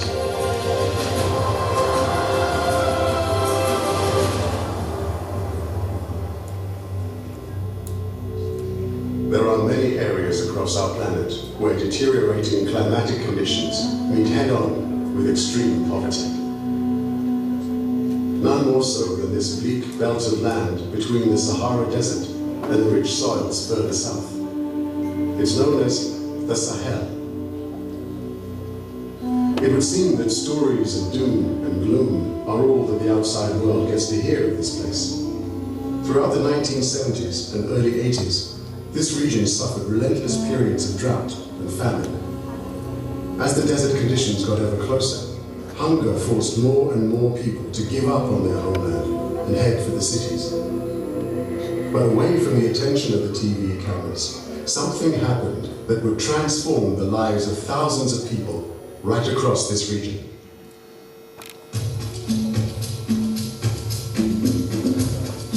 This is Yakuba Sawadogo, the man at the heart of this story. These days, he's a highly respected figure in his community. But it wasn't always this way. A quarter of a century ago, when he first started his battle to save the soil, no one imagined just how successful he would become. Yet thanks to his work, vast moonscapes of desert land have been transformed into fertile, life-giving soil. Crops have been planted. Forests have regrown. And the people have returned. Les techniciens que nous sommes, on est venu constater les résultats extraordinaires que cette technique a permis d'obtenir. Ce qui fait qu'un producteur peut facilement doubler, s'il veut doubler sa production. Yakuba is really amazing in what he's doing because he never ever stopped trying. He's like a scientist, and every year he's adding from his experience. C'est le semiti Canada. Tununu asma wawa. Tonu taya lansa ne kasu sisi tom ko tuma. Yakuba single-handedly has had more impact on soil water conservation in the Sahel than all the national and international researchers combined. But Yakuba's achievements have not been without opposition. We relive his fascinating journey. From the beginning, as a child struggling far from home, to his battle with the desert. As he dared to defy the authorities and accepted wisdoms. Right up to the present day, when his story takes on an incredible twist. Follow the peasant farmer from Africa as he takes his case to the heart of the Obama administration in Washington, D.C. Discover the untold story of the man who stopped the desert.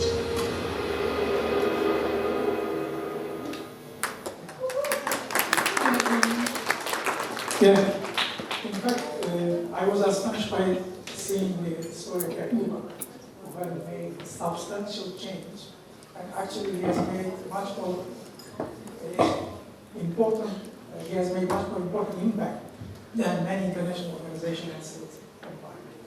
Actually, I skipped my formal presentation and go into the second story that I would like to share with you. Is, I think, an important anecdote, historical anecdote that was done by the early Turkish diplomats during the inception period of the Republic of Turkey. Actually, the story is like this. You know that in 1929, there was a Great Depression in the world economy. There was a Great Depression in the world economy. And during that time, most of the countries, developing countries, were colonized. Usually rich countries are free. Most of Africa, Latin America, and Asia were under colony. And Turkey was just fought against the European force, and Republic was newly established. But during the early efforts to industrialize, Turkey has faced industrialization and developmental problems, like the SDG problems we are talking about. At that time, there was a conference in 1932 between developing economies and advanced economies to find a solution to the development finance. And it is interesting that, as we know, I mentioned during the early phase of my presentation, there were three pillars of the global economic system now about to collapse: World Bank, IMF, and the GATT system, WTO system. It is very, again, astonishing and interesting for me to learn by reading a book. Actually, the book was called Charles Kindleberger from Columbia University. The book is Great Depression. I learned that during the 1932, in finding finance to development problems like the SDGs, Turkey has proposed the formation of an international monetary fund in 1932, an embryonic international monetary fund by name. 12 years before the United States and UK offered the solution in 1944 Bretton Woods conference in the United States, New Hampshire. In addition, Turkey, Poland, Belgium, and ILO. ILO at that time was kind of United Nations, League of Nations, acting as a UN framework. Turkey together with Poland and Belgium and ILO, also proposed to form an international credit development bank, which is called World Bank. Yeah. So I now commemorate Mustafa Kemal Atatürk and their diplomats by offering 12 years before the United States and the UK. And you can see from the Great Depression, Charles Kindleberger's book, and the footnote. Just, I wanted to share these two anecdotes with you, because I have worked as a trade negotiator. I have seen the perspective of what developing countries, least developed countries, and advanced economies. And my mindset, and my view or understanding or perception of the world has completely changed when I was in the WTO. Maybe I can share one thing to the young people. Please work very hard. Combine theory with practice, and keep working these sort of global and international teams and bringing and connecting people together. I thank you very much. Okay. Thank you, Dr. Sahin. It's such an insightful presentation, and I understand. I'm a law student, so it's pretty much very relevant to what I'm trying to do, and also you shared a bit of that just now. But probably for you who's trying to navigate it, high school students, and do not get it really, you can just come and then later talk to Dr. Sahin. He will explain everything, but probably the concept is a bit too heavy for you. But believe me, the concept that and everything that Dr. Sahin just now telling you about is very relevant, especially if you wanted to start social projects and all of that things. You need to think beyond like the scope of your region, because everything's interconnected. And if you only look, and if you cannot look at the bird view or the panoramic view, your social projects will fail at the end of the day. For example, you need funding, and if you need funding, you will go to and see what EU does, for example, what value they wanted to bring. And then if, again, and you look at the WTO, for example, now what happened in the trade relations and all of that. So try to process all of that, don't be offensive, don't be defensive, and if you have anything that you want to clarify later on, just get a mic and then please address to Dr. Sahin. But before that, let's have a round of applause again for Dr. Sahin. Thank you very much. And next off, I think, can you show me the next one? Okay, so the next speaker, can you show the CD? The committee, the next one? Okay. All right, so the next one we have Mr. Fahri. Mr. Fahri is Business Development Representative at Daya Lima Abisatya. In terms of education, Mr. Fahri holds a Bachelor of Chemistry from University of Erlangen and finishes Master from the same university. He's also very active in many social and youth projects. So, Mr. Fahri, please, we welcome you. Have a round of applause, everybody.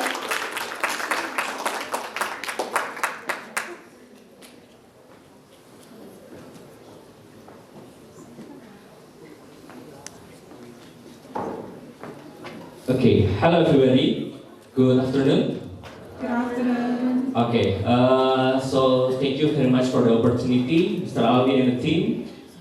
So in here, I'm from Daya Lima Group. Next.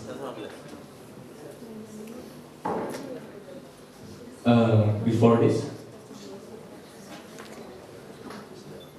Okay, before this, it's a new update slide. Okay, this is correct.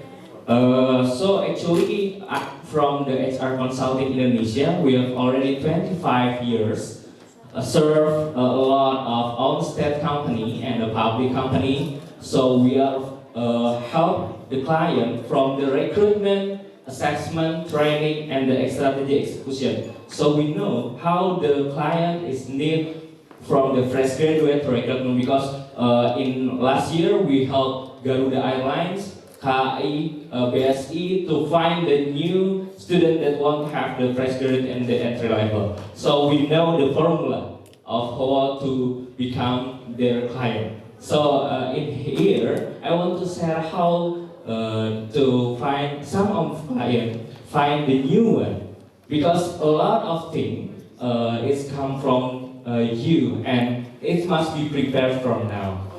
And let's talk about what is drive productivity the most. I mean, like right now we have a lot of dream. Maybe a lot of you have a dream, right? Yeah. Okay. Let's ask someone. How are you? Who want to be? Yeah. Okay. Right now, raise your hand if you want to be the entrepreneur. The entrepreneur. Okay. Okay. A lot of them. Okay. You want to be the professional workers? Okay, you have the professional workers. And then you are, we come to the teacher or the scientist in the academic. Okay, a lot of dreams must be prepared and to pursue. But a lot of things, then the theme of the Istanbul Youth Summit was the collaboration. A lot of things in every sector need collaboration. Do you agree with me? But the question is, what is the kind of the collaboration it starts? What the value they commit to make the collaboration from ourselves is start? What kind of value? Integrity? Trust? Networking? Yes. But from the survey, over 10,000 workers across countries say trust is the best value that we must adapt from now. That's why a lot of men and women needs to make the group for themselves. That's why the other want to collaborate with me. Even if you are high school or entry level in the university, it doesn't matter.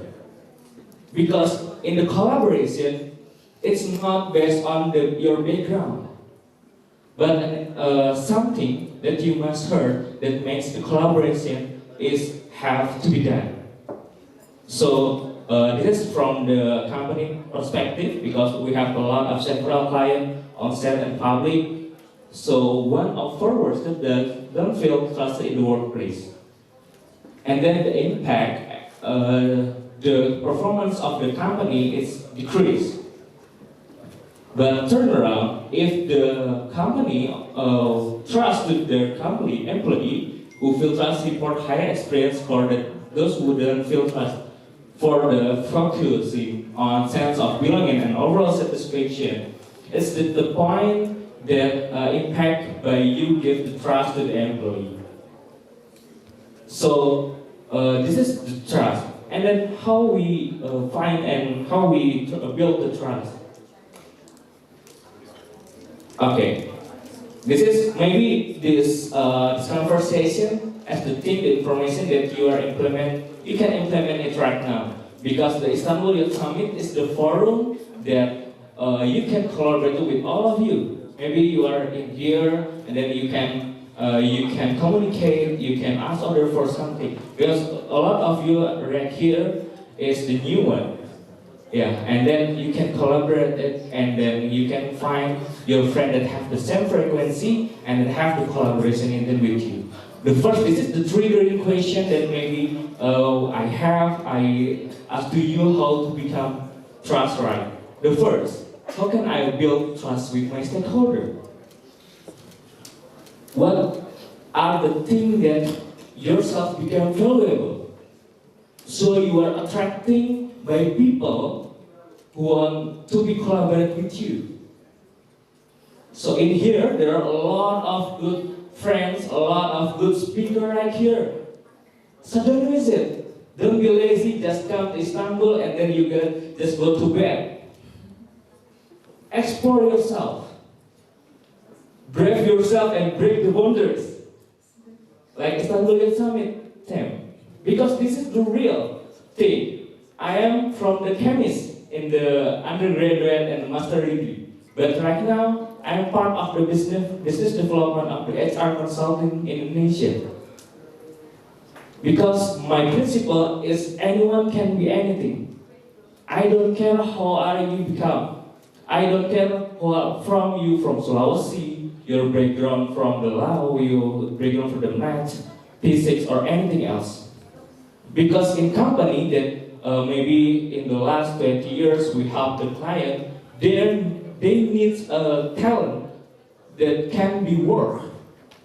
If you are from the physics and then you want to jump for the data analytics or the data engineer or anything else, just learn about it. They have the behavior of the data analytics, so you want to be. If you want to become the entrepreneur, start business right now. Don't just see the webinar or podcast, but anyone. In Daya 5, we have the formula. Maybe you are the psychology, you know the training. If you want to have some competency, the formula is 10% knowledge, 20% mentoring, coaching, and 70% is implementation. I give you the example. If you want to can swim, if you want to be a swimmer, if you can swim anything, you need to swim in the swimming pool. Not only you learn how to swim, the learning how to swim or anything else, but just implement, because the 70% of the training is the implementation.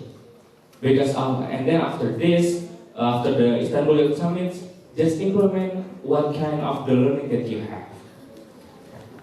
Can learn to stakeholder, and the last, how can pick the right person, I think the stakeholder. This kind of the triggering question. So this is, I give you the spoiler of the company needs the best talent from the fresh graduate. We call it by the right equation. This is the thing, the formula that how make you are valuable from now. First is credibility. I mean, like, if you are from your first grade in a university, or you are high school from your high school student, it doesn't matter. Don't be lazy to push yourself to break your limit. There are a lot of TEDx video, there's a lot of the podcast, the reels, TikTok, and anything, the source of knowledge. Just invest your time in every morning, in every night, whatever it's just 10 minutes or 20 minutes, to invest your knowledge. Because a lot of source right here. Credibility, just read your book, discuss with others, and anything else. So your knowledge become good. That's how you build your credibility. The second is reliability. This is related to your accountability and responsibility. You are far from Indonesia and Malaysia, Rajasthan, and anything else. You come here, just do your work. If you have your sponsor, do the sponsor work. Do your accountability and responsibility. You come on time, and then you have a lot of friendship, you have a lot of relation. So after 4 days here, you got a lot of connection right here. If you have the adapt with the condition in Istanbul, this is your challenge. This is your choice. This is your life. You choose to go to your room, or you socialize after the event. That's why how you become the reliability. The third, it's intimacy. I mean, like, the intimacy is kind of how you treat your friends. How to treat your friends, how nice your friends. This is the point that the important point how you become the networking. So from the credibility, reliability, intimacy, but you must have the good self-orientation. Don't just follow your ego. Take your contribution in the team. Be empathy with another. Be contribute with another. So if you have the fourth point, you can install or you can improve your what we call about the trustworthiness. So people around you will be trust with you. This is the important thing that I must say right now. Be yourself valuable. Like how you look like right now, and then how you're credible at any knowledge, instead of not your only major in here. How this is the point of the collaboration itself. So trust.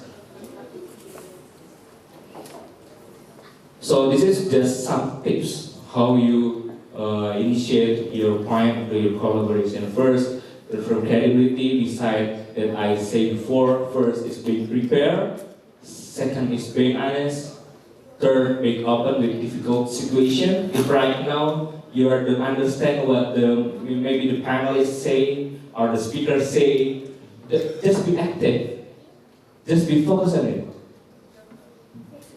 And then having relevant expertise, and the last giving credit to deserve. So this is just some tips, but the point is just build your credibility as a man or woman. And the second is reliable. How you become more reliable. First is being punctual or being on time. In every case, in every discussion, maybe a lot of time we already make a schedule with a friend, but I'm sorry, I have another agenda or anything else. Just manage yourself. Because this is how the trust is come. That anyone, because we don't know how the friend is sitting next to you or beside you in the future, what they are to be. Maybe in the next year, they help us in the future. This key of point of how we manage our relationship or our networking. And then this is how you build the intimacy. First is being empathy. Second is being appreciative. This is the small thing maybe you can build in your behavior about the intimacy from. You can start from your WhatsApp group maybe. Be empathy if there are someone who asks in the group, don't be silent reader. Just say I don't know. It's help your friend. Then you just then you better than you make it silent. It's help your friend, and then you can build the small things because you cannot be a big star, big man, big entrepreneur, big educator, big academic if you forget the small thing that you have. Just focusing on what you are optimized right now, your condition right now. So the small behavior make a good deal for you. And so this is how the tips will lower the self-orientation. First is being togetherness focus, being empathic of what your position is right now. Don't be just ego. You can't brave yourself to make some idea or anything else, but we are democracy at all, so we can hear, because the great leader is the one who can hear the problem, hear something. You have your social project. How you initiate that from your intuition, from your assumption, or you heard some problem in the surrounding. If you start from your assumption, just be careful. Your project social is for you or for the others, because your problem make not all the problem.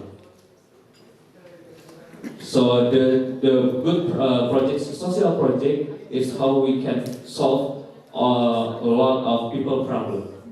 That's why maybe design thinking is needed when you want to make some social project, because design thinking is the famous and popular framework for it. And so this is just the phenomenon how do we build trust for new generation. Maybe some of you is part of the organization in your country, and they're part of the community, and then you have to got the chance in this year, and then you got some schedule for your meeting, but beware of Zoom fatigue. And then this is the words from my mentor. My mentor said, actually the meeting is no age value. If you are already do the result of the meeting, there is added value. So don't be proud if you have just scheduling any meeting, but there's no progress at all in the end. So, and then the collaboration overall. It is good if you have the connection with another friends, another place, and then you just okay, let's get some collaboration. Let's get some this project as anything else. But be aware of it, because focusing on one collaboration source, it really matters. Our symptoms or our problem in the millennial and Gen Z era is not finished until it's done. Because a lot of friends, maybe you right now, hopefully know, it's end when your mood, when your mood is good or bad. Sustainability is the current problem in the Gen Z and the millennial era. So start small and then make it stay, it will be better. So so let's make the good thing for your trustworthiness, because the last word that I mentioned and they say to you, friends is the best investment in your future. Because we don't know the friends next to you, your followers, your haters right now maybe. Maybe in the future they can help you. So make a great leader with the good friendship in every time, in everyone. Thank you. Thank you.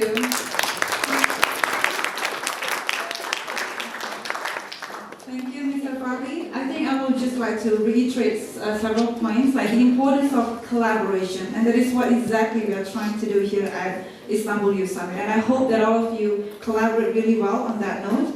And also, I think what really interesting to note is that Mr. Fahri emphasized again and again about the trust component. So not only collaborate for the sake of collaborations, right? We have to take into account so many components, such as credibility, reliability, and also intimacy, and then also your self-orientations, so we can be trustworthy. And I think the things that really resonate for all of us, because I believe that all of us here, you aspire to be a great leader, right? And the empathy component that you talked just now is very important, because in order for us to be a great charismatic leader, you need two things, at least for yourself. The first one is that you need to be competent, but you also need to be warm. So in order to be warm, you have to instill empathy, like a great empathy inside of your hearts, right? And that's exactly what great leaders will do. So thank you so much for keep reiterating that. Collaborations, empathy, trustworthiness, all of this is very important. And if you cannot have all of these components, then probably you'll be just a boss, not a leader, I would say, right? So again, thank you so much, Mr. Fahri. That's a very important point. Give a big applause.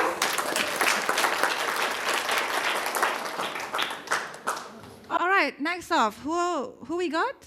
All right, very beautiful lady over here. So next off, we have Dr. Cindy May. Dr. Cindy is a multifaceted professional who excels in various fields. She is a medical doctor by train with several degrees from prestigious university. She holds a master's degree in medicine from University of New South Wales and was attending American Academy of Aesthetic Medicine in addition to its bachelor degree in medicine from Islamic Bandung University. And in addition to medical-related profession, Dr. Cindy is a beauty pageant holder, crowned as Miss International Indonesia in 2022. Thank you for representing us. It was such a great job. I'm rooting for you. And also she has been a TV host at a program called Dr. Traveler. You see beautiful adventures and everything. In addition to that, she also has experience as ad hoc auditor at Regional Express Australia for 3 years. So without further ado, let us welcome Dr. Cindy May. Good afternoon, everyone. Selamat siang. Let me introduce myself. My name is Dr. Cindy, and it is a very honorable thing for me to be standing here today. And today we're gonna talk about something that is really related to health sector, that is precision medicine. There are personalized solutions for global health challenges. Does anybody here know about precision medicine or maybe traditional medicine? Yes, please. Can you tell me what do you know, anything about precision medicine?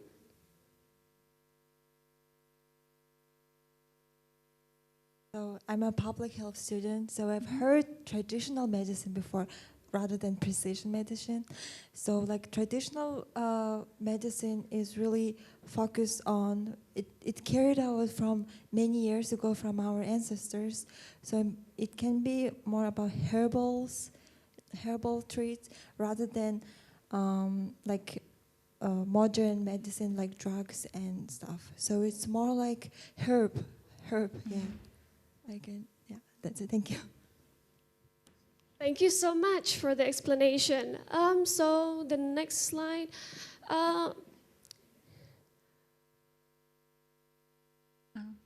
So maybe what you are saying was the traditional medicine. Yes, that is correct. Actually, the traditional medicine, can be from herbs, can be from the medicine itself, but actually the definition and the core concept of the precision medicine is something that is an approach that customizes healthcare with medicine decisions, treatments, and practices that is tailored to an individual, not all of the patients or the same race. This is like very tailored to an individual, one person.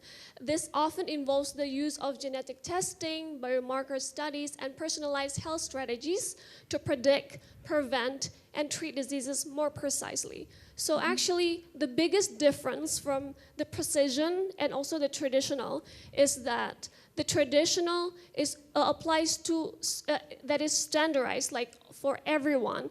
But for the precision medicine, this one usually focuses on prevention more than when does the disease happens. So it is better and more accurate in healing these diseases. And promise of precision medicine lies in its potential to revolutionize how we can understand, diagnose, and treat diseases. By focusing on individual rather than the average, precision medicine is aiming enhancing the accuracy of diagnosis, increase the efficacy of treatments, minimize the risk of side effects, prevent diseases before they occur, and optimizing healthcare delivery by ensuring that the right patient receives the right treatment at the right time. So we actually already in a journey where personalized medicine is already evolving or developing. Whereas, for example, breast cancer, so people now have a genetic testing where you can test such as breast cancer. There are like BRCA1 and BRCA2, and where when the patient tested positive, they usually want a mastectomy for prophylaxis. So they don't want to have, let's say, suddenly they have a higher chance of having breast cancer in the future, and suddenly they have a stadium 4 cancer, and nobody wants that. So they do mastectomy, and then they also have targeted therapy. So for example, if someone has a cancer or a cystic fibrosis, usually the precision medicine, they target the cell. So they target the cell that is mutated, not all the, also the healthy part of the body, not the healthy organs, but very targeted to the cell. So it is healthier for us because it doesn't damage the other cells that we have, the healthy ones. And actually, the genome, also the genome testing and the other personalized medicine, now in 2024, it's cheaper. Back then in like 2002, the price were like 100,000 USD, and now it's only around 5,000 and such, and so it is actually a greater development for us.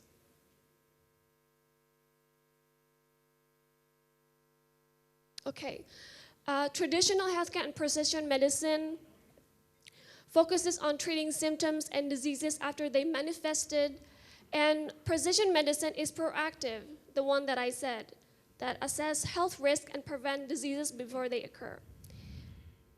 And population health versus personal health. Traditional healthcare models are designed around the average patient with a focus of population health. Precision medicine emphasizes personal health, crafting care plans that are as unique as the patients themselves.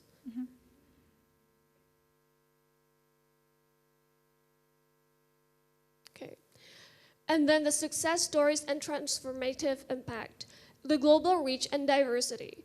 Personal medicine initiatives are being implemented worldwide, from the genomic medicine program in the UK, which aims to sequence genomes for personalized treatment plans, and the use of mobile genetic testing units in remote areas of Africa to combat infectious diseases like HIV or tuberculosis. So we need these kind of things because it is more specific, and it is easier for people who can not get the health care that they need. So it is easier to get the mobile genetic testing units to test the patients. Success in diverse population. Precision medicine success is not limited to high-income countries. In resource-limited settings, targeted interventions based on genetic information have led to improved outcomes in managing diseases such as sickle cell anemia and thalassemia, demonstrating the adaptability and efficacy of precision medicine.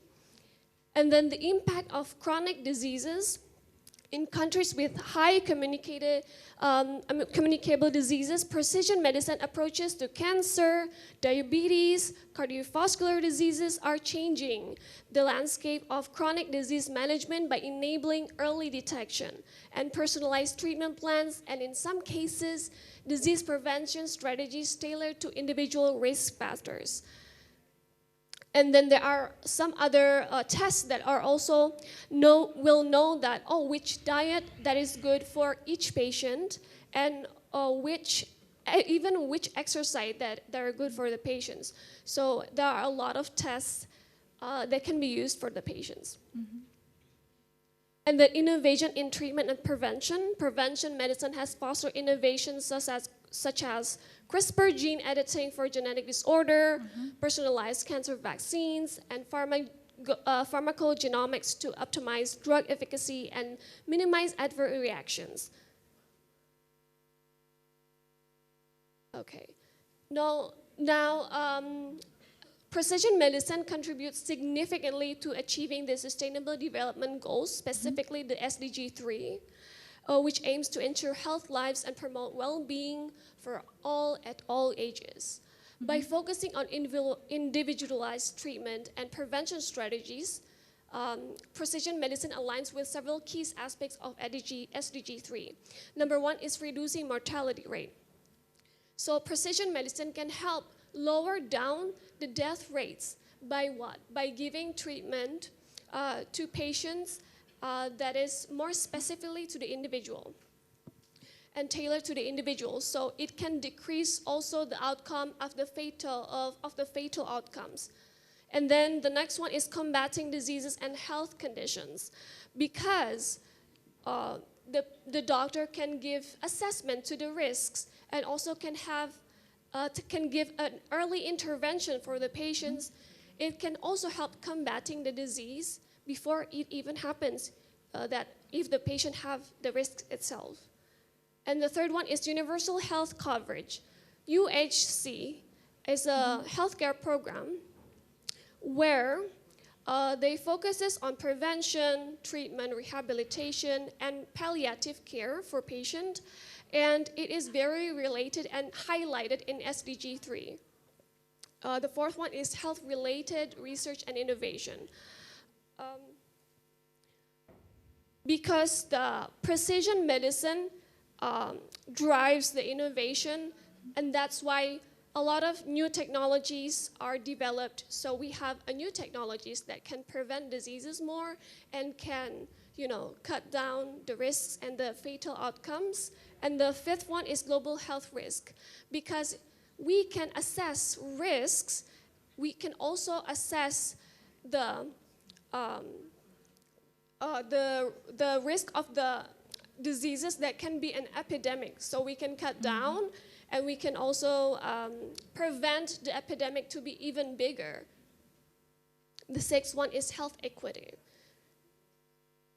Precision medicine really focuses on everyone, individualized, but it is also focuses on whether all the people, all the patients can have the same healthcare as anybody else. Doesn't look at any backgrounds or where they live. It needs to be equal. But of course, we have some challenges.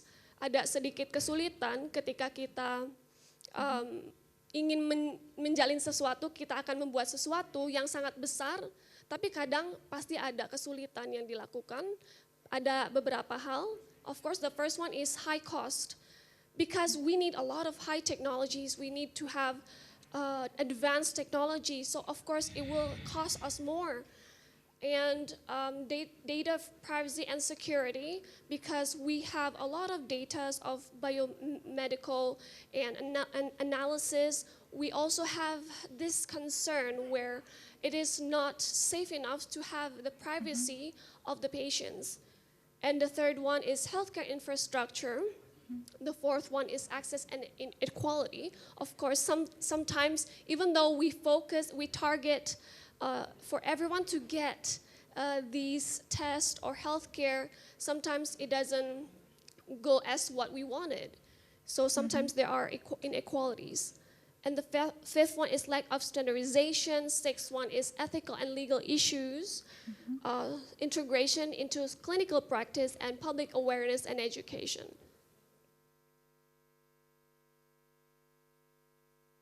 A pathway to health equity. Understanding and addressing disparities, precision medicine can uncover specific genetic and environmental factors that contribute to health disparities among different populations. By identifying these factors, targeted strategies can be developed to address the unique health challenges faced by undeserved communities. Tailored healthcare for diverse populations. Implementing precision medicine approaches allows for the customization of healthcare strategies to cater to the genetic, environmental, and lifestyle nuance of diverse groups, thereby improving healthcare outcomes and reducing disparities.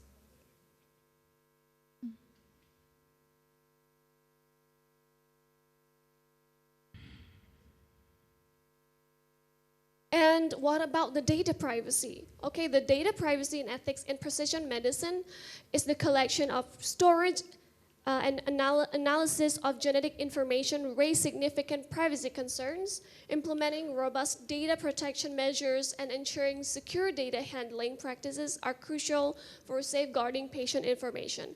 And also informed consent. It is very simple, but it is very important that patient must be fully informed about how their genetic and health-related data will be used and maybe potentially can be used for further development. So sometimes we need data for patients to develop the new technologies, and clear and comprehensive consent processes are essential for ethical precision medicine practices. And there could be a bias and discrimination where ethical guidelines and regulations must prevent the misuse of genetic information and protect individuals from genetic discrimination and equitable access, ensuring that the benefits of precision medicine are available to all regardless of the backgrounds and socioeconomic backgrounds. And public engagement and transparency, also engaging about the goals, benefit, and risks of precision medicine.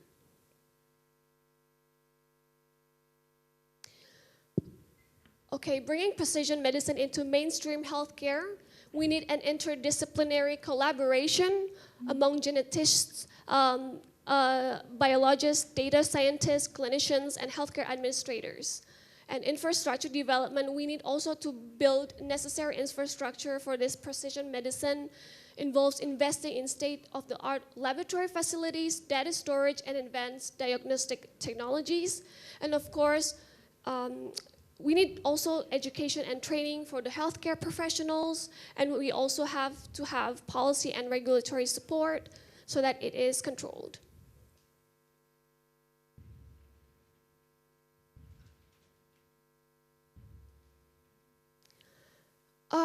And then we also have challenges.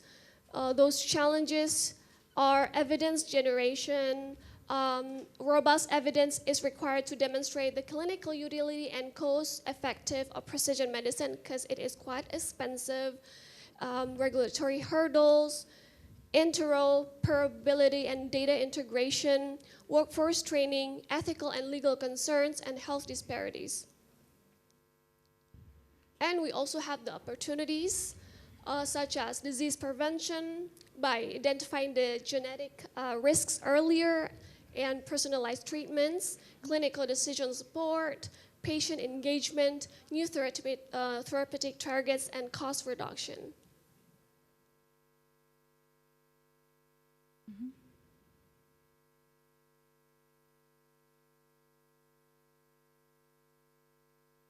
Shaping the future, emerging trends in precision medicine. So the things that we need to develop these precision medicine and of course the other tests for the patients are artificial intelligence and machine learning. It's how we analyze and interpret vast amount of genetic and clinical data because it is sometimes more accurate because there are a lot of patients and a lot of data. Sometimes human error can occur. So artificial intelligence and machine learning can be very helpful. Digital health and wearables, it is easier for us to, as a doctor and as a healthcare worker, to monitor the patient from far away. And ethics, privacy, and data governance, also the microbiome research.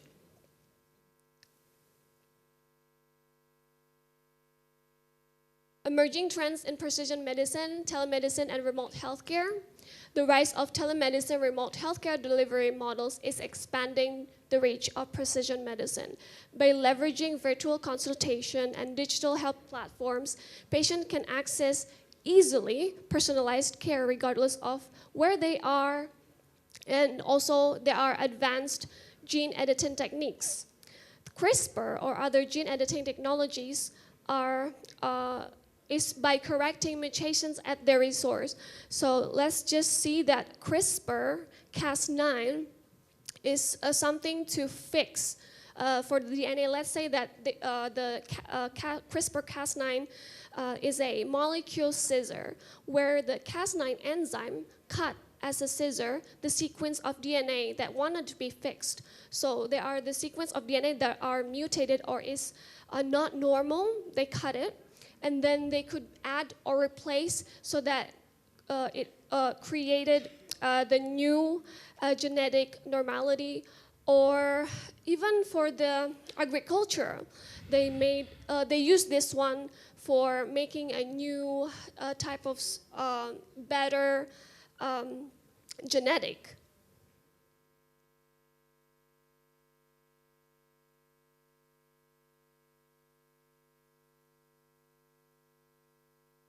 Okay, the last one, I think this is the last one, precision medicine's role in enhancing global health equity.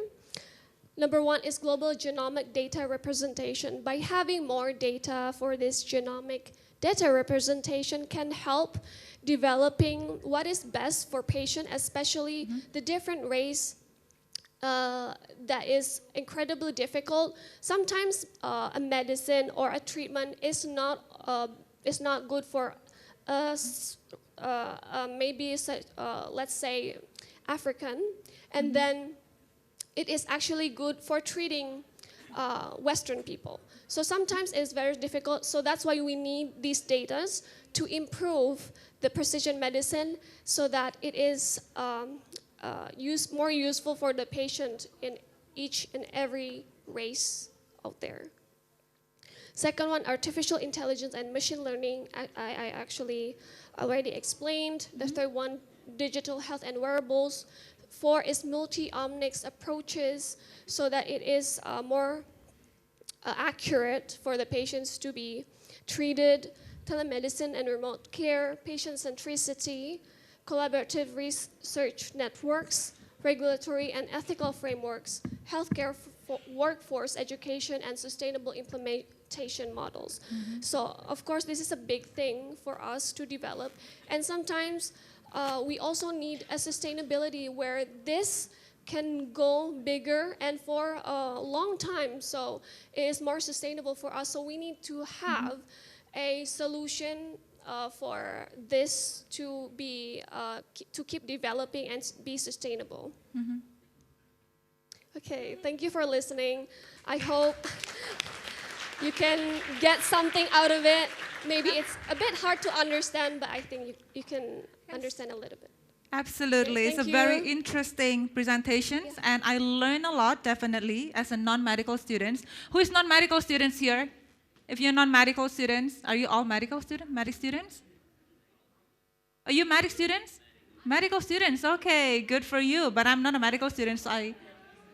How many medical students? Can you raise your hand? Medics?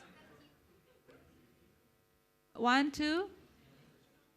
Okay, so it's just a small amount of people, but it's really interesting. I learned a lot, and you know, if I may connect the presentations to our program now, I would say that these presentations is definitely keep reiterating the things that when you design a program, it must be tailored. You know, it must be really, you have to look into the field, what the society really need. Because the precision medicine, it exists because of the pressing in the society actually trying to solve, right? If not, then precision medicine wouldn't be there. And again, the things that I want to highlight is also the iterative process, because precision medicine is not only one-time solutions, right? It keeps reiterate and reiterate every single time. And as an entrepreneur, as a social project manager, for example, if you want to come up with a program, you have to have confidence, and also you have to believe that your program or probably your initiatives is best, but at the same time, you also need to be very balanced, you know. For example, if you have a mentor and then they give you some advice, yeah, you keep reiterate. You cannot be offensive. You cannot be defensive as well. Like, my program is the best. So that's the iterative process that I think very, very important. And it's well captured in Dr. Cindy's presentation as well. And the third thing is that from these presentations, we can learn your first idea might not be the success story. And most likely, if you see the great entrepreneur, their first idea is a total mess, it's a total failure. But they keep reiterate, they keep connecting with people, they, you know, kind of like keep improving themselves. And then they find another opportunities. And then, for example, now they're becoming a great entrepreneur. So don't give up with whatever projects you have. Keep reiterating process, keep joining this kind of program, collaborate meaningfully with people. And who knows, you might be the next Elon Musk or Steve Jobs. So thank you so much, Dr. Cindy. This is a very well-packed presentation, and we can learn a lot as a social entrepreneur as well. So give a big applause. Yep. And last but not least, I think you all already waited for this presentation, because it's about, I think, it's kind of talking about scholarship as well, which we really wanted, obviously. So the last but not least is Mr. Erkan Giresit. I hope I pronounced your name correctly. Mr. Erkan is the coordinator of Türkiye Mezunları. I hope it's pronounced correct. I'm still working on my Turkish. And the YTB Scholarship, or better known as Türkiye Scholarship. So this morning, we heard from Ms. Manal about scholarship opportunity. Yesterday, I also talked to some of you guys, and I know that Turkey is also one of your, in terms of scholarships, right? It's one of the destinations that people wanted. So please hear this out. You will get a lot of tips and tricks from Mr. Erkan. I mean, I'm not going to talk so much. So Mr. Erkan, please.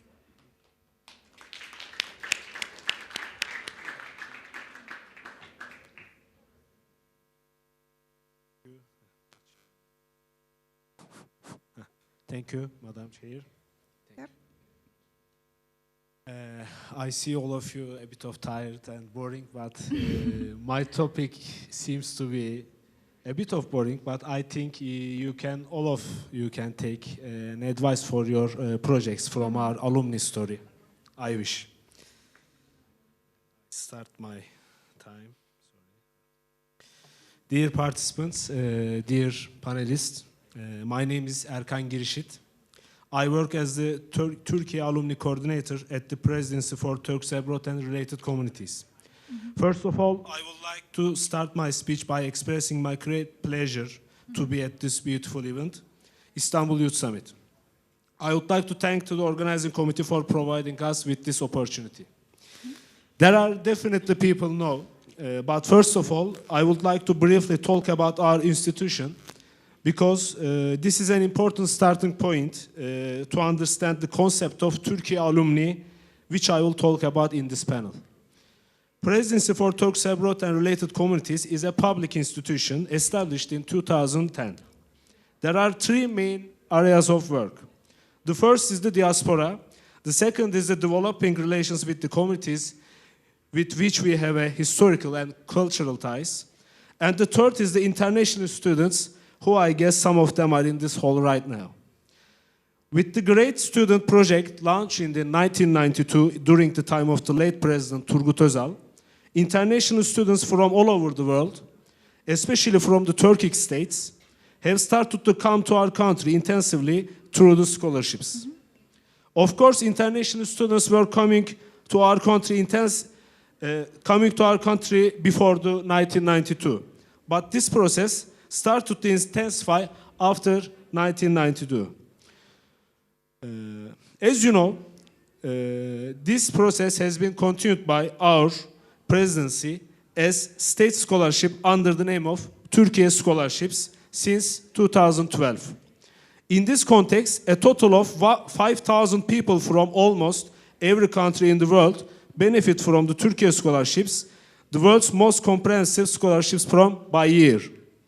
We have many students who studied within the scope of both Great Student Project and Turkey Scholarships and returned to their countries and became successful in their countries. In order to maintain contact with these people and to establish a network among our graduates all over the world, our presidency launched the Turkey Alumni Program in 2017. So, what is a Turkey alumni? International students who have successfully completed undergraduate and graduate programs, short-term exchange programs, as well as language courses offered by higher education institutions in Turkey. In other words, we accept not only those to whom we give scholarships, but also those who complete their education in Turkey at all levels, with or without scholarships, as Turkey alumni.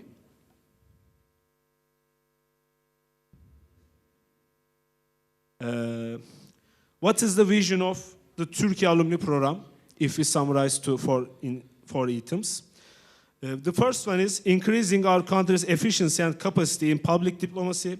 The second one, enhancing bilateral relations across various domains, including political, economic, social, and cultural spheres. The third one is fostering enduring connections among our alumni and with Turkey. And the last one, offering sustained assistance for the post-education advancement of our alumni. So, to summarize, we want to be our alumni as a volunteer ambassador of Turkey.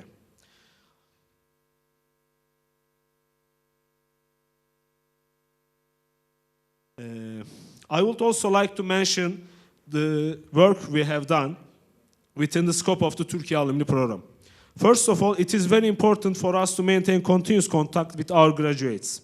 Therefore, preserving the contact information of our graduate is the most important way to maintain continuous contact. For this reason, we launched a portal called Turkey Alumni Portal, which link is www.turkiyemezunlar.gov.tr in 2017. It is very important for us that each of our graduates register to this portal as soon as they graduate, and we act in cooperation with the universities to carry out this process completely. We are carrying out the potential alumni gathering in every city for engaging with international students approaching the conclusion of their studies before they go back to their home countries. Undertaking initiatives to promote and facilitate the formation of Turkey alumni associations in other countries.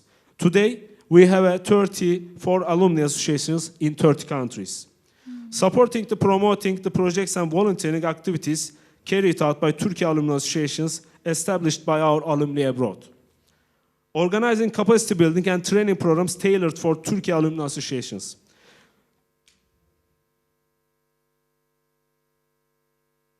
Conducting alumni gatherings worldwide to ensure that communication among our alumni and with Turkey is enhanced and sustained. Until now, we have made 140 alumni gatherings in 62 countries for 12 years. Coordinating with the pertinent institutions to facilitate the employment of graduates in Turkish diplomatic missions and private enterprises operating within their home countries. Therefore, we want to support our graduates in their entry into the business life. Hosting training programs aimed at enhancing the career development of Turkey alumni, acknowledging and incentivizing Turkey alumni who demonstrate exceptional accomplishments in their respective fields, and the last one, contributing to the promotion of Turkey scholarships and the conducting guidance program for scholarship recipients.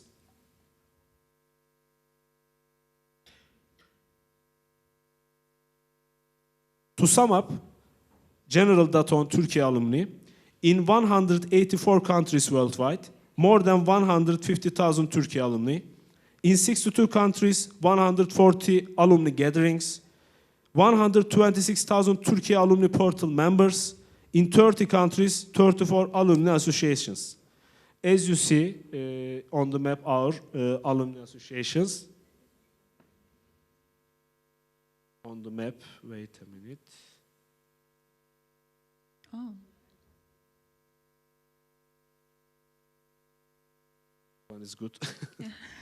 As you see, Kabul, Baku, Tiran, Dhaka, Sarajevo, Jakarta, Addis Ababa, Ramallah, Banjul, Accra, Tiflis, Batum, Erbil, Podgorica, Nur Sultan, Nairobi, Pristina, Prizren, Tripoli, Bamako, Ulaanbaatar, and goes on. I don't take your time. I am going fast.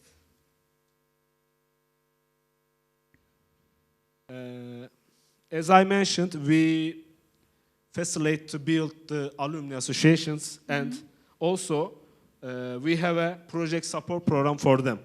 This program aims to enhance communication among alumni, bolster initiatives aimed at promoting Turkey's culture and history, and assist alumni associations in enhancing their institutional capacity. Within the framework of this program, support will be provided for the following projects proposed by Turkey alumni associations: Business World, alumni gatherings, thematic seminars and conference, Turkish language education and Turkish culture days, participation in Turkey affairs abroad, participation in education fairs abroad, Turkey scholarship orientation promotion programs. Within the scope of the Turkey Alumni Project Support Program, Turkey Alumni Associations situated across 30 countries, more than 100 projects exhibiting the aforementioned qualifications were supported by our presidency. Also, we have an academic incentive program designated to stimulate the recognized academic endeavors of Turkey alumni. The incentive program rewards to publication of academic articles by our graduates in international journals indexed in the prominent academic indexes. In this program, priority is granted to the articles pertaining to the Turkey, Turkish language, Turkish culture, and history. You can see some of our graduates who benefit from the support program on the slide. We receive applications twice a year within the scope of this program. The first term applications are currently ongoing. Let us make this announcement for those who are interested.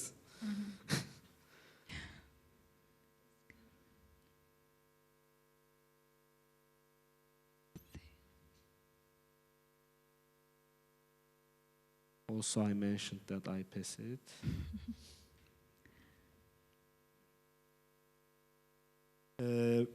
Turkey Alumni Association's capacity building programs is important thing for you, I think. With this program, the goal is to enhance the capabilities of alumni associations by providing training and facilitating the exchange of experiences among alumni association managers. Also, we have a Turkey Alumni Awards in every year. The Turkey Alumni Awards program was launched in 2020 with the aim of rewarding Turkey alumni who have achieved outstanding success in their career fields, reinforcing our graduates' alumni identity, raising public awareness about the Turkey alumni family. Turkey Alumni Awards are presented in 5 categories: Scientific and Academic Studies Award, Economics and Entrepreneurship Award, Journalism and Media Studies Award, Works of Culture and Arts Award, Lifetime Honor Award. We also update all the time our alumnis via a bulletin. The Turkey Alumni Bulletin, containing updates on the activities conducted by our presidency and Turkey Alumni Associations, is distributed quarterly to more than 126,000 alumni registered on the Turkey Alumni portal. Also, we have some privileges for our alumni all over the world, like we are trying to provide some privileges, exclusive discounts for the relatives of our alumni at the Turkish Marif Foundation schools. Has anybody heard about Turkish Marif School in Hall, in their country? Turkish Marif School? No. No. Okay. I offer you to search that. They are the best quality school in the countries. Special discounts for the relatives of our alumni on courses offered by Yunus Emre Institute, streamlined creation of documents such as CVs, alumni reference letters, and graduation information forms through the Turkey Alumni Portal. And the most important thing for us, I think, business world gatherings for the alumni network and associations.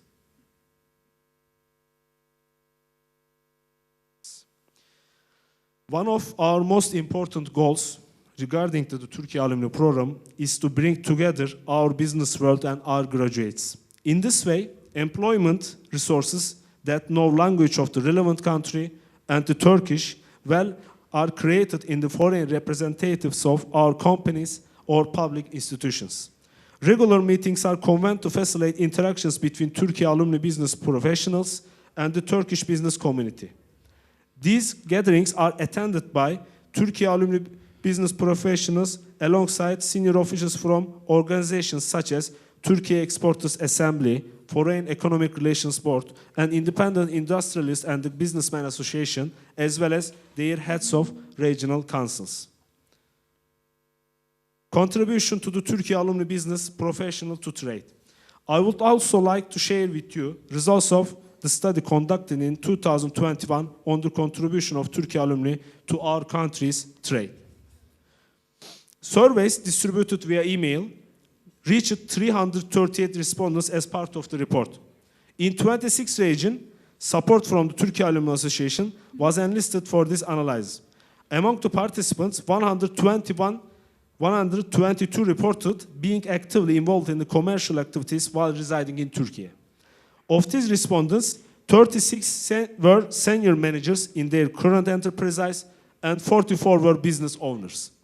93 respondents engaged in foreign trade with Turkey and collectively imported $154 million worth of goods from Turkey over the past year. The per capita imports of the respondent alumni were calculated at $1.65 million.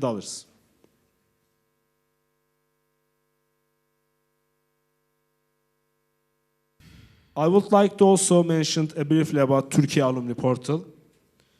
Turkey Alumni Portal functions as a centralized platform for storing and reporting various information, including education, employment, and communication details of Turkey alumni, estimated to surpass 150,000 in number. Moreover, it aims to enhance the effectiveness of our country's public diplomacy efforts, particularly those spearheaded by the presidency, by leveraging this data in collaboration with relevant public institutions and organizations. Protecting personal data in portal transactions is our top priority. You can also see top 10 countries by years and number of alumni and the top 10 universities by years and number of alumni.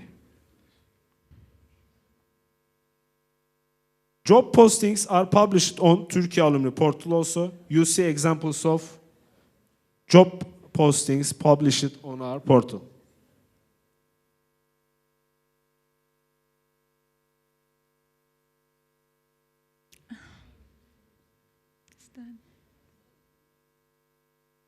Hope I don't overship my time. Okay, 15 minutes now. It is. We actually use social media. We will be pleased if you follow our social media accounts. Wait a minute. Alumni Turkey in Instagram, X, LinkedIn, YouTube, and Facebook. I would like to thank once again the organizer of this program, Muhammed Aldi Subakti, who is also a Turkey alumni, and his valuable team for organizing this organization. Thank you for listening to me patiently. I offer my respects to all of you. Thank you.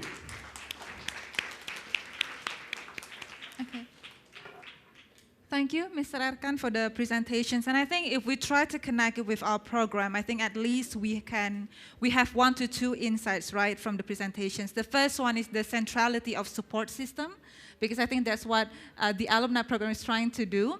And then, for example, if you look, how can you thrive if you do not have support system at all, right? So the alumni program, they're trying to build these kind of things. It's not only giving you scholarships, but they also wanted to give you another chance and to thrive in that environment. So I think it's very important to have this kind of alumni.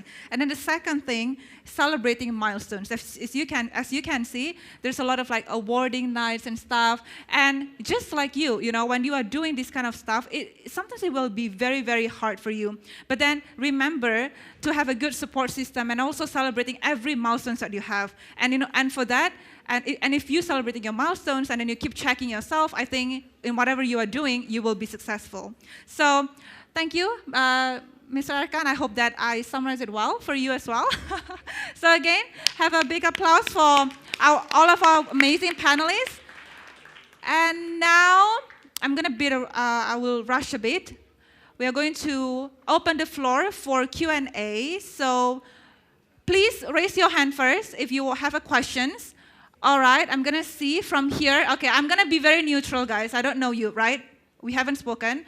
So I'm just going to slow it down. Okay, slow it down first. Okay, put it down. Now, please raise your hand. Okay, I'm going to let you choose, Dr. Sahin. Which one? Okay, please choose one. No, one of them. So many people want to ask questions, and probably, okay. Okay. Yeah, Mr. Erkan, who do you want? Just choose. Yeah. Okay, Dr. Cindy?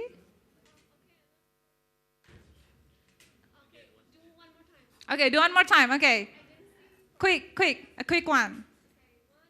No, put it down first. Down first. Okay. 1, 2, 3, go. Okay, with the orange blazer, I think. Okay, come here. Then Mr. Fahri. Raise your hand. Which one do you want? We have 2 boys just now, right? We have 2 boys. Okay, come in front. If you have been chosen, please come so we can see. I think you already asked questions, right, in the morning session, but it's okay, okay. Thank you. Come. Here. Okay, so yeah, probably choose 1 boy or man, so it will be equal. Yeah, 1 man. Man? Raise your hand. Okay, I think the one. Okay, please, yeah, please come. Again, please introduce your name, where you come from, and summarize your questions, okay? Okay. Yeah, okay. Go okay, ahead. thank you for the chance. My name is Ethan Christopher. I am come from Indonesia, and I have question especially for Dr. Sahin. Mhm. From what you have been presented to us, I have question. Is the design of economy always should be overcome by the entrepreneur role? Thank you. Do you got a question? Could you repeat the question? Is the design of economy always should be overcome by the entrepreneur roles? Thank you. The decline of economy. Yeah. The decline of economy. Decent or decline? Menurun. Decent, yeah, menurun. Decline. So the decline of, can we actually address the decline of economy with entrepreneurial role? So is that always a line? Yeah. Actually, entrepreneurship creates an important dynamics in all over the economy. But I think that the entrepreneurial power or skills changes in line with the historical experiences, state, civic society, and individual relationship. For example, in the sociological theory, the classical, it used to be a Max Webergel theory, but it's not maybe as valid as was in the past. It used to be Protestant ethics and capitalism, as you know, in the past. But now, as we see, the Asia has become the center of the global economy, and now the classical, maybe 2 or 300 years of center of the world economy have been the Europe and Atlantic. But now it's shifting towards Asia, and now we are seeing that the Protestant ethics and capitalism understanding, the classical understanding is now collapsing. Now the Chinese entrepreneurs, for example, even under the state capitalism or socialism, they are creating vibrant economy, even under the crisis, COVID-19, something like that. So now the classical Western-dominated paradigms are shattering. I believe that the decline and rise or any fluctuation, it doesn't matter. Entrepreneurship skill is very important for every society. And I think that state, NGOs, civic society, university, education, all part of society should give priority in more crystallizing or developing or incentivizing entrepreneurship. I think it's a very good question. I thank you very much. Okay. Yeah, thank you, Christopher. I got it. Okay, please have Thank a you, seat. Dr. Sahid. Okay, please have a seat. Okay, thank you for the change. Hello, my name is Salsabila Shiva. I'm from Indonesia and I'm student at Al-Azhar University, Cairo, Egypt. I want to ask for Dr. Sahin Yaman about economy. My question is, do you think there are definite steps that will really be able to improve the world economy? Because as you can see for ourselves, in the last 2 years, the Turkish and Egyptian currency has been weakened. How will progress on the SDGs be measured? How many indicators will be developed for sustainable development target? And until now, everyone is promoting SDGs, but I don't know what concrete steps to achieve, especially in economic growth, because what I see is like the country rich are getting richer and the country poor are getting poorer. Thank you. Could you sum up or could you reiterate first? Because I Okay. think it's too broad. Yeah. Yeah. Actually, maybe I can sum up. If I understood correctly, you asked about the Turkey's economy and the situation. Yeah. I think that the Turkey is situated in a very risky, geopolitically risky area. And our economic dynamics are influenced by the developments in the Middle East. And also the cyclical fluctuations, both in OECD economies like European Union or United States, and also Central Asia and other regions. So we are acting like a kind of bridge, maybe a little bit disconnected from all over the world, but connected also with all over the world. So sometimes I think Turkish economic parameters are much more influenced by geopolitical dynamics, war and conflicts around us. For example, Syria, Iraq war, in the, Iran and US conflict, and now Ukraine in the Black Sea region. So in my opinion, considering all these political risk factors, and maybe even increasingly rising resource conflicts and other risk factors, Turkish economy is not doing very bad. But unfortunately, all these political factors a little bit, how can I say, negatively affects and negates the outcome of Turkey that could normally achieve. In terms of sustainable development goals, I think we have a lot of work to do. Yeah, thank you very much. Thank you. Thank you very much. Is that okay? All right. Hello. Can you lower it? The committee, could you help me to lower it down?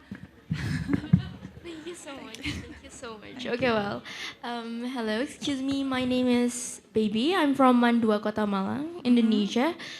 Well, my question is for Dr. Sahin again. Oh my God. Can you spread it equally, guys? I'm sorry, but my question is, how can the international post-pandemic recovery work in tangent with the Sustainable Development Goals number 8? Thank you. Okay.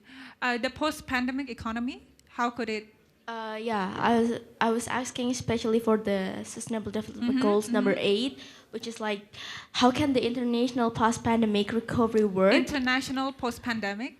Yeah. Okay, how can international post-pandemic recover? Recover work in tangent with the Sustainable Development Goals number 8. Okay, recovery work. Which one? No, what I mean is like, how the World Bank give impact for the international sustainable development goals number 8. Yeah, post-pandemic. Okay. Thank you. Yeah, in my opinion, actually in 2020, Indonesia, together with ASEAN countries like Philippines, Vietnam, and other countries, participated in the Regional Comprehensive Economic Partnership Agreement. I think that has been the milestone for Indonesia, because for the first time, Indonesia, together with some of the classical Western allies like UK, Australia, New Zealand, South Korea, and Japan, also participated in this alliance. And in terms of value chain, value-added production, I think it has been very critical. In my opinion, in general, it means that since the center of the global economy has been shifting away for almost 10 years from the OECD economies towards this region, and Indonesia, I believe, lies at the very heart of this region. And maybe one of the main obstacles for Indonesia to be fully integrated with the all East or West Asian economy is that maybe logistics, because Indonesia contains or has many islands. I believe Indonesia maybe it may develop its port, maybe transportation, sea and naval infrastructure, and also in line with its defense industry. Maybe it seems to be a little bit paradoxical, but it's not, I believe, because Indonesia has the potential of very huge population. It's around 300 million people. It has a large scale economies. And if it develops and connects its island with each other, with the naval infrastructure and high value-added, high-tech naval technology, I think it can be one of the solutions. You cannot propose all the solutions for sustainable developments because it has social, cultural, historical, many dimensions. It's very complicated. You cannot find a, tailor-made, ready-made solutions. But in my opinion, one of the solutions is that Indonesia can a little bit give more importance to its naval port and logistic infrastructure in terms of maritime industry and high value-added electronics and computer industry, maybe related to maritime. Okay, thank you for the answer. Thank you. Our last. Before, I would like to ask the committee, do we have another time, more time to address more questions, or it will be the end of this? Do we have more time to address questions? More questions? Yeah? How many? 3 questions more? Okay, so for you guys who have questions for Dr. Cindy, Mr. Fahri, and Mr. Arkan, please raise your hand. Wait for a moment after you. Yeah. Okay, thank you very much for this opportunity. So let me introduce myself. My name is M. Hisham Agung Handrawinata. I'm come from Indonesia, and currently I'm working in manufacturing company in Indonesia for create Daihatsu car. So it's my pleasure to see you guys because in my opinion, you all have successfully helped solve the SDGs problem and given an impact. My question is, as a young generation, we have thousands of ideas to solve SDGs problems, but it's very difficult to make it happen. And the reasons are because we are still in school, financial problems, and unsupportive environment, and many more. My question is, what we can start to solve the SDGs problem so that it can become a reality and have an impact in the future. Maybe for Mr. Fahri or Dr. Cindy, that's you can answer the question. Thank you very much. So, do you get it clearly? What concrete steps? Okay. Okay, thank you for Hisham? Hisham. Okay, so because I have some friends in the startup, and then I discuss with them how to make some project become reality. I have the same concern when I am in university. Last time I have concern about PIMNAS.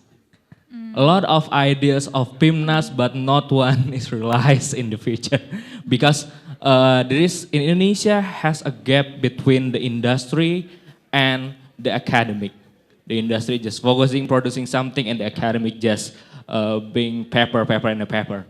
So I asked to Radium Econo. Radium Econo is one of the founder of the CEO startup in Indonesia, and he said that you can actualize your idea with the business, because business is the make your project, make your idea become sustained. There's a two gap between the industry and the academic, so become the bridge of it. Make a bridging of it, of academic and industry, because I know I am from the chemistry, and then I realized that the innovation is and of the what kind of the innovation in the future, right? So if you want to make your idea become reality, first you have the strong why. From the Simon Sinek, they said that with your strong reason, what makes you believe to help someone, you can have the like what is it, the gasoline or the things that if you run for it, you have to handle it, and then you have the challenge, you can handle it because you have the reason. Like you're in the university, you know the university is hard. You have facing the maybe the lecturer or anything that maybe you really mad from them, but because you want to graduate, you have the strong reason for it. Then you can must be graduate from that university or school, right? This is the why Simon Sinek that I read in the book. He said that have the strong reason, strong why, and then make your ideas and value become the business. Because if you have not the business, I'm sorry for the NGO, because if not business, you cannot have this sustainability in a good way.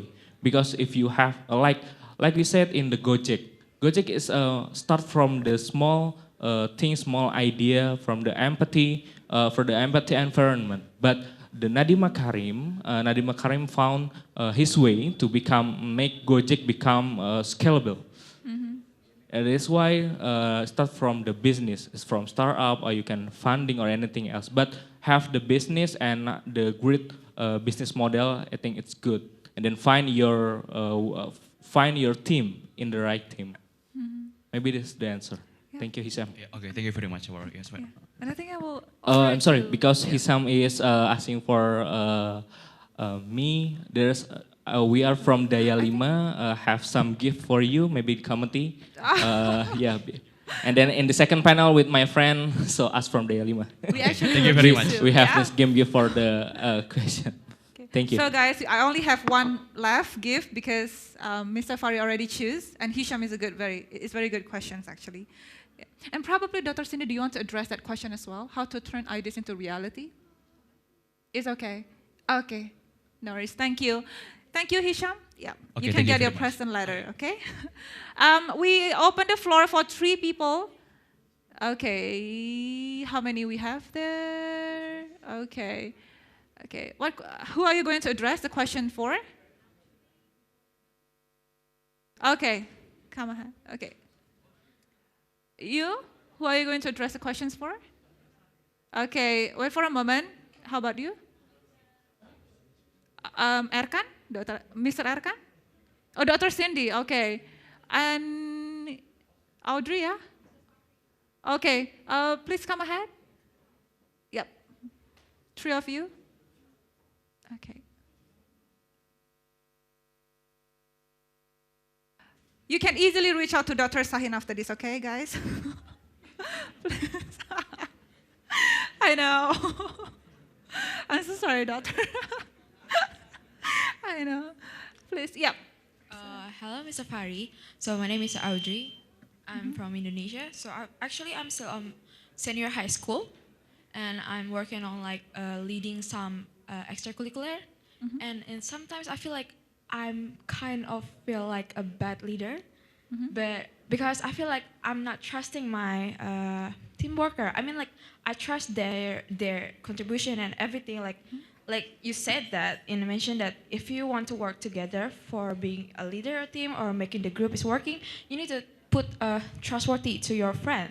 But how you build that trustworthy? Like I mean, I already do like confessing myself, or maybe I talk to my friend and then I like giving them the project or something. Like, but I still feel like still not trusting to them like fully. And it's sometimes it's kind of make me kind of like being like grumpy, bossy like that. So it's kind of hard for me for being like leading them. So can you maybe give me some advice for me like that? Thank you. Yeah, thank you. What's your name? Yeah, Audrey. Audrey. Okay. Audrey. Okay. Thank you, Audrey. A good question for the organization or the community or the extracurricular that you mentioned. Actually, in the university, I am the leader of the student association or ketua BEM. My strategy to make our organization doing the right thing is the first is pick the best team. Not only the smart, not only because it's my friends or anything else, but the friends that who can do the work in a good way in every sector. If you have the finance, just pick the finance team. Not because the friends are this is quality, but the specific idea, the specific thing that he or she will do in the specific, make it a good way in the first. But if you already pick the team, first, make yourself is more aware about your leadership. You must be proud of you. Because if you are not believe that what you are, so how about the surroundings? So if you already become the good leader, first make yourself, yes, I am a good leader. I can manage all that all. And the second, you have to make some decision, and then in your mindset, in the extracurricular, is we can learn together. This is the place not for work, not for the thing that you pay or project or anything else, but we are in the learn situation, in your mindset as a leader. Because in campus, in senior high school, all the things is just incubator of the world, of your academic or anything. It's okay if you are mistaken or did the wrong thing. It's okay. So this is in your mindset, not the perfect things. It's only because if you are a great leader, not only the successful project, but your team must be grow. That's why when I'm in university, I make sure the first thing in my mindset, our team must grow as themselves. If before start in our organization, example from the second level, if we finish, the organization must be improved in the third level. So if you have some mindset like that, it will be okay if your team is not good enough. Because your your objective, your goals is to make another is grow as a leader. So of our founders at Daya Lima said that he will love grow as we go. So just do something. If they're mistaken, okay, you learn from it and then try again. That's what the moderator said. Reiterate. okay, we learn something. Oh, this is not good. Okay, next time I will like this, and like this. So this is the development thing that your team and you, of the leaders, can do. So start from your good mindset as a leader. That we are a team, not only finish the project, but make sure all the team is grow as a young generation. Thank you. Thank you. Thank you so much for the explanation. And now, yeah. Hi everyone, Hi. good evening, good afternoon. My name is Mulian from Malaysia, and I have a question for Dr. Cindy. And you talked a lot about precision medicine just now, and I am really interested about that topic because I learned about precision nutrition. So I could somehow relate with both of them because it's something that we curate to individually tailored specific person or individuals. And I know that to achieve this standard of giving precision medicine to the public is something hard to achieve due to the high cost and also the limitations in terms of biological data analytics and a lot of other stuff. And I just want to ask a simple question. What is your personal hope or aspiration for the future? And do you have any current project that is currently working towards that? Thank you so much. That's all from me. Okay. Thank you so much for the question. That is a terrific question. I mean, generally, not for me personally yet. Generally, we can do improve slowly by, investing on healthcare infrastructure and increasing healthcare workers, because sometimes in different countries and different areas, we have so little doctors. Even in Indonesia, I don't know about Malaysia yet, but for Indonesia, we have so too little doctors for a lot of population. And that is, so that's why we need to increase healthcare workers, investing on infrastructure, and also increasing the accessibility. Because sometimes, a lot of doctors and a lot of hospitals, they're only available in big cities, including Jakarta, Bandung, in Indonesia. So accessibility is important. And before focusing on precision medicine, of course, to achieve SDG 3 combined, we have to also think about maternal health and children's health and combating infectious diseases. Just by simple things like the access of clean water and improving the nutrition. Of course, there are improvements now that the cost is cheaper than 2 decades ago. Of course, there are improvements and so on. And for my personal program, I do these kind of things slowly, not because I'm not focusing on cancer sector or medical biogenetics. What I do is to give vaccines for people, especially for children in different areas in my country. And I'm also focusing on giving education and proper nutrition, giving people education also about how to improve nutrition, because stunting is a very high case in Indonesia. So those are the focus that I'm focusing on. Yeah, thank you.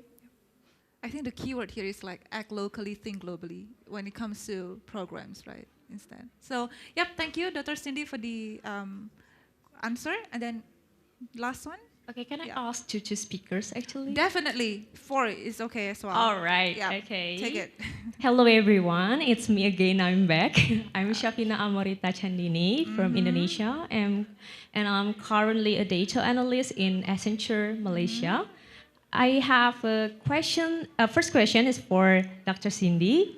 Actually, I'm not from a medicine background, but I'm really curious about the precision medicine. Based on your presentation, precision medicine can be used to cure illness such as a cancer, right?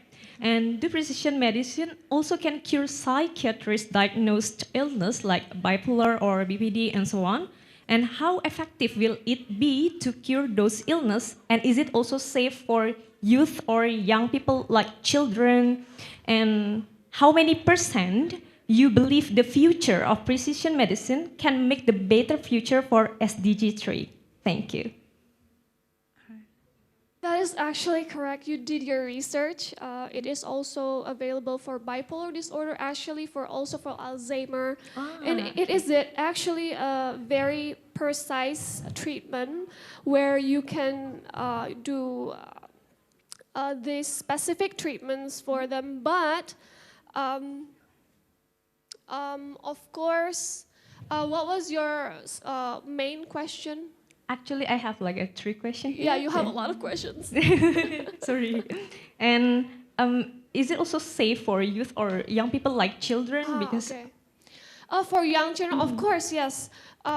Of course, precision medicine, we have a lot of different types of treatments, but there are also treatments for our children, including genetic mutations. So it is quite safe. Okay, and the last question, how many percent you believe the future of precision medicine can make the better future for SDG 3? That is very subjective, but I believe it's 90%. Oh, okay. Yeah, the more it is developed, the more it is good for us to reach SDG 3. All right, thank you very much for answering my questions.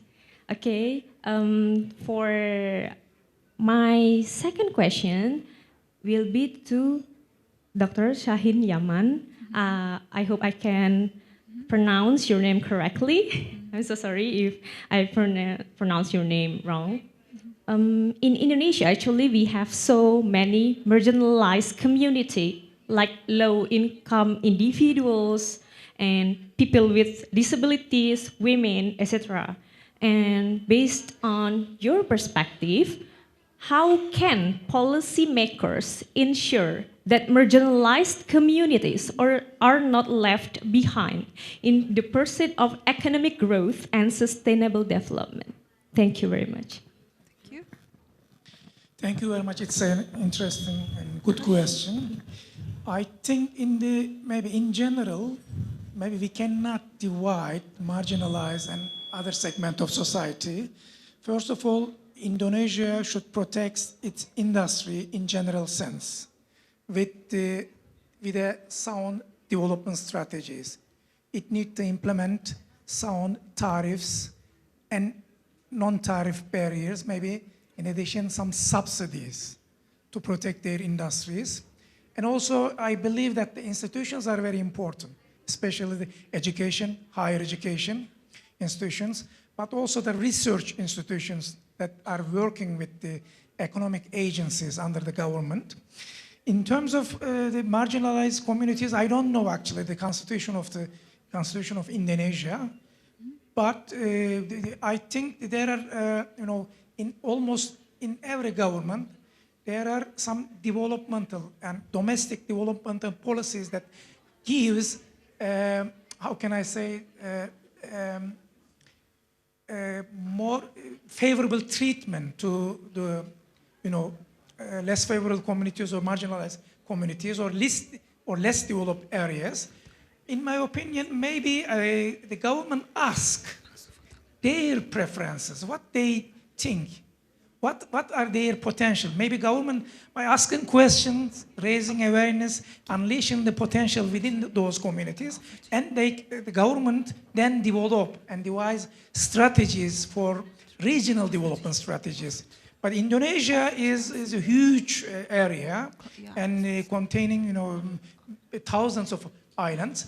I think probably your political parties or your intellectuals, academia knows better.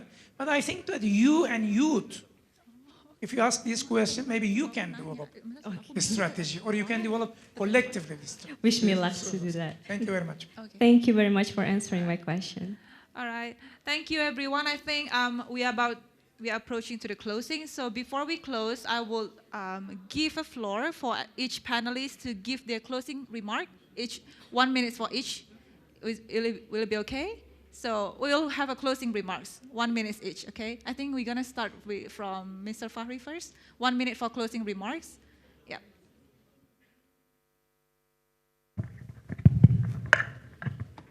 Okay, thank you for the opportunity. So the last statement that I will say is the young generation have to explore anything in any kind in this world.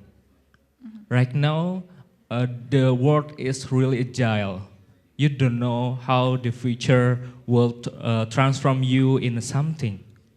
So don't be just a boundaries that's you can, oh, I just learned this, I just learned. No, just explore all the thing, all the kind of anything. So collaboration, networking, trust is point of that I will deliver to you, all of you. So after 4 years in your university and 4 years or maybe in your high school, you get something that may be different from the others. Because right now the academy, if you see in the television, if you heard the academy, maybe the song academy or anything else, not only look for the one who great singer, but the unique one. So just become the unique one that maybe you are gonna do. Because more you're unique, the world is need you right now. So thank you very much for the opportunity. Hope that I will see is gonna be implement for you in the future. Thank you. Thank you. Thank you. Thank you, Mr. Fahri. Okay. Next, yep, I think Dr. Cindy. It's up to you. It's fine. For me, precision medicine, remember that precision medicine previously from a traditional one-size-fits-all to a more tailored individual treatment. So remember that these precision medicine is very important for us in the future, especially if we want to eradicate cancer to rare diseases, then we need to develop and focus on this, especially if we want to reach SDG 3 goal. Thank you. Thank you, Dr. Cindy. Round of applause. Okay, Mr. Arkan. In today time, every business area depends on the network, and also network is dependent on the human relations. That's why artificial intelligence, computer, etc. Of course, there are important, but don't forget the human relations importance. Okay, thank you. Thank you for the closings. Yeah, maybe we are living or experiencing an extraordinary times, but you know, as our founding father Mustafa Kemal Atatürk has gave a duty to Turkish youth to protect and support the Turkish Republic. I think that by organizing this event, you have already shown us that you have a strong sense of awareness and responsibility to create a kind of collection response to the global sustainable development goals. It is the sound indication, I think. Yes, exactly. Thank you, Dr. Sahin. Again, thank you all panelists for the amazing session, and thank you everyone for the participation. Now, I'm gonna give it back to the MC. Yep, the stage is yours. Thank you. Okay, please stay here for all the panelists. Okay, thank you. To thank our valuable speakers even more, we have some gifts and souvenirs prepared for all these amazing speakers. We are pleased Miss Melody Latifa to hand over the souvenir for the speakers from the first panel.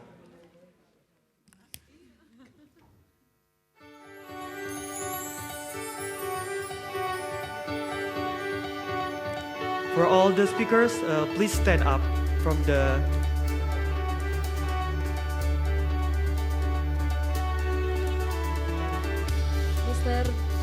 Mr. Dr. Sahin Yaman.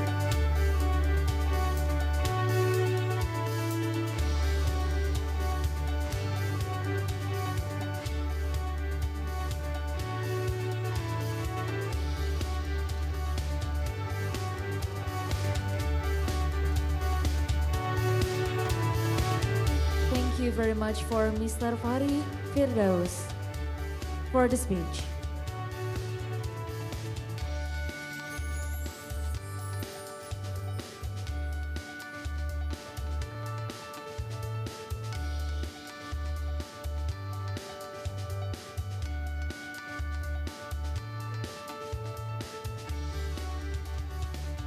So we would like to give the second souvenir for Dr. Cindy May McGuire. Thank you, Doctor, for the speech.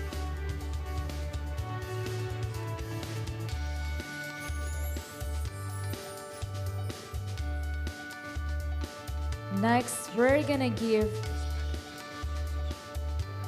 the souvenir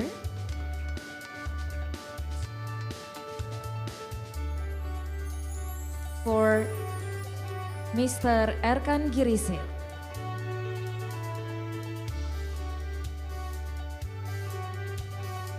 Thank you, Mr. Erkan Girisit, for your speech.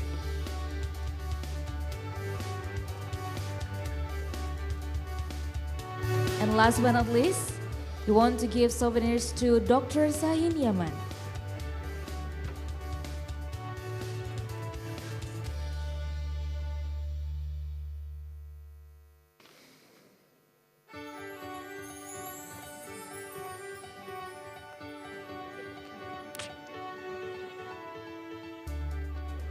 We would like to say thank you for Dr. Zahin Yaman for your speech.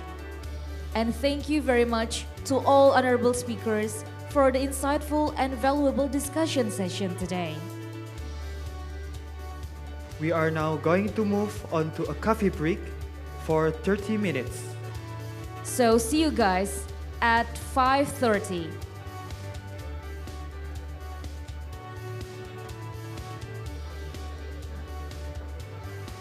We repeat again.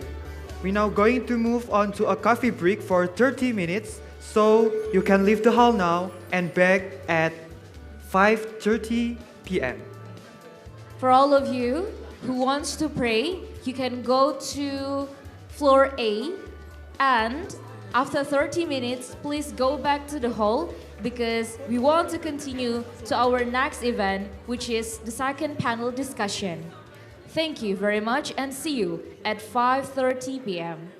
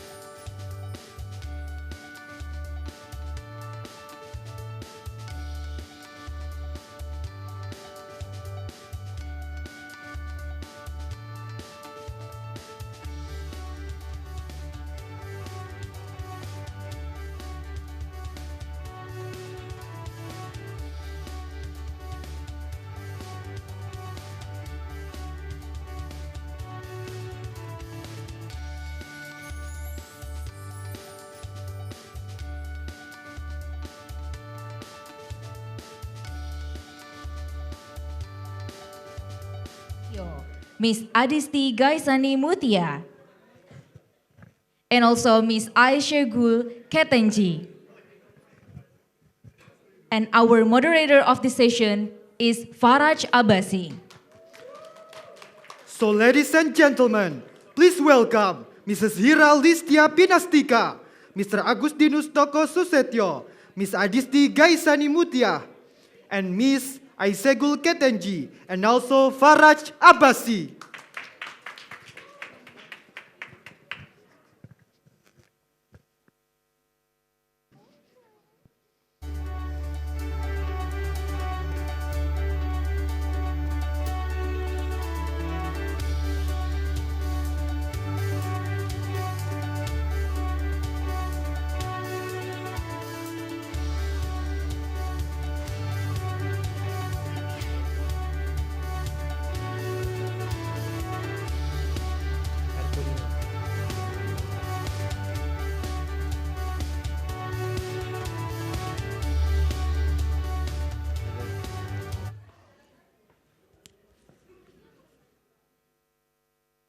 Assalamualaikum.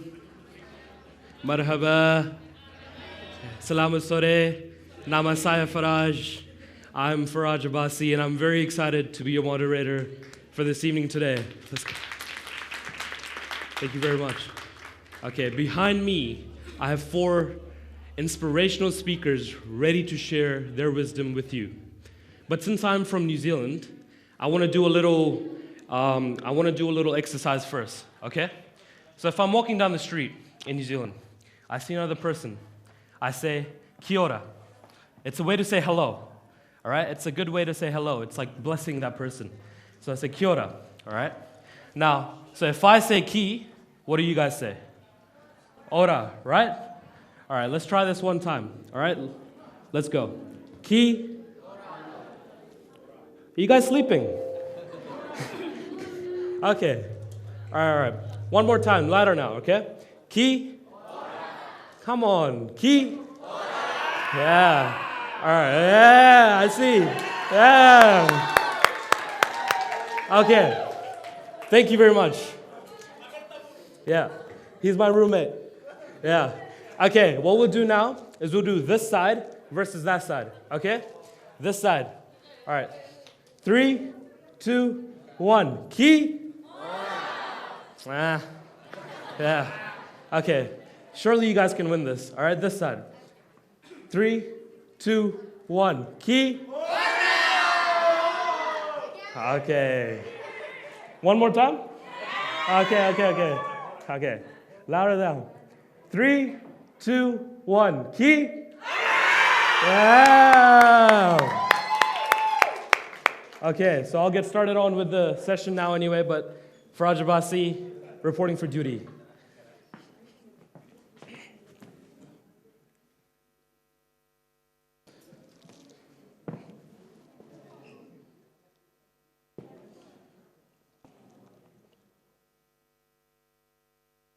Okay, everyone, so the first speaker that we have today is a learning consultant and psychologist. She considers herself an empathic leader. Adisti Gaisani Mutia. Her education is a master's degree in adult clinical psychology. Her past experience is a psychologist, people development analyst, junior learning consultant, and learning consultant. Let's put some energy into this clap for her.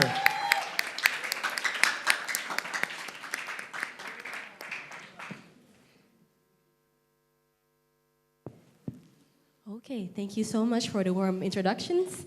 Hi, everyone. Hello. I hope you can see me, because if I cannot see you, that's a lie, because I can still see you out there. If you're hiding somewhere, and I hope you can see me. Hello, hi, everyone. Thank you. So, well, I think among of any other speakers, we have the hardest task right now, because we need to keep you awake at this hour. And we hope that you're still catching up with us. Okay, so thank you so much. Once again, I'm Adisti, and as you can see, my partner, Fahri, has already gave you a speech about trustworthy leadership, but right now, maybe I will take you to a deeper discussion about how to gain a trustworthy level itself. So we're gonna get a deeper understanding about the values that we need to instill to have that trustworthy within us. Okay, so We're from Dayalima Group, and Dayalima Group itself has 25 years experience in dealing with people development. So we have dealt with some problems, some issues that might interfere or might affect on how we build productivity. So, oh, it didn't work. Okay, as you can see from the title, I would ask you to discuss about how to take a leap in our leadership. But before I could go any further, I want to ask you if you somehow recognize this man in front of me. Yeah? Do you know who he is? Chris Martin. Who doesn't know who he is? Who lives under the cage even in 2024? Everyone know who he is, right? Yes. This is Chris Martin from Coldplay. And do you know how successful Coldplay is? Have you guys attend their concerts? Not yet. I can see the complaints. I can see the sadness right there. Okay. Yep. This is Coldplay. And next, please. What differentiates Coldplay with other artists? I believe that Coldplay isn't the only band who is successful. You can think about Taylor Swift, right? You can think about BTS. You could think about, yes, you could think about Beyonce, right? Young Lex. No, I don't think anyone recognize Young Lex. Okay, but yeah. But Coldplay isn't the only successful artist, but there's one thing that differentiates Coldplay with another artist or band. Do you know what it is? Environment, thank you. Any other? The euphoria? Any other?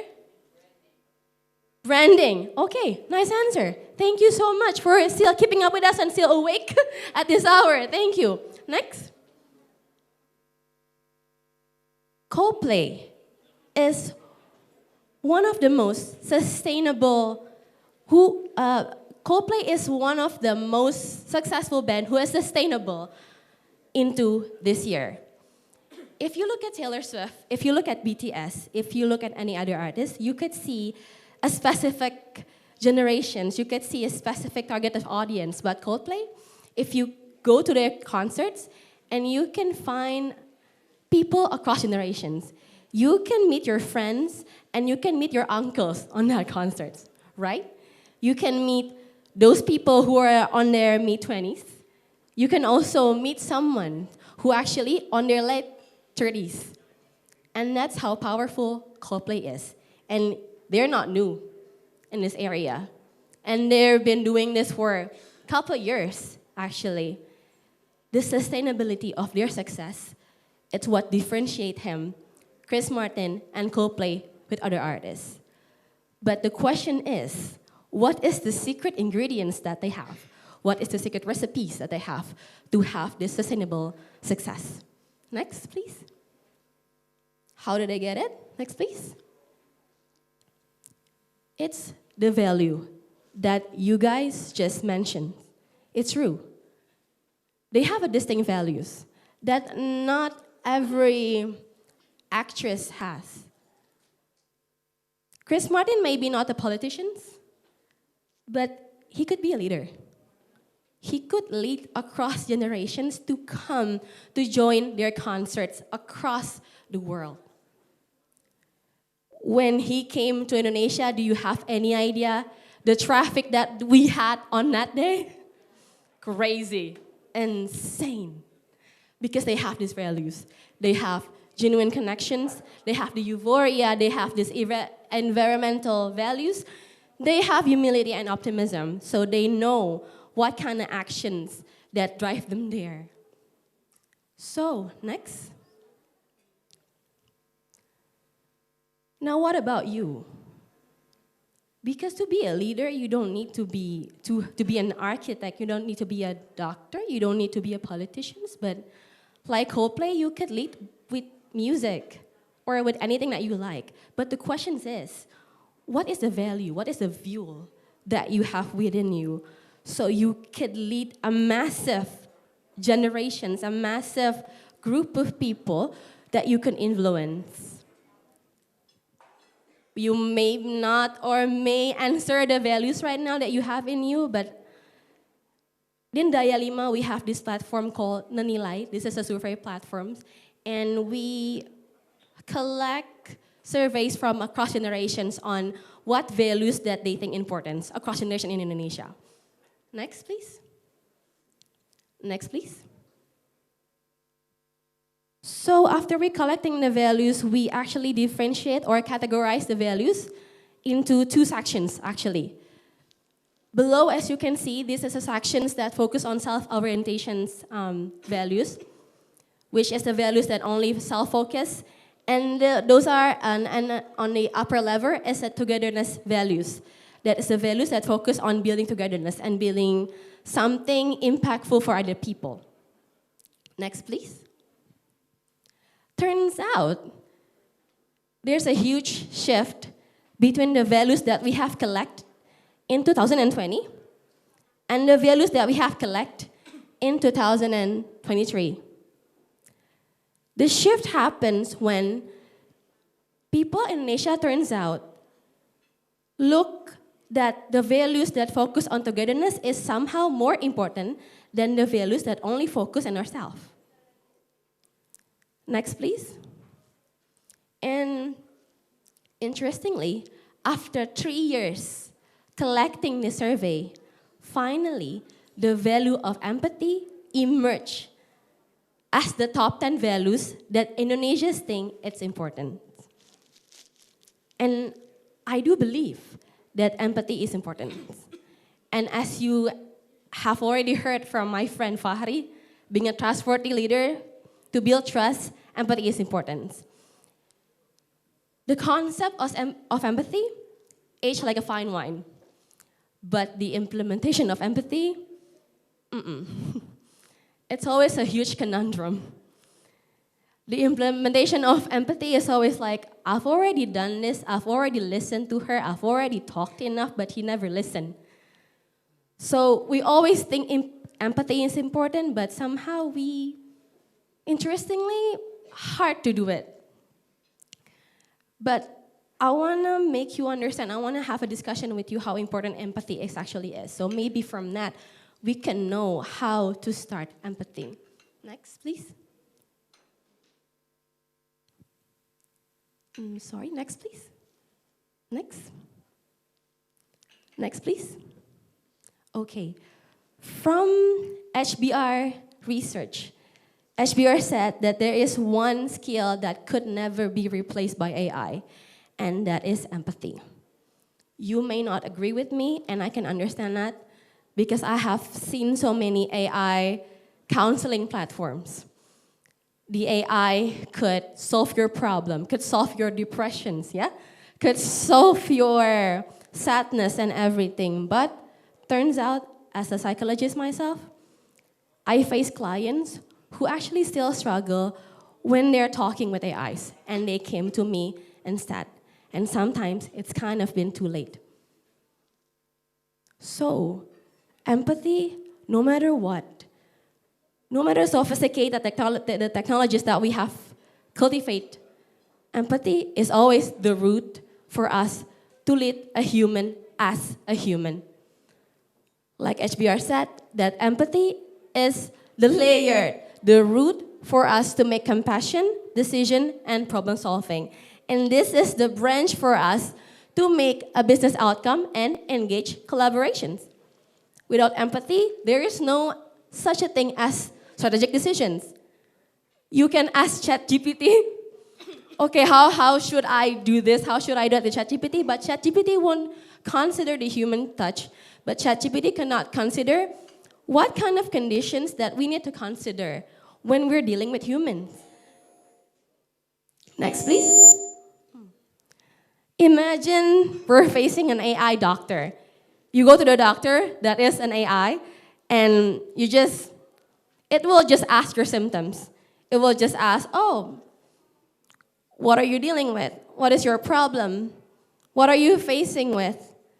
But when we go to human doctor, a human doctor that is supposed to be, they will consider lots of aspects that AI couldn't consider, and there's something that AI couldn't encompass, and that's just how important empathy is. Next. But again, the question is, have we done empathy in the right way? So I want to ask you, how many of you have arguments with your parents? How many times? Thank you. How many times that you have a fight with your friends? Countless times. Somebody just counting their fingers, and I think that's not enough. How many of you still arguing with your best friends or feel betrayed and everything, and still somehow could not forgive this one thing that people have done us very wrong? A lot of time. And that also happens when I'm dealing with my clients in Daya Lima or with my clients as a psychologist. Next, please. Because sometimes we see empathy in the wrong way. Sometimes we think empathy is about, all right, you win, I lose. Sometimes when we see empathy, we think of which one of us should win, which one of us should lose at this game.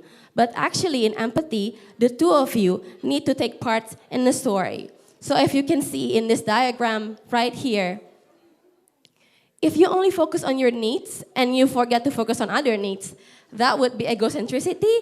But if you only focus on other people's needs instead of your needs, that's pity. So empathy is to make both of your needs align with each other. And that's how leadership happens. And that's how Coldplay could gain such a massive amount of people to be led by their music, because the needs is there. So the question is, which empathy that we're doing here? Are we doing the right empathy? Are we pity? Are we apathy? Or are we egocentricity? Next, please. So what can we do to do the empathy in the right way? Next, please. Let's take a leap in our interactions. I believe that how many of you have argued with your best friends? I believe that somehow you had enough with these coworkers who wouldn't listen to you. But there is this formula that I will give you to give a suitable empathy. That is leap. The first is listen. The second one is empathize. The third one is ask. The fourth is pause. Sometimes we don't listen to understand. Sometimes we listen to reply. And that is one huge mistake that makes empathy is such a huge conundrum.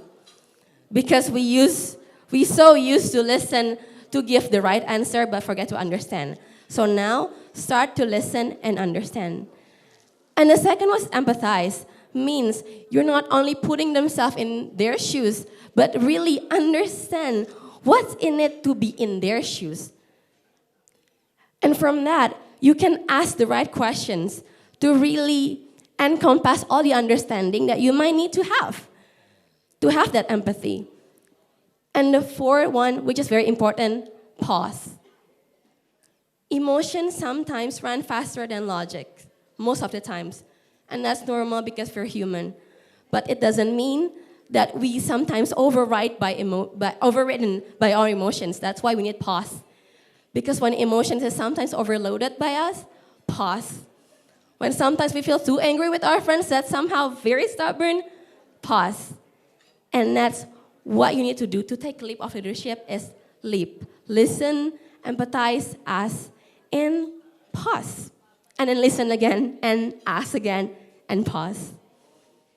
Next.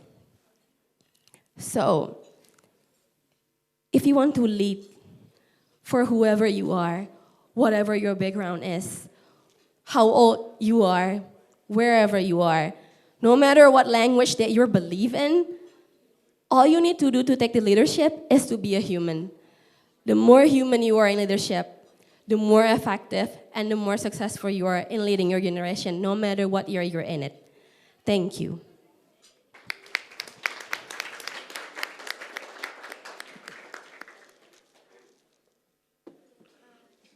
think, very interesting point there about empathy.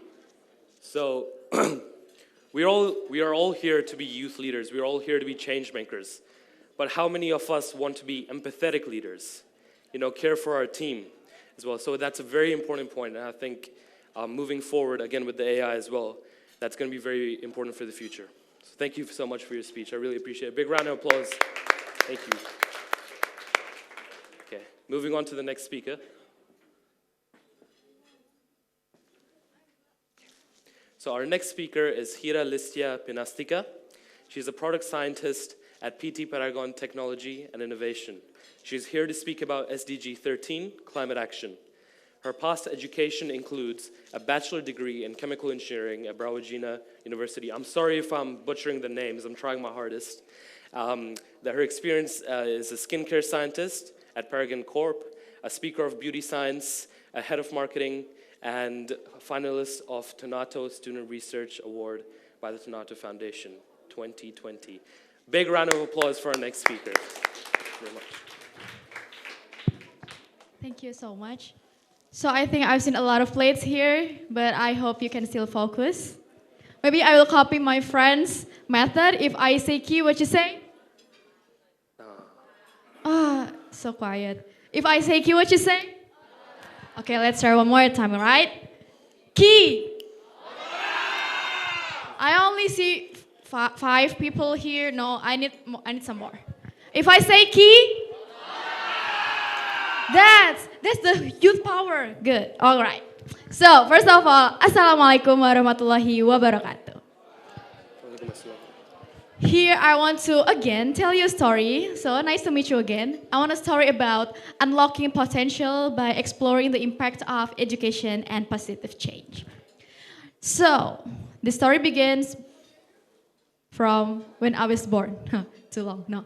So when I actually was born in a very educational family because both of my parents were teachers. So you can imagine how important is learning for me. But at the time, I always got a good grade. I almost never fail on my exams. Yeah, that's quite proud. But that's it. That's it. I just have a good grades, but I never think about that. I have the knowledge, then what? I never had a single moment to think about that. So I just collecting the grades, making my parents proud, and that's it. But then it all changed when I got to college. Next, please. All right, so these are my friends. So as I pursue my college in chemical engineering, I always asked to solve problems. Because in engineering, if you don't know it yet, we just do solving the problems. Everything, right?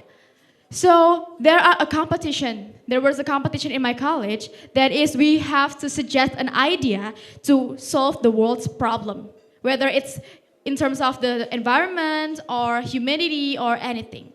So at the time, me and my friends really put a hard work to suggest an idea, right? So I remember the vibe and the passion was so high. It was so positive. Like I see all of my friends like very eager to bring their best idea. And I think that's the stage of my life that made me think, oh, I got the chance to have this high education, and that is so important that I never think about the impact that I can make. So that's the time where I think, oh, I have the privilege to have this high education, then I have to do something for the others. So next, please. So then I joined a national organization for chemical engineering students. I don't know, maybe a lot of you from Indonesia, you know, it is called SBKKMTKI. So it is like a chemical engineering students organization all over Indonesia. And I joined specifically in education field, which I responsible to accelerate the information from Sumatra to Sulawesi, I guess. So, because there is still inequality of information, like as simple as scholarship information. Many of our friends in Sulawesi, in Sumatra, they didn't know the information that we have in Java. So the first thing that I did is making a simple, fun knowledge sharing with books and journals. Because chemical engineering is a quite hard major, right? So I put it in a very fun way. I summary some of the scientific journals, and then I have a little fun explanation of fuel cell, material balance, so that it will make our friends become more easier to understand. And then, the pandemic came. There's nothing we can do, right? So what I did is, so usually the chemical engineers will go to the plant to visit, because at the end we will work on the field. So there's no point that we only just read the book. There's no point. We have to go to the field. But there's pandemic, and we cannot do anything about it. So what I did is I try to transform that offline activity into online or virtual. So I can say that I held the first virtual plant visit in Indonesia at the time, at the early pandemic. And it was very helpful for our friends, because we have like hundreds of attendees at the time, and they feel very helpful because they cannot go anywhere, but they can still have the imagination, the depletion of how it's actually work in a factory. So that's what I did in education initiatives. Okay, next please. Then we have this data. When you see this data, what do you think? One person raise a hand. Do you have, what is in your mind when you see this data? Anyone? No? No? Good, thank you. You can come.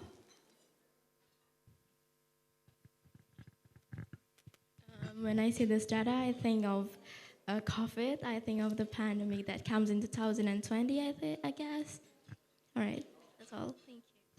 All right, thank you. So we have a very big responsibility. We have a very big homework here, as a youth, of course.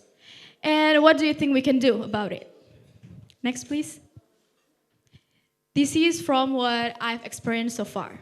So far, the first is that remember that you have a very strong potential because you are the Gen Z or Gen Alpha. Because based on my research, the Gen Z is the one that is very high-tech skilled, the one that can seamlessly integrate the technology into their life. I know that so many of you are counting your steps, right? With your digital platform or anything. So it is very big asset for you to utilize the digital platform. I have experience interviewing a friend. So she is a very huge TikTok user. And she said that she can do like literally everything from TikTok, even doing her homework. So there's a content creator that teach how to solve the mathematics homework. So it's a very simple step, but actually for someone that receives it, it's a very huge bless for them. So you can utilize the digital platform. The second is join community. I believe that if you want to create a bigger impact, you also need a bigger team. Bigger team, it doesn't mean like 100 people, no. But you need someone to share. You need someone to discuss. And you need someone to talk with, right? You cannot go just by yourself. So if you want to create a bigger impact, to do something, to make some movement, join a community. And in this room right now is a very great start, because you met a lot of people here with the same spirit, right? So it is a very good start that please don't stop. Don't just come, don't just talk, but start something. Next, please. And you can even expand the impact by build a foundation. We know that we have a lot of our friends out there that is very limitless sources. They have a very limitless access to all the information that we can freely feel today. So if you want to create a bigger impact, you can start to build a foundation that can provide scholarships maybe or any volunteering. And the last is, if you want to create a bigger impact, you can do a collaboration with the government. I believe that you all are very smart people out here. So negotiating and collaboration with the government, it's not impossible. All right. Next, please. Yeah, that I think that's all that I can share because I'm also a youth and I have started to do something like a very small steps. Maybe from what I share with you, it's just a very small impact. It's not a big scope yet, but from the every asset you have right now, the internet, the intellectual that you have, I believe that you can create a much bigger impact than me. So your small move is a huge bless for others. So I believe there's no such small impact actually. Thank you. Good evening.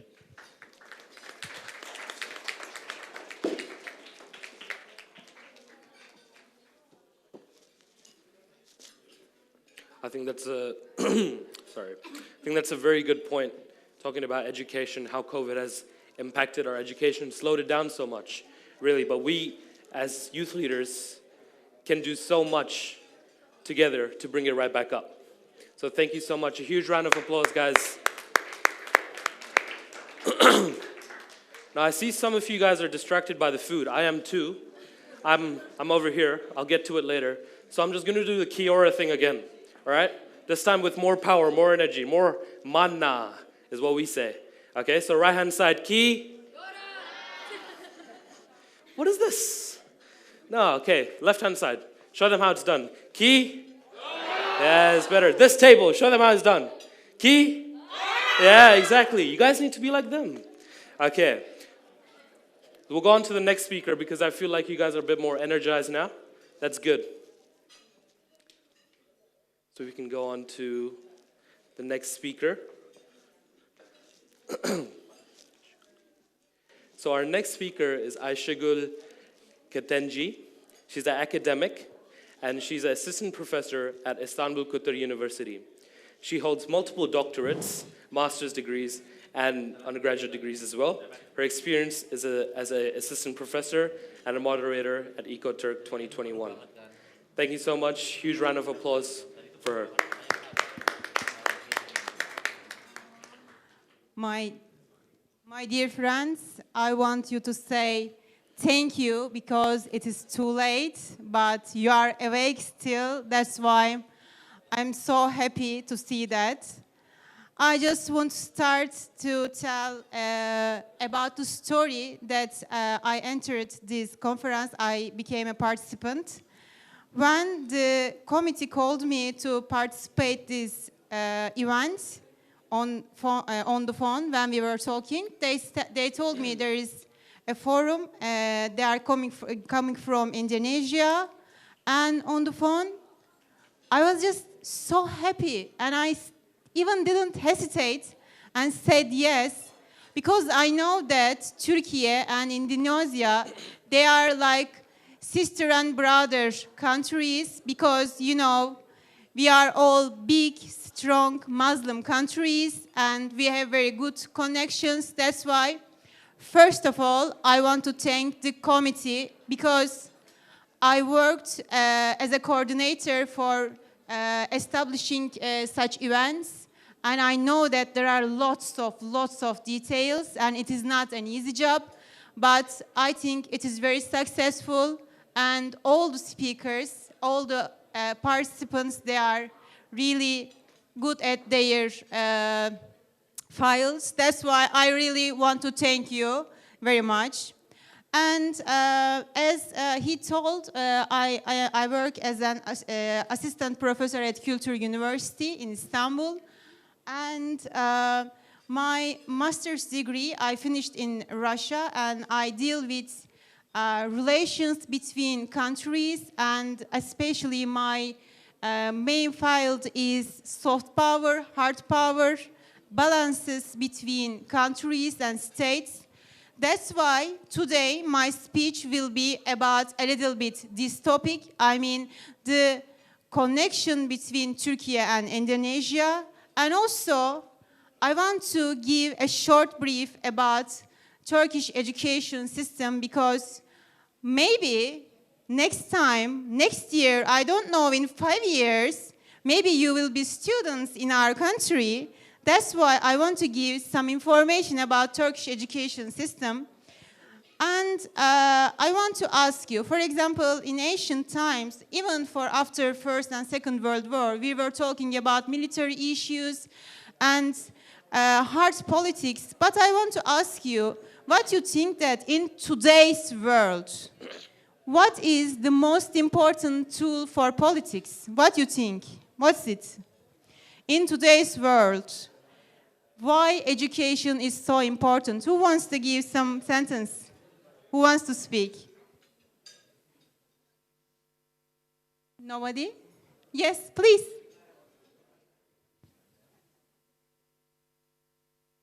Because actually education makes us to have a high level of life. For example, if we gather together with the educated people, we have the connection, and then we can make and create a better life and maybe a higher income as well. Thank you very much. Thank you very much. And she said that education makes our life better. Thank you very much. This is about soft power, right? Today we have very high-tech technologies, equipments. We have lots of, unfortunately, bombs, etc. But I don't want to talk about these topics. I want to talk about education and soft power. I think Turkey and Indonesia, and between them, there is a very good relations, and also our soft power to each other is very important. I want to start to my slides. I just wanted to give a summary, a short brief, first of all. Please, the first slide.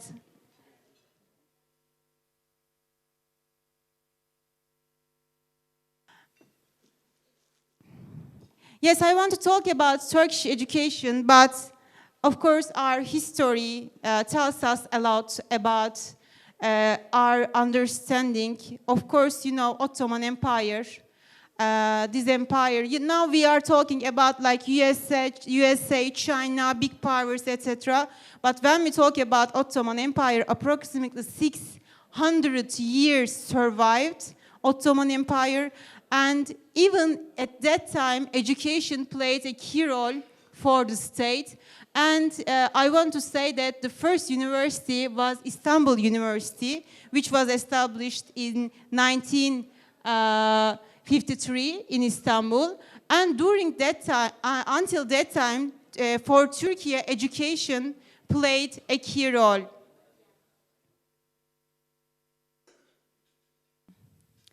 Now, I am an assistant professor. That's why I can talk about my university, okay? For example, in my classes, there are lots of foreign students, lots of.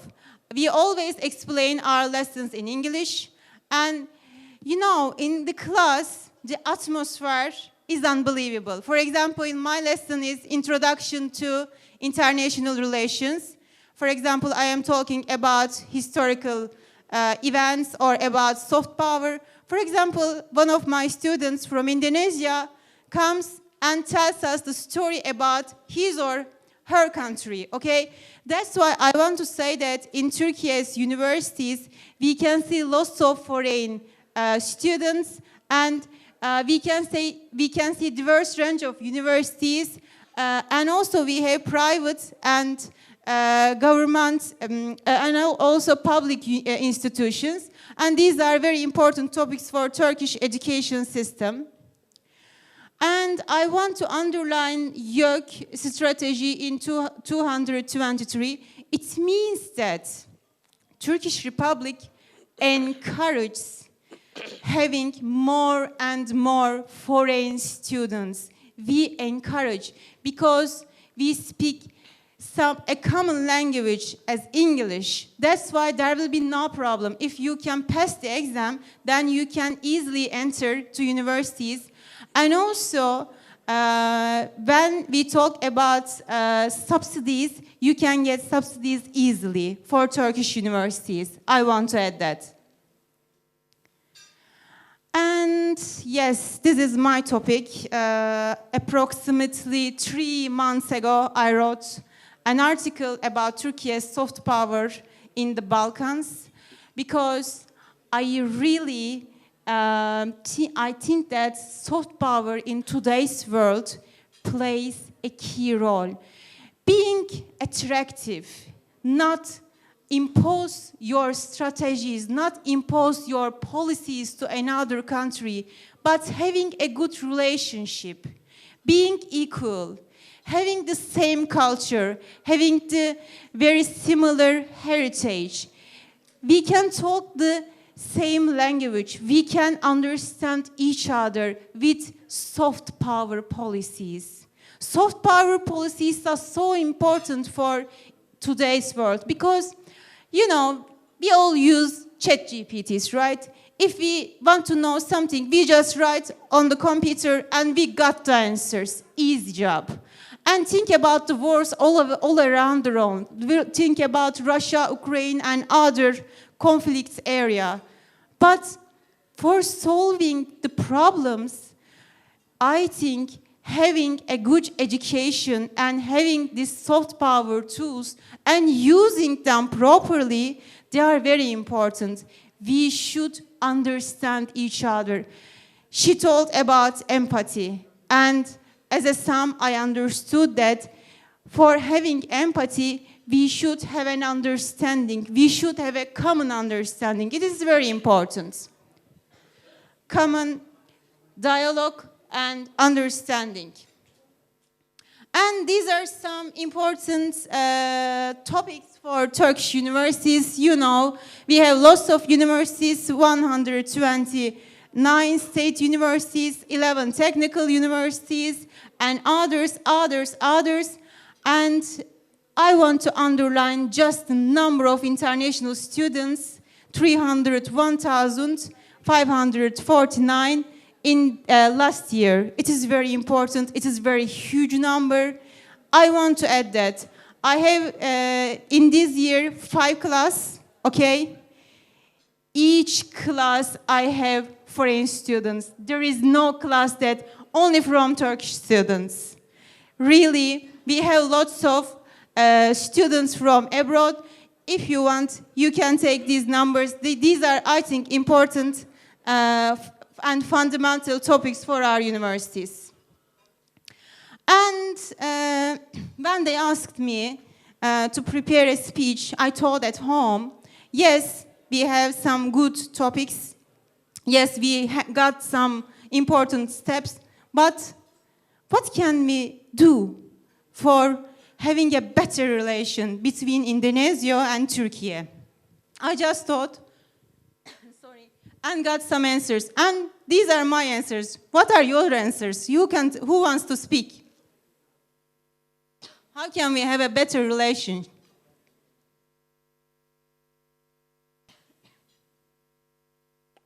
Come on, you can answer.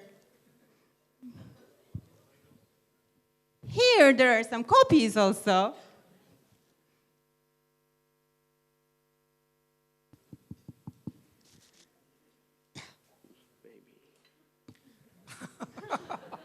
Thank you. I think. Okay, thank you very much. How can we improve our relations between Turkey and Indonesia? Yes.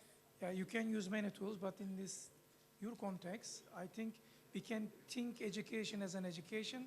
We can also think education as an economy. We can think an education, as you say, soft power with empathy, or in a bilateral way. I think that this a significant event organized by very young, enthusiastic students has also been one of the very strong demonstration that it's already being something very significant things are happening, I think. Because Indonesia is critical for Turkey, not only because a brother or sister country, but it's a huge country, huge economic potential, and it's also in the largest segments of the world economy. It also lies at the heart of most dynamic segments of the world economy. We also have a very strong defense industry and political relations. I think the education can facilitate or play a catalytic role in enhancing. Thank you very much. They asked you a lot of questions, and I was an asker also. Thank you very much.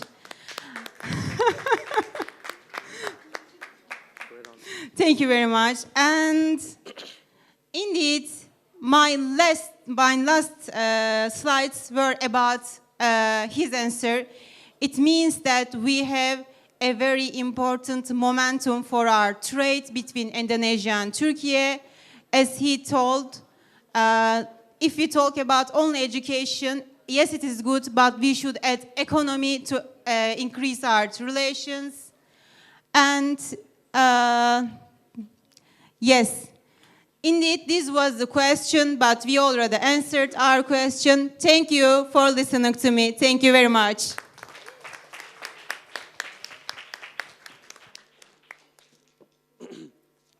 I think that's very true about the economy and education together as well, because the more that we diversify, as a nation, for example, in Indonesia, the more people that we have going to universities, the more people that we have with specializations, the more money we end up bringing to the country, because we get more doctors, more academics, more speakers, more inspirations, inspirational people. And we also get more different varieties of studies that people can go into and create better economy off. So those points work really, really well together. And I thank you so much for your speech. A huge round of applause, guys. Okay.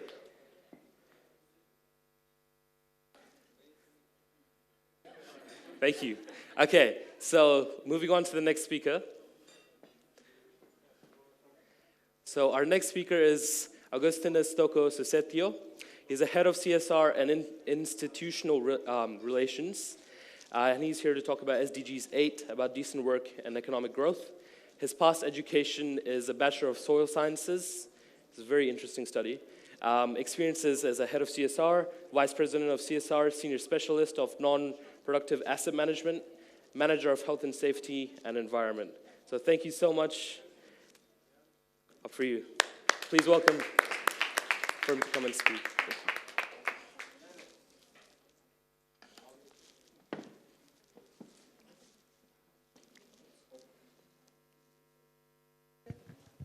Hello, yeah, testing, yeah. Okay, thank you for warm introduction from the moderator. Good evening, everyone. Good evening. Yeah, my name is Agustinus Toko Susetio. My friend called me Koko Halmahera because I was staying Halmahera for 12 years and create some creation there. So in this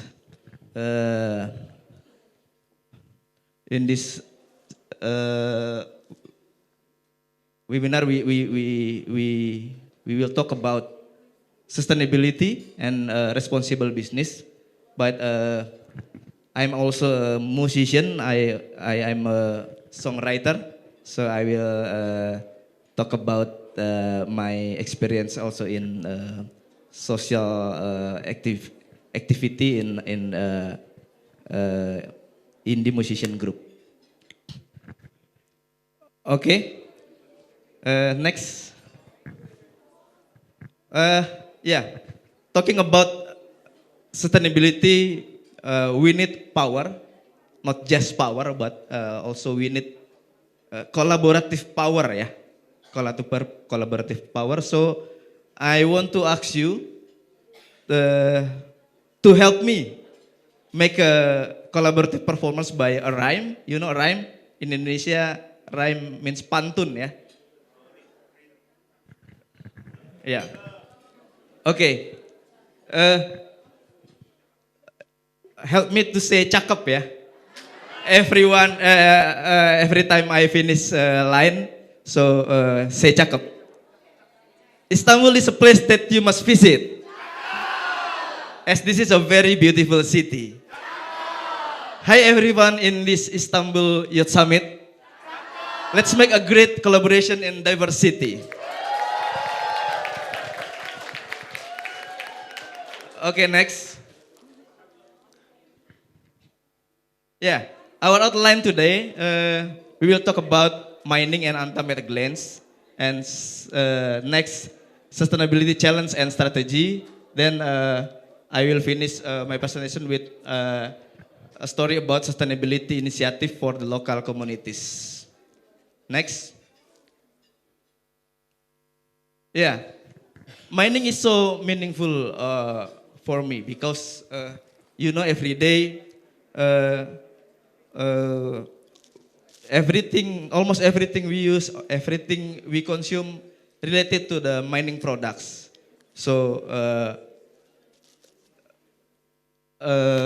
food, clothing, houses, electronic goods, vehicles, jewelry use mining products or at least involve mining products in the process. Mining is very important to us and the next generation. That's why Antam, as my company, was born and running business to explore natural resources, including mineral resources, for prosperity, civilization, and a brighter future. Next. I want to tell about Antam by a short video. Yeah, please help me, operator, to play the video.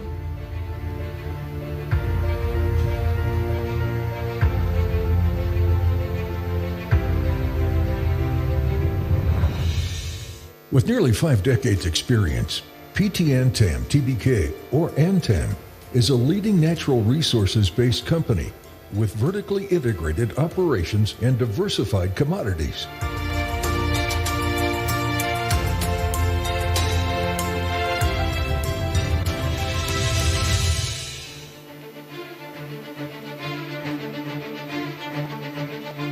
Founded in 1968, Antam undertakes all stages of the mining process from exploration, mining, smelting, refining through to marketing. We produce nickel ore, ferronickel, gold, silver, bauxite, alumina, coal, and precious metal processing and refinery services. With vast mining areas with high-quality reserves and resources, Antam has a solid position in the global mining landscape.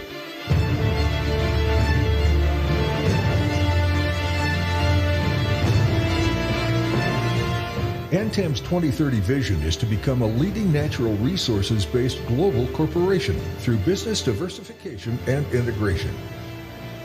Whilst the company's missions are to provide high-quality products with a view of achieving maximum added value through best industry practices and competitive operational performance, to optimize resources with emphasis on sustainability, occupational safety, and environmental conservation, to maximize the shareholder and stakeholder value, and to improve the employees' competency and welfare, as well as the self-reliance of the communities in the vicinity of the operational areas.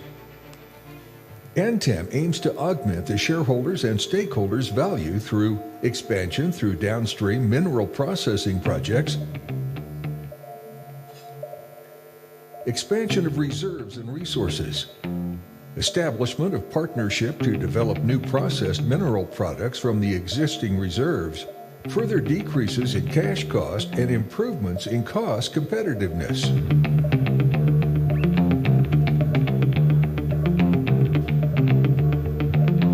Antam currently undertakes key projects of East Halmahera Ferro-Nickel Plant Development Project and Mempawah Smelter-Grade Alumina Refinery Project. Through these projects, Antam will benefit from the increasing demand of industrial mineral products in key industries of infrastructure, construction, automotive, transportation, electronics, and white goods. One of Antam's key growth strategies is the development of strategic alliances with international mining companies. We view joint ventures as a cost-effective and beneficial means of exploring and developing our world-class ore deposits.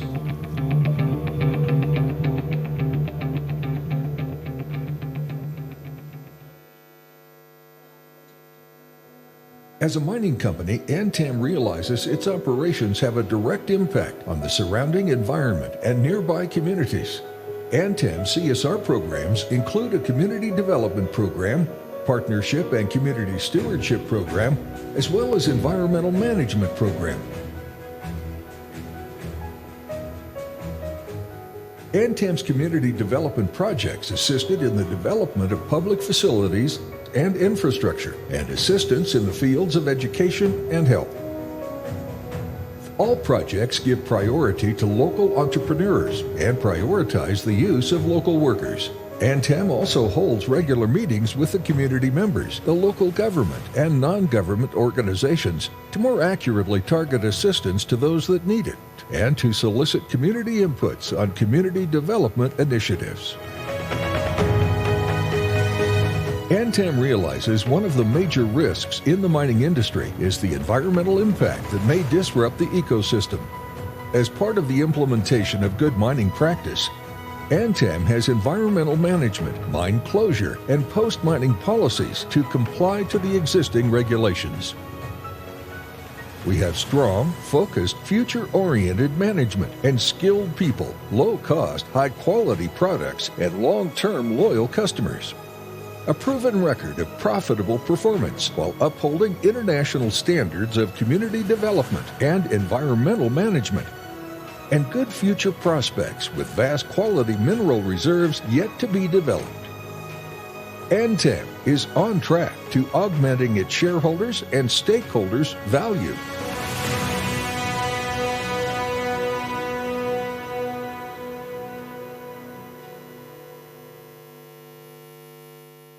Yeah, that's about Antam. Antam is one of mining company from Indonesia, and as a mining company, as a player of an extractive industry, we face sustainability issue in the global context as well as in the local context. So next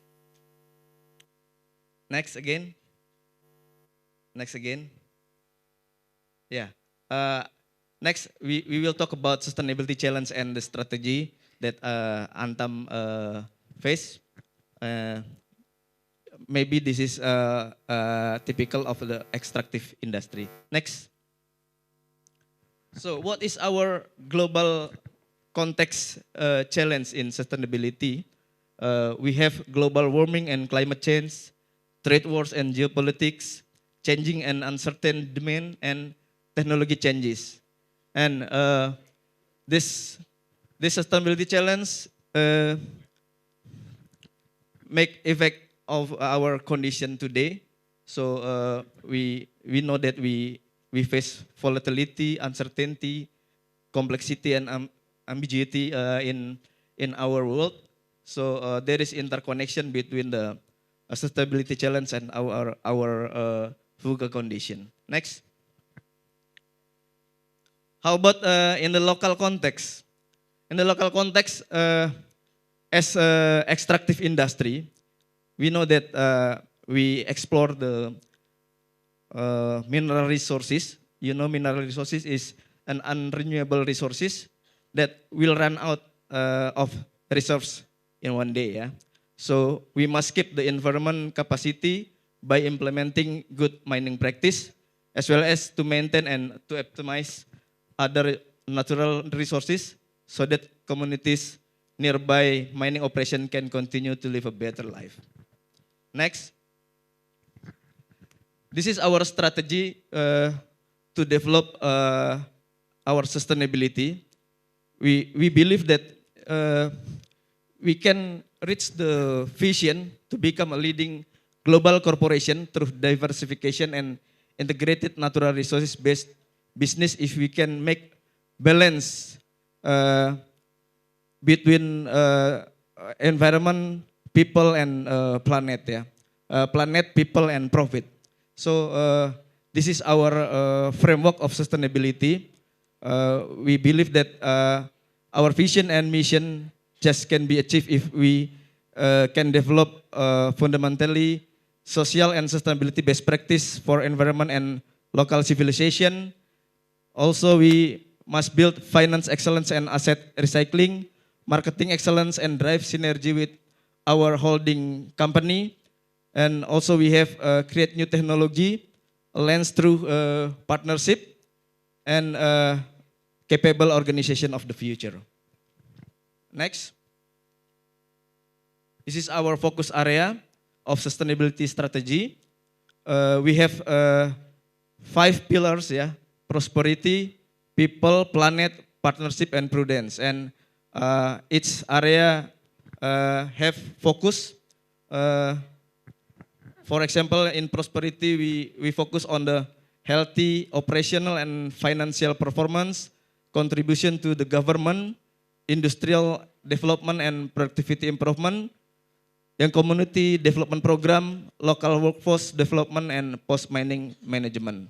Also in the people area, planet, partnership, and prudence, we have some focus.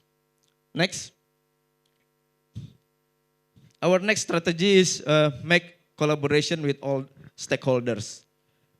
We know that to realize our sustainability, one of the important factor of achieving economic, social, and environmental sustainability is the synergy of all stakeholders. So we make collaboration with academics, business, mass media, community, and government in building sustainability. Next. Next. Yeah, this is a sample of our initiative of a local community initiative to develop and to strengthen the people to make sustainability nearby our operation. I want to share you by video. Next.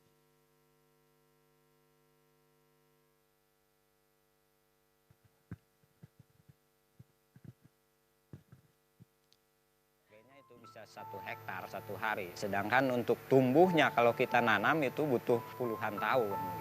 Dulu itu masyarakat di sana itu melakukan kegiatan illegal logging, kemudian juga penambangan tanpa izin, ya. Hutan yang gundul itu sangat kita merampas untuk anak cucu kita ke depannya. Kami berangkat memang dari hati nurani kami untuk mengembalikan hutan lestari dan ekosistemnya. So this is the Kami ingin situation mengembalikan dosa-dosa one kami of terhadap hutan our yang sudah kami rusak. nearby terbentuklah operation. kelompok model kampung konservasi dengan moto They Leuweung face Hejo Masyarakat. illegal logging and illegal Kampung mining. Indah, masyarakat sejahtera. Kami Then sudah memenuhi kewajiban we kami, develop a masyarakat program to yang ada di dalam transform kawasan melakukan restorasi their kawasan penanaman. activity Baik di to penambangan another tepi dan juga hutan-hutan kritis sudah activity. kami tanam kerjasama dengan PT Antam Pongkon.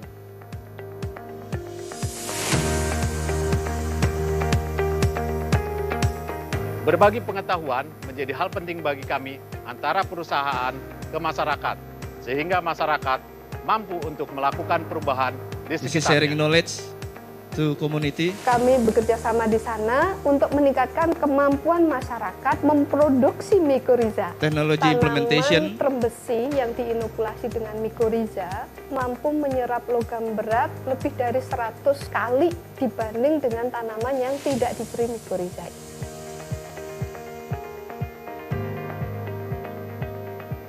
Kami melihat adanya potensi di sini.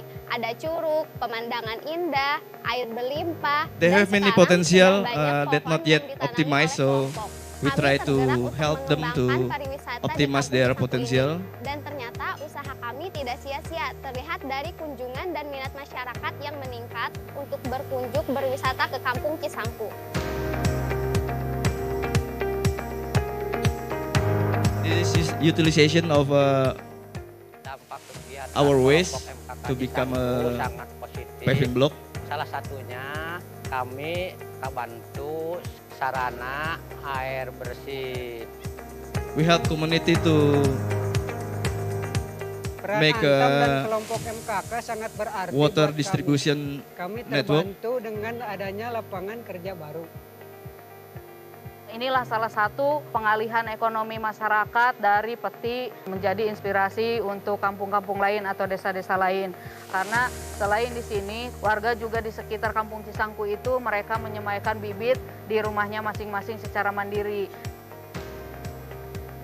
Saya terima kasih ke Antam, ya, sangat membantu dalam hal penanaman, biodiversity, dan pemulihan ekosistem dan mempercepat kegiatan-kegiatan konservasi Taman Nasional Gunung Halimun Salak.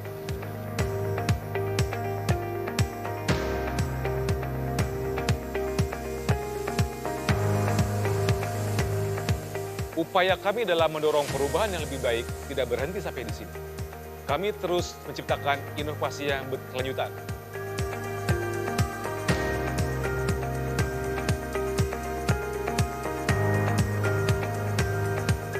Peningkatan ekonomi kami menjadi lebih baik. Semoga MKK ke depan ini lebih maju dan lebih luas. Selalu semangat untuk menumbuh kembangkan kreativitas. Berinovasi untuk alam yang lebih baik.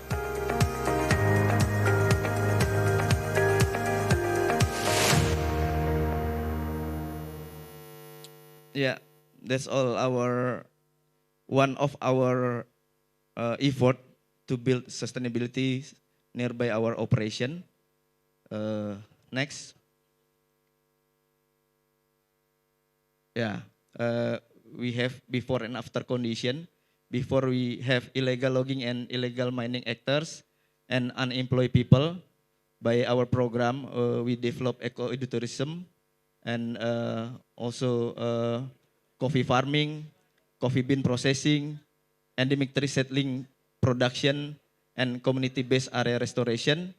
Then they can transform their economic from illegal logging and illegal mining to be sustainable economic. Next. This is our sustainability compass. So we have nature, economic, and society, and well-being, and we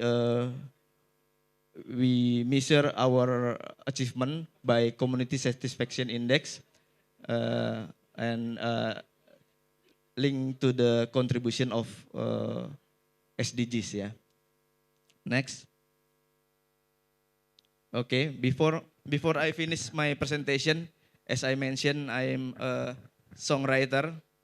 I am not a Chris Martin, but I believe through my song, I can deliver positivity. I can deliver a message to all of us to make a contribution to our world, because we know that with no action, maybe clean water, clean energy, clean sky, maybe blue sky, will be just a story.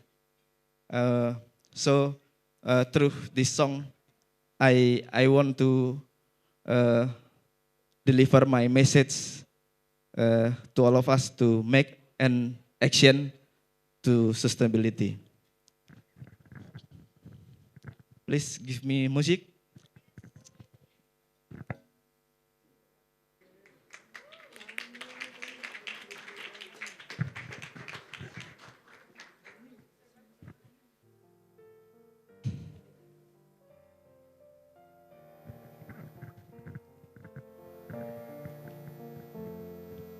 Oh, I don't know why.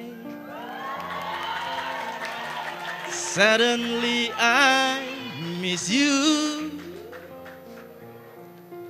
Look at the sky.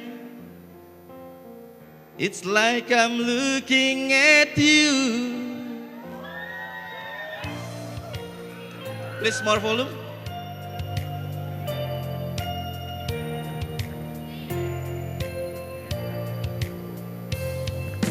You are always in my heart. You're always in my mind,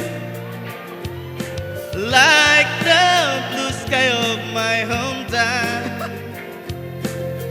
But now I know the blue is gone. I'm missing you, the blue sky, I miss you. You make my day so colorful, feel warm inside my soul. I'm missing you, the blue sky, I miss you.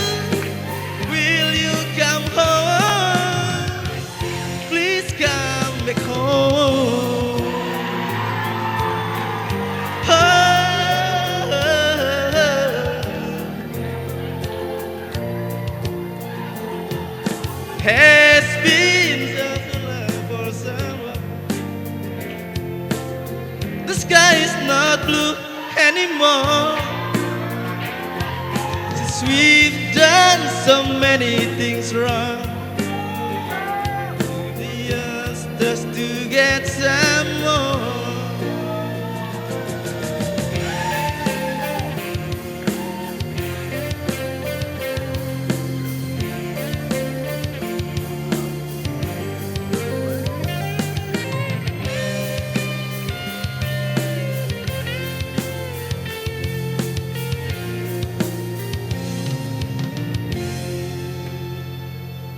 Aku rindu kamu, rindu langit biru, warnai hari-hariku, hangatkan jiwaku.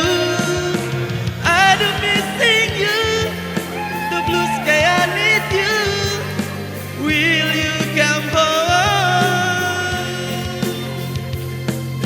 Will you come home? Please come back home. Thank you.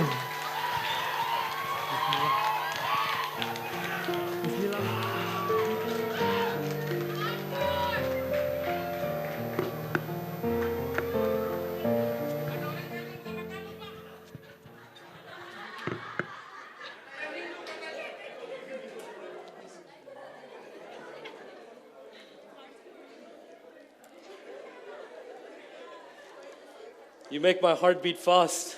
Oh, woo.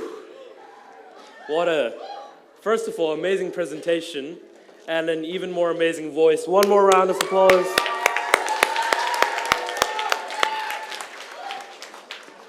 Now, I just want to point something out.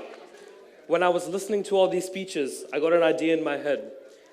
So, all these connect together. The first speaker talked about empathy.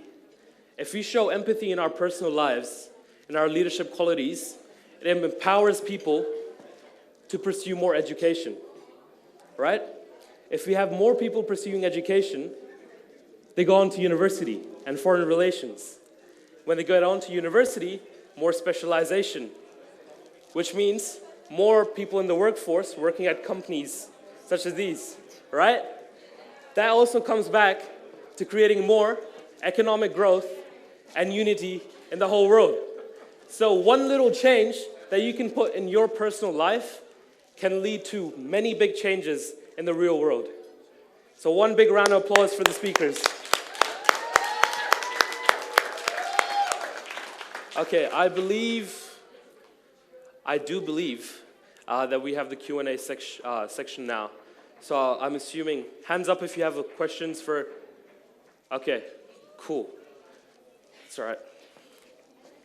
I think I'll just use this mic. There will be prizes, hello, testing. There will be prizes for the first, for the best three. Oh, okay, we got the mic there, good, okay.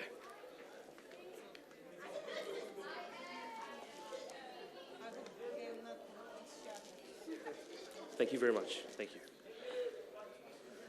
Okay, I do know some of you, so I'm gonna close my eyes and pick. The best three questions will get an award as well, okay? You've had a lot of questions today. Yeah, you've had a lot of questions today. Okay, Rian, you can go first one. You can go as well. Just line up here, we'll see. Yeah, you can come as well. Move on.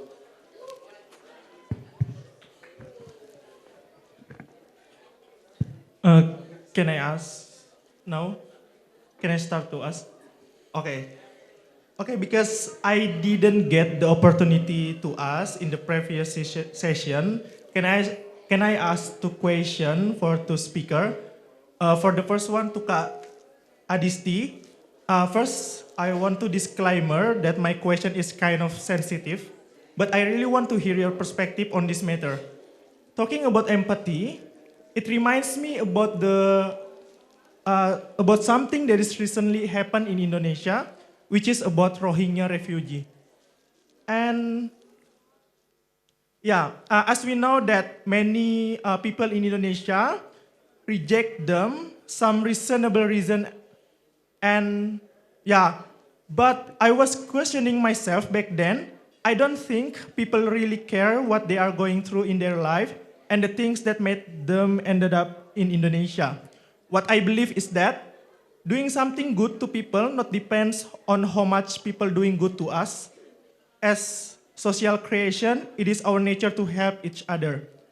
I also wrote an article about this and published it in one of online social in Indonesia, and I got various response from the people. What do you think about my concern? Do you think is there any specific time that we have to stop being empathy towards others? Yeah, that's my question. Okay, for the second question is to Ms. Aisegul. As an international relations student, I do agree with you that soft power plays important role nowadays, especially after the World War.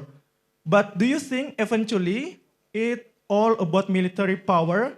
Because the more stronger you are, the more you have influence among the countries. So I do think that it is eventually all about military power at the end. So yeah, what do you think about that? Thank you.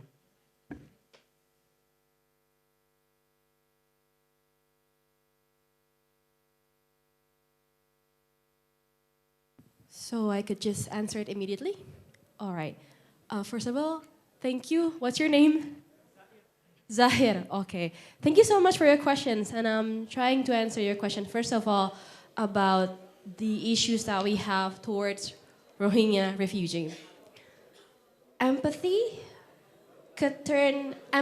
happens in our cognitive and affective level that somehow requires our cognitive function to really understand what's going on other people's shoes.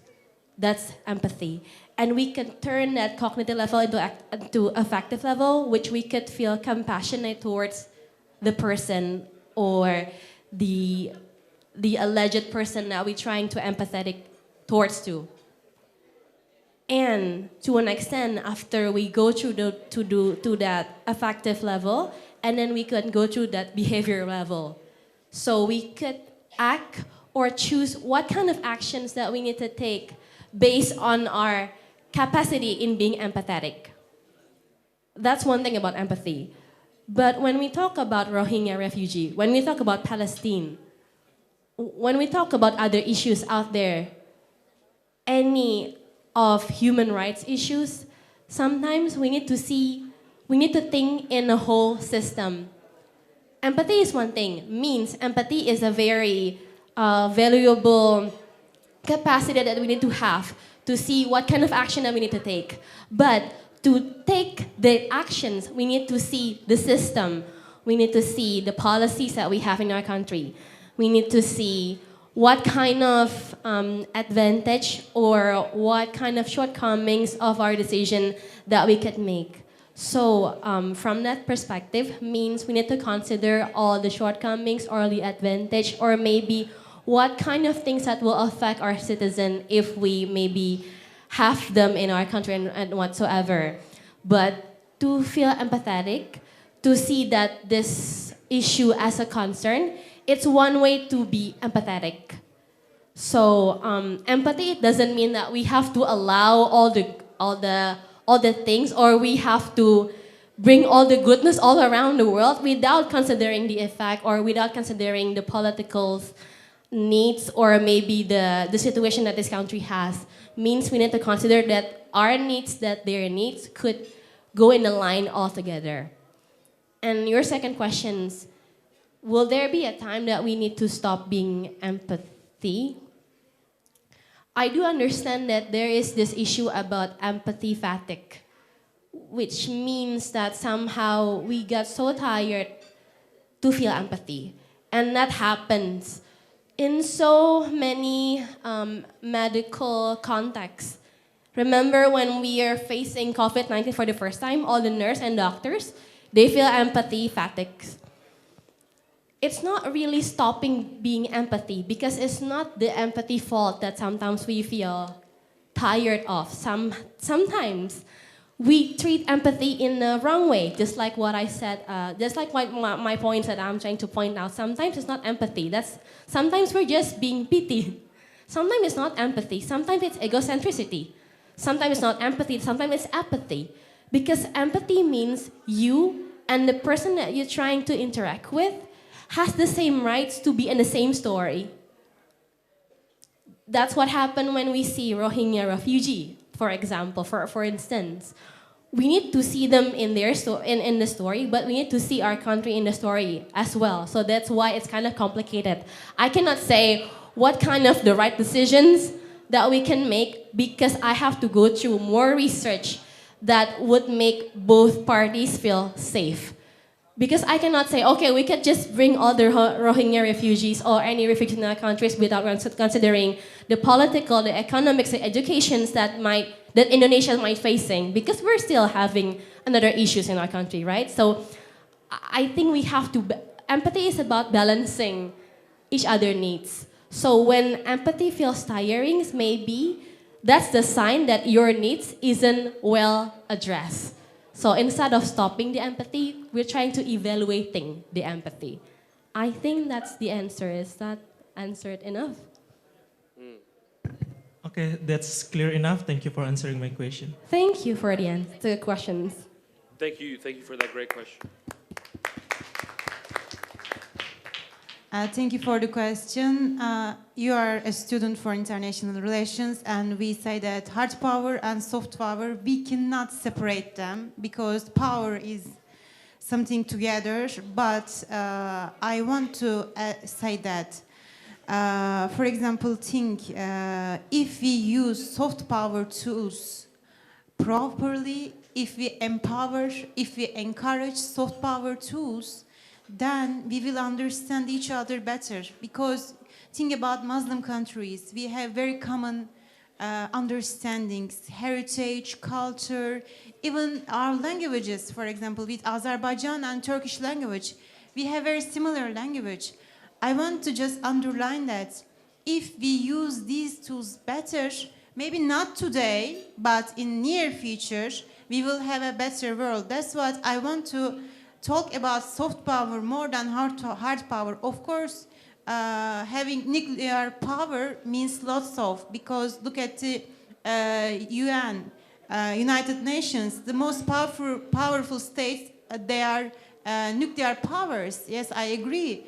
But if we want to change something, I know it is not easy, but we should try and encourage and empower soft power tools.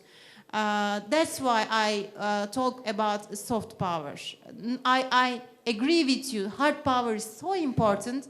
When we look at Israel and Gaza, when we look at Russia and Ukraine, we are always talking about hard power. But when we create a new generation with like cultural ambassadors, for example, think about an Indonesian student coming to Turkey and going back to home, okay, Indonesia, he or she will know about our culture, our understanding better. That's why I want to encourage. Thank you. Thank you. Thank you for your response. Okay, thank you so much. Sorry, I forgot to introduce my name. My name is Zair and I'm from Indonesia. Yeah, thank you so much. You are welcome. Thank you. I think also adding on to that is people will remember what you say, but they will remember how you make them feel, you know? So that's key points there. Eventually we want to be at the point where it's natural to be empathetic. You know, it's natural to be able to look at someone else's shoes and fill that gap yourself if they need anything. So thank you for those great responses. So yeah, just your name and where you're from and then your question. Go ahead. So I'm Luna, I'm from Indonesia, and my question is for Mr. Agustinus. So Antam is one way to invest, and so many people choose Antam Gold to invest to. In your opinion, is Antam a good choice for young people to invest to? Or do you think there's a better alternative? Thank you.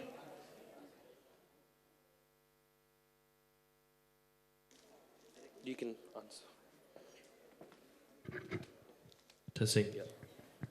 Yeah, thank you.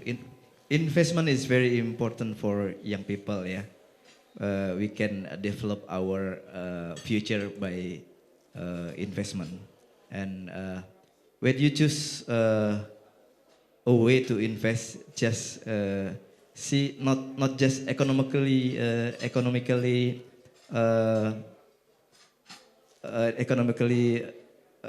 characteristic, but also how the company do their business. They do responsibly or just do for profit. So whatever you choose for the investment, just keep in your mind that your investment will make some effect to the world. So in my opinion, as my experience, Antam is always trying to develop future, develop not just for profit, they do just not for profit, but also how their impact to the people, the environment. So that's my point. So if you choose Antam, I think I just can say that it is good for you because we not just think about profit, but also about people and planet and our future. Okay? Thank you for the answer, sir.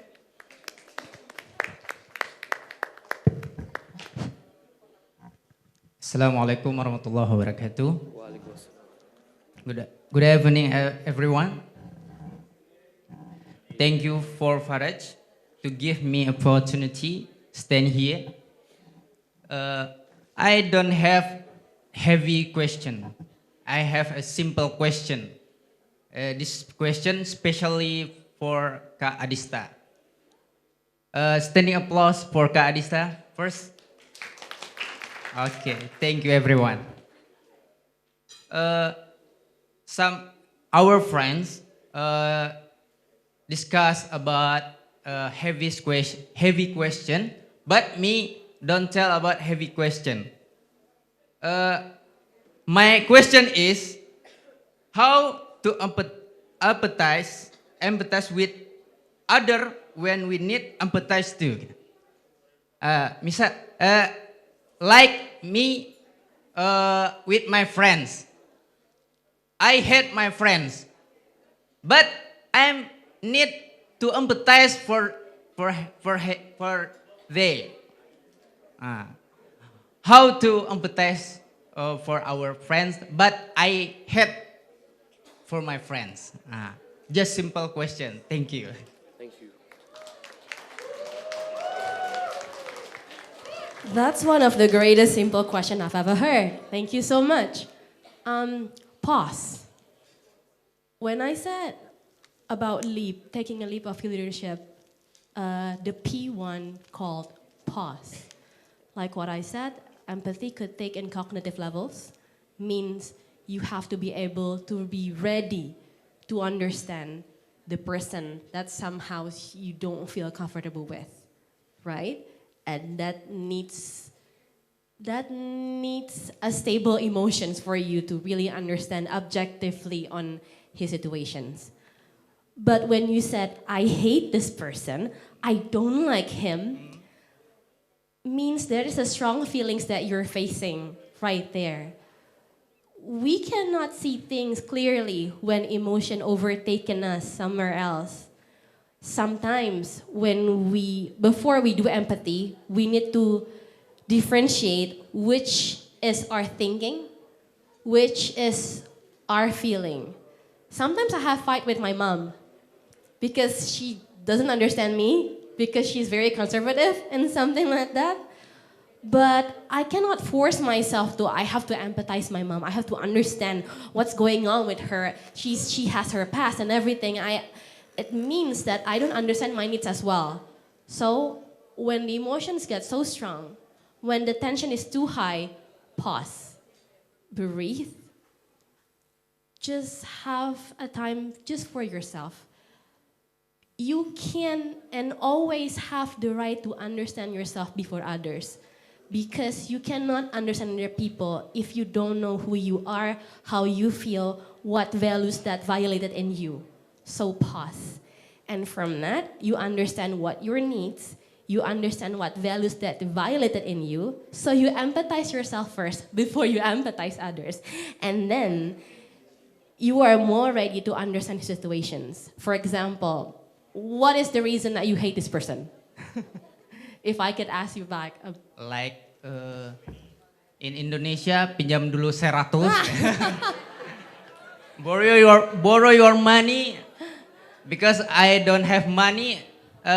He keep borrow my money. I so hate him. Gitu. How to manage like friends like him. Gitu. Yep, that's the number one problem that we're facing right now. I can totally understand that. And he didn't return the money back from you. So what kind of values that violated in you? You don't have to answer it now, but maybe the betrayal, perhaps. Maybe the needs that you don't have because you still need the money as well. So understand yourself and then just pause, deal with your emotions, and then you can try to understand other people. You don't have to push any process that you're not ready just yet. But this is so difficult because my money not back. This is crazy. So I must to empathy for him, but my money not back. How about that? 2 minutes? That's a problem like that. Okay, empathy is not justifying the wrongdoings. So if he didn't return your money back, then maybe that could violate the law. You can find someone else to support you to get your money back. That's one of the example. But empathy doesn't mean you justify the wrongdoing. If some people done something wrong to you, and you feel angry towards that person, empathy doesn't mean you're not allowed to be angry. Empathy doesn't mean that you're not allowed to be mad, to be furious, to sometimes yell at that person because he didn't return your money back. But empathy is empathy is more about understanding his situation, what happened to this person, how come that this person had the audacity not returning my money back. And from that understanding, you know what to do. And from that action, from that what you know what to do, then you do it based on the empathy that you have. So not justifying, not just letting go of your money. No, I don't ask that. Okay. So that's my answer. Okay, I get it. Okay. So understand our friends. Okay, thank you so much. Yes. Assalamualaikum warahmatullahi wabarakatuh. Waalaikumsalam warahmatullahi wabarakatuh. Thank you, Rian. It's about setting boundaries as well, isn't it? Boundaries, yes. Setting boundaries and don't be a punching bag. You know? Yep. Hit back. I'm kidding. Yeah, next question. Bismillahirrahmanirrahim. Assalamualaikum warahmatullahi wabarakatuh. Waalaikumsalam. Hello, my name is Fakih. I'm a student from Indonesia. My question is for Ms. Hira and to us. How can we make what we learn helpful for others? Because our education system often only makes students to know, not to understand. We need to learn in a way that helps us understand the meaning behind what we are studying, so we can apply it in useful ways for others. So that's my question. Thank you.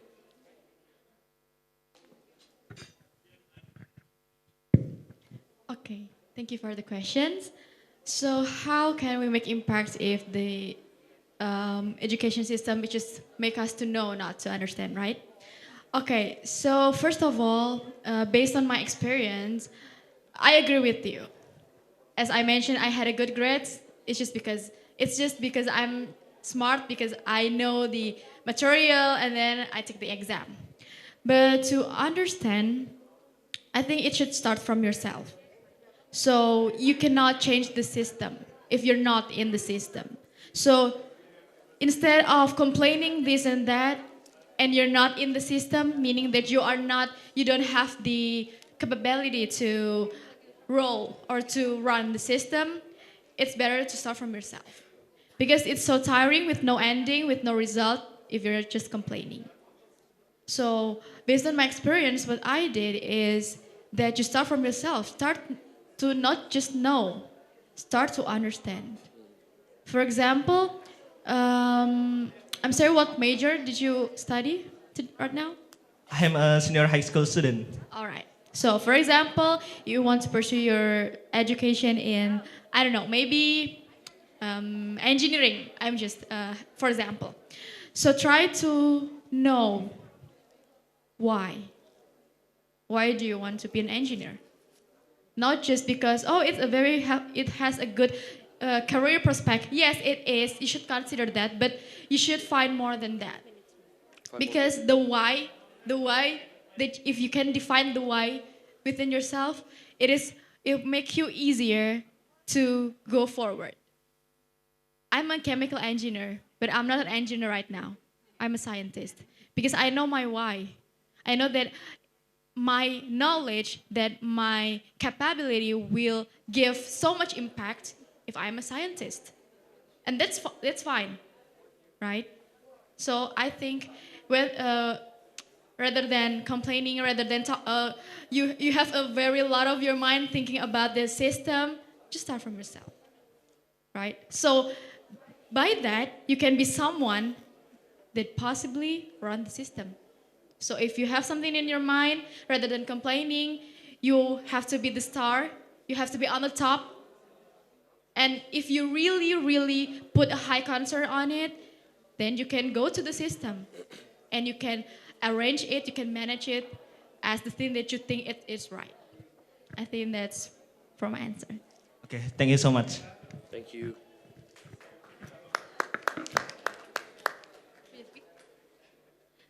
Good evening. So my name is Fariditra Belinda, and I'm currently a senior high school student. I have a question for Ms. Mutia when you talked about your topic regarding empathy. So I'm a person who enjoys joining MUNs or Model United Nations, which is like a simulation of like the United Nations, where you become like a delegate of a country. Now, regarding your presentation about empathy, now as the delegate of a country, I have to like make a stance on the country's like which side they are on a certain topic at hand. Now, how do I, as a delegate, show empathy while also maintaining my country's like sovereignty? Because when certain topics come at hand, when you're at the side where they don't really show empathy in their country's movements, it causes your like arguments and points to be much weaker, and thus you're deemed as like a traitor by the chairs. How do I do that actually? Like show empathy while also maintaining my country's stance and like improve my critical thinking skills like that. Thank you. The very root of empathy is understanding. So if you want to stand on what your country's political views and everything that on your stance right now, it doesn't mean that you have to let it go.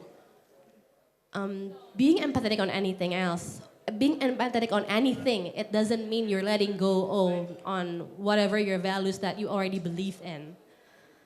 Sometimes, for 27 years of my life, 2 years of being psychologist, I met people that somehow have different values from me. I met someone who happened to be psychotic enough to kill his daughter. I happened to meet someone who's somehow psychotic enough to hit their mother.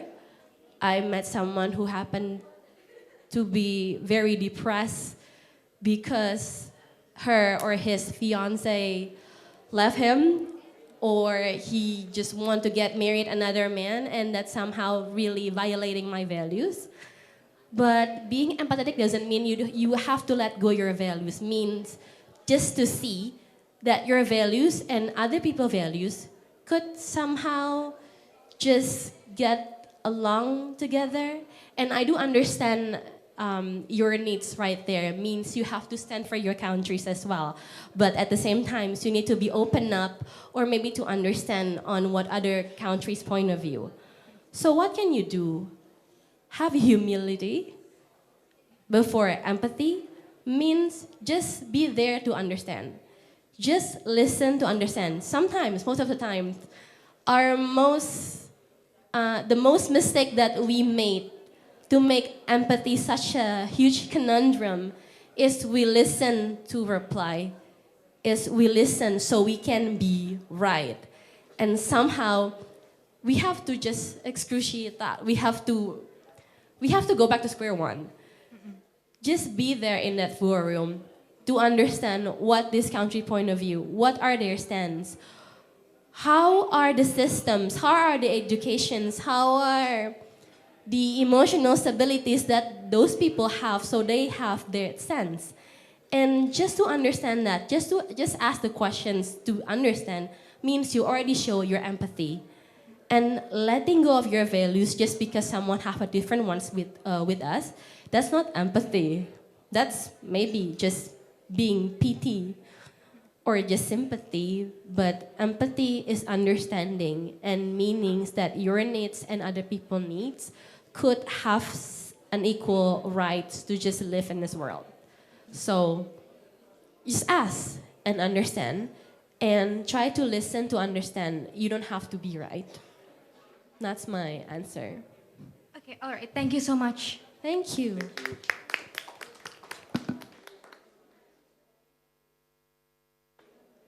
Okay, hello, I'm Irmayanti Lubis. Thank you. I'm from Indonesia, so I want to ask Miss Hira about, as we know, education is a daily part of human life. I would like to hear your perspective regarding Indonesian curriculum, where it's constant change. As we know, like when the leader change, so the curriculum about our education is changed. And this has caused a variety of problems for both student, teacher, and parent. So that's all my question. Thank you.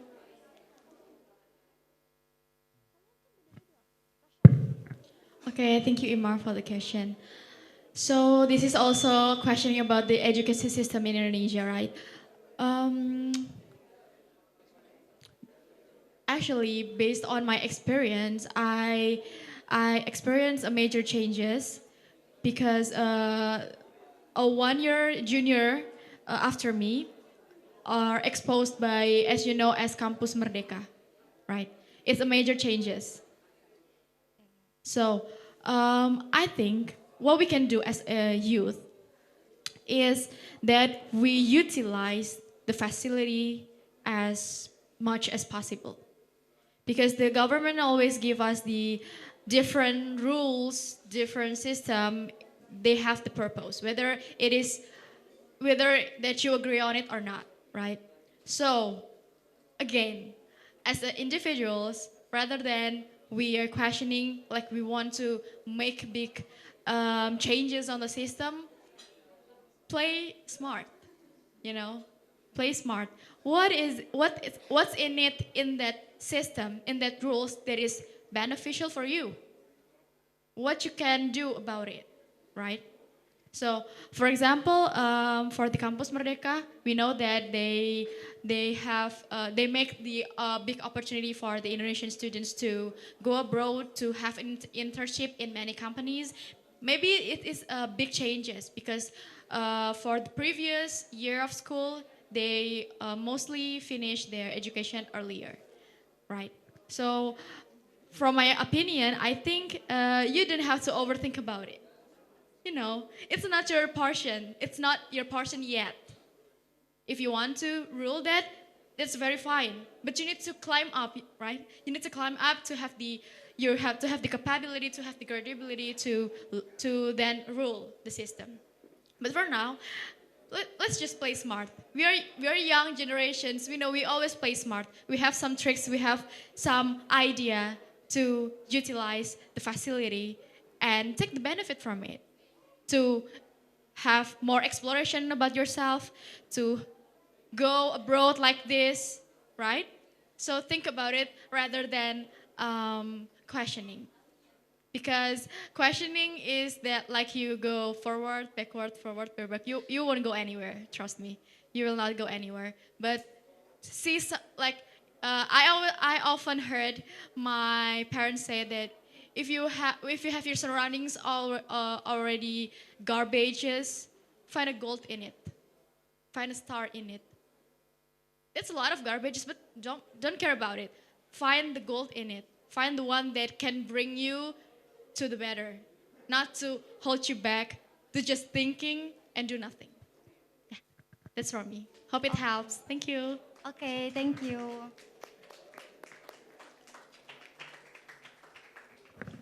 Very good evening to everyone. I'm Hairi. Thank you, all the speakers. Actually, I got no question, but I'm here to reply to Mr. Agus' poem. Pantun harus dibalas dengan pantun ya, Pak ya. Okay, everyone ready? After I say the poem, everyone reply, cakep. Benar, cakep ya? Cakep, okay. Collaboration in diversity is the key. In Istanbul Youth Summit, that's where we'll be. Innovative mind will gather and see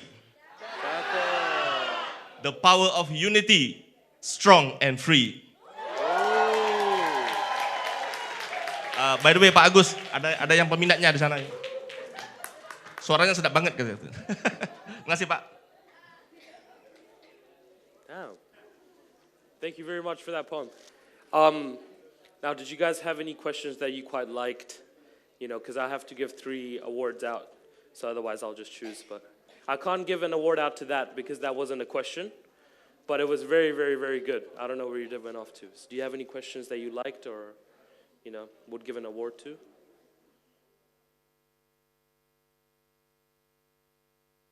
Only three.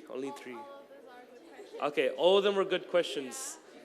For me, I would say your question about, you know, is there a point in time where empathy needs to stop, where we need to prioritize ourselves over others? So your question's good, so you can come up. Yeah. Rian's one was good as well, because it was simple, but it was very, very, very, very powerful, very important, because it's about your boundaries, and it's about something that you have to say, okay, I'm respecting this, so you have to respect it as well. Okay, so Rian, you can come up as well. And one other person I really liked was the one who talked about understanding in education, understanding versus just memorizing. So I'm not sure where that person is, but who asked a question about understanding versus memorizing in education? Oh, really? Yeah. Okay, well, you two come up, by the way, Rian and you two. Thank you.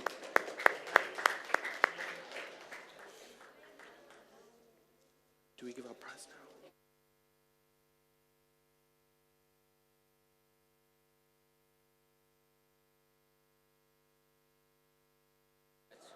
Thank you so much. That's all good. That was a good question. Okay. Okay, guys, I think that's all from me tonight. Thank you so much for your wisdom. I really appreciate it. I found this conversation very delightful and informative. Thank you, everybody working behind the scenes as well, making the mics work and everything. Really appreciate that. And thank you all for attending this Q&A session. Faraj, speakers, thank you so much.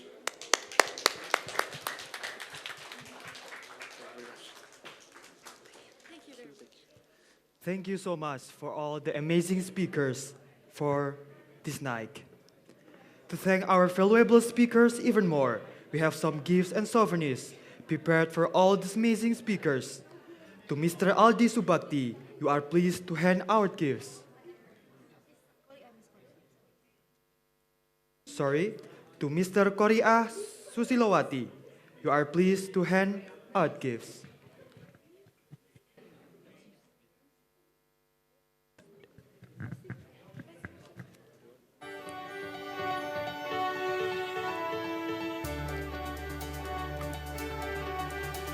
First one, we would like to thank you for Ms. Hira Listia for the speech.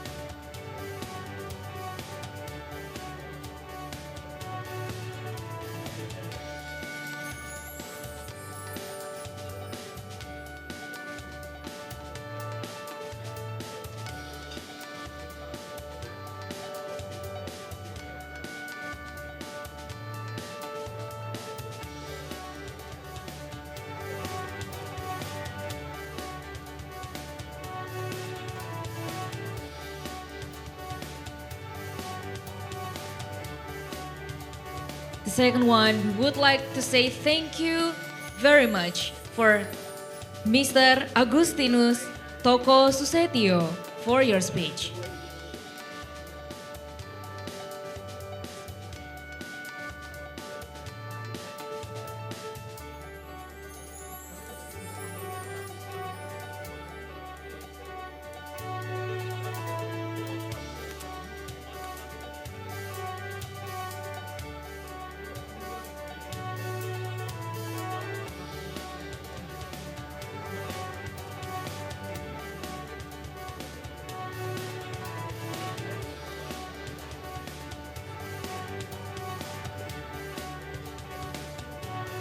We would like to say thank you to Ms. Aisegul Ketenji for your speech.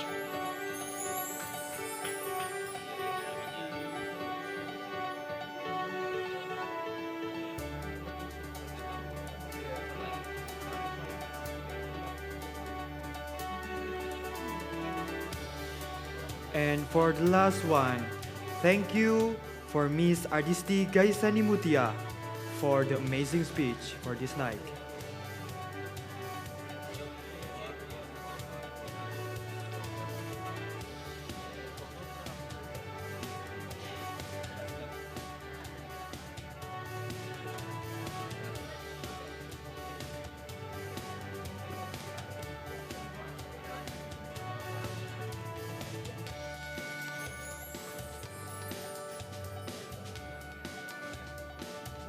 The next one, we would like to say thank you to Faraj Abbasi as our moderator today. Please give applause to Faraj Abbasi.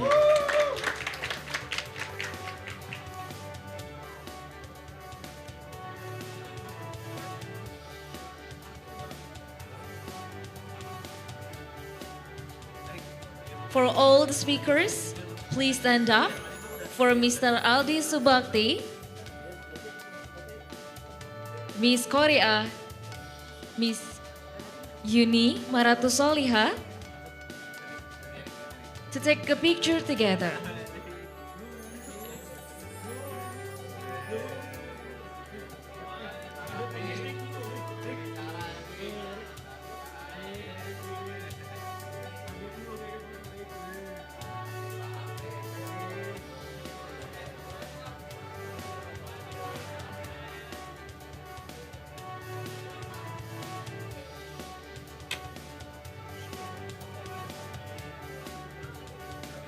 Again, we would like to say thank you very much for all the speakers today and for our moderator today who bring the amazing speech and valuable experience for all the delegates tonight. For the amazing speakers, you may have back to your seat.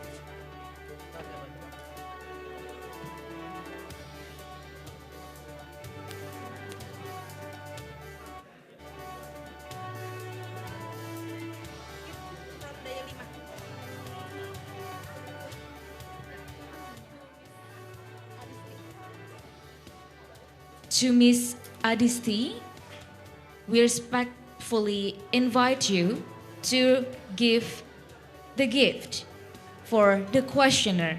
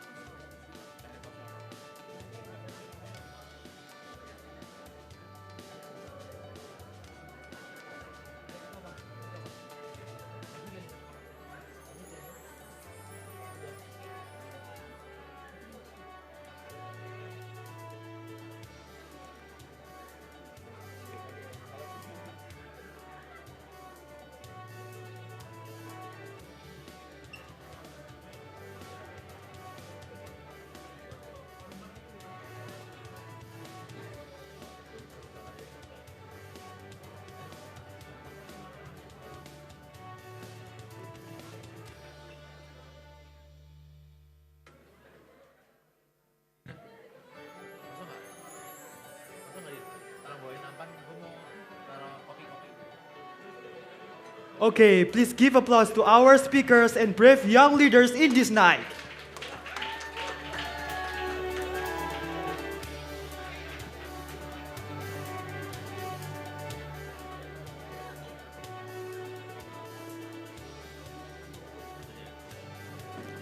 Dear distinguished audiences, the whole agenda of this day had been passed clearly.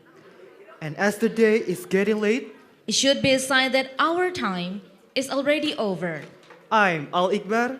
And I'm Zaza. As the master of ceremony today, thank you very much for your kind attention, and thank you to all of the delegates and honorable speakers for making today's event so memorable. We apologize if we have made any mistakes, whether purposely or accidentally. Have a great day and see you next time. All right, so to all delegates, please stay here because Miss Korea have announcement for you regarding for your project presentations for tomorrow. All right, so please, Miss Korea. Okay, guys, as you know, the sequence for presentation tomorrow, we haven't like spin it, right? So I want to let you know about the group that will be in Hall A. So the operator will help you. Who will be the first to deliver their speech?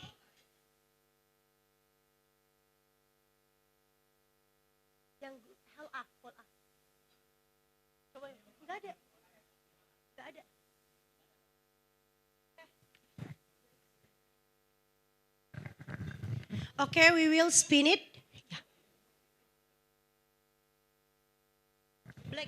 Black. Still black. Abi bunu açar.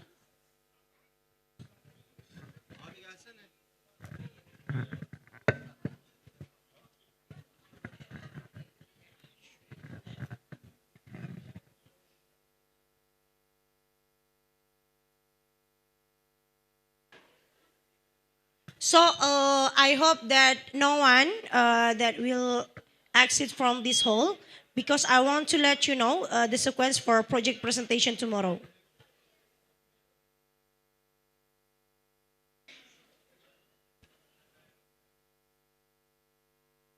Okay. Let's start from Group A, Hall A, sorry. So in Hall A, will be from Group 4, Group 5, Group 6, Group 7, Group 9, and Group 12. And then all of this group will be in this hall, okay? Group 4, Group 5, Group 6, Group 7, Group 9, and Group 12 will be in this hall, okay? Yeah, just spin it. Yeah, please, operator, spin it. Okay, this is the first sequence. Okay, goes to Group 9. So Group 9, you will present your presentation for the first speech, okay? Okay, Group 9, where is Group 9? Okay, yeah, secretary, please, I need you. Okay, for the second project presentation will be from group. Okay, second presentation goes to Group 5.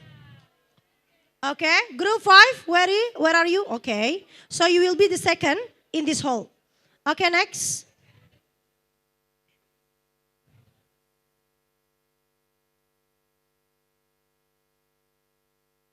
Okay, Group 7, I guess.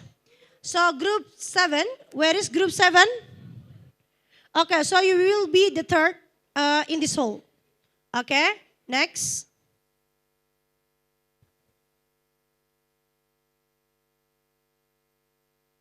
Okay, next is Group 6. Where is Group 6? Okay, so you will be the fourth. Okay, so this is the last, I think. Before the last, sorry. Goes to Group 12. Okay. And then the last is Group 4. So I will repeat once more. For presentation, project presentation in Hall A, which in this hall, will be from the first sequence will be from Group 9. And then the second will be group 5. The third will be group 7. The fourth will be group 6, 12, and 4. Okay? You got it, guys? Okay. So we will go to the next hall. Actually, the hall will be in floor A. Okay? I will capture after this to the group for the floor. I will remind you later in the group. Okay, so for the sequence, the first sequence for hall B, yeah, goes to group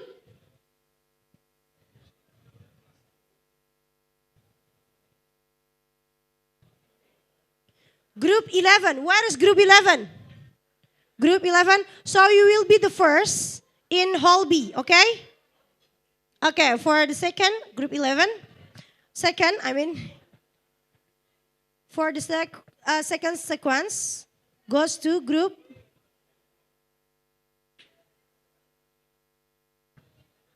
Okay, group 3. Okay, this is my mentee actually. Where is group 3? Group 3, group 3. Okay, you will be the second. So next group, the third.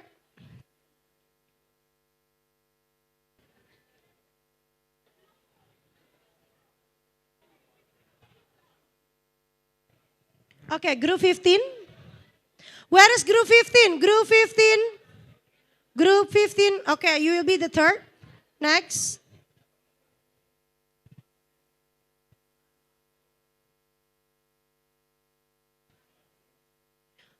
Okay, the fourth sequence goes to group 8. Group 8. Where is group 8? Okay, you will be the fourth in hall B. Next.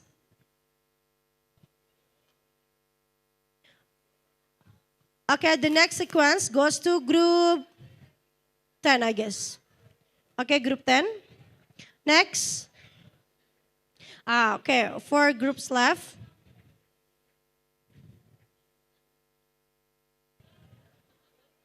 Okay, goes to group 2, sorry.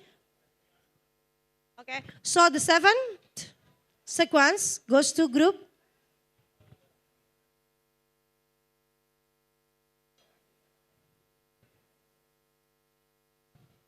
Group 1, I guess. Okay. Okay, next.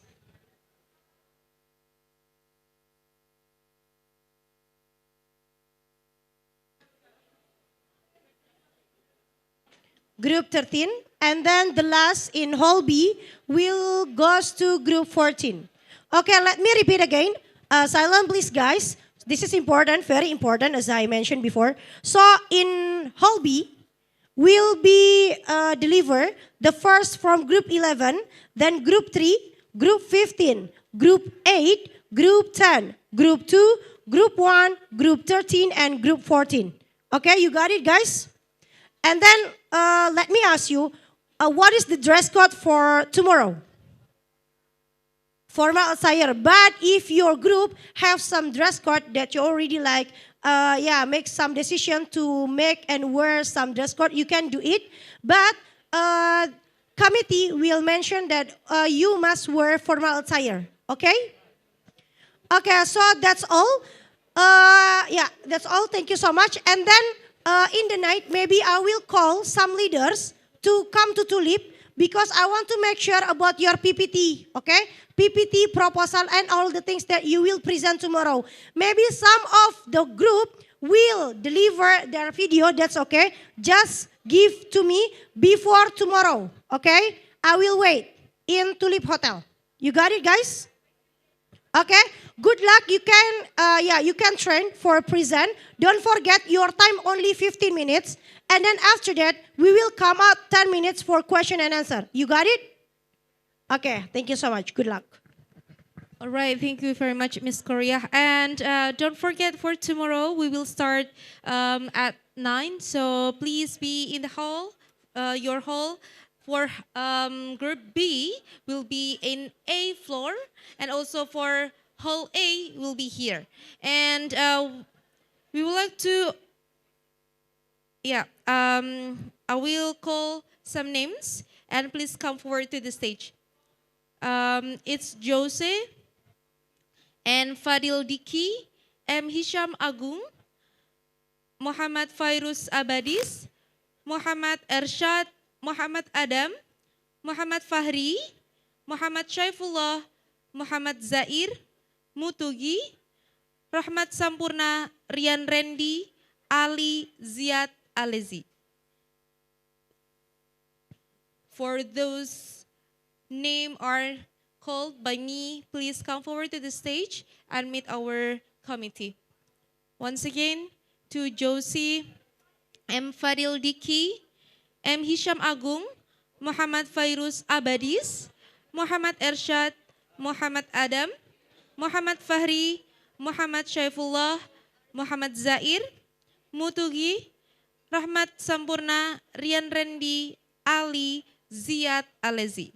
So the rest of you guys may back to your room, and don't forget to prepare your presentations, and please be here tomorrow at 9. Thank you very much. Have a good rest, everyone.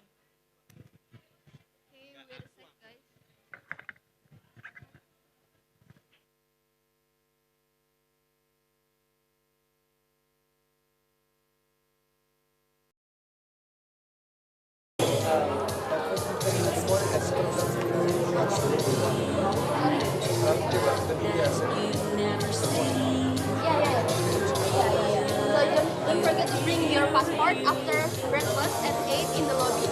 Okay. Thank you so much, guys. Thank you so much.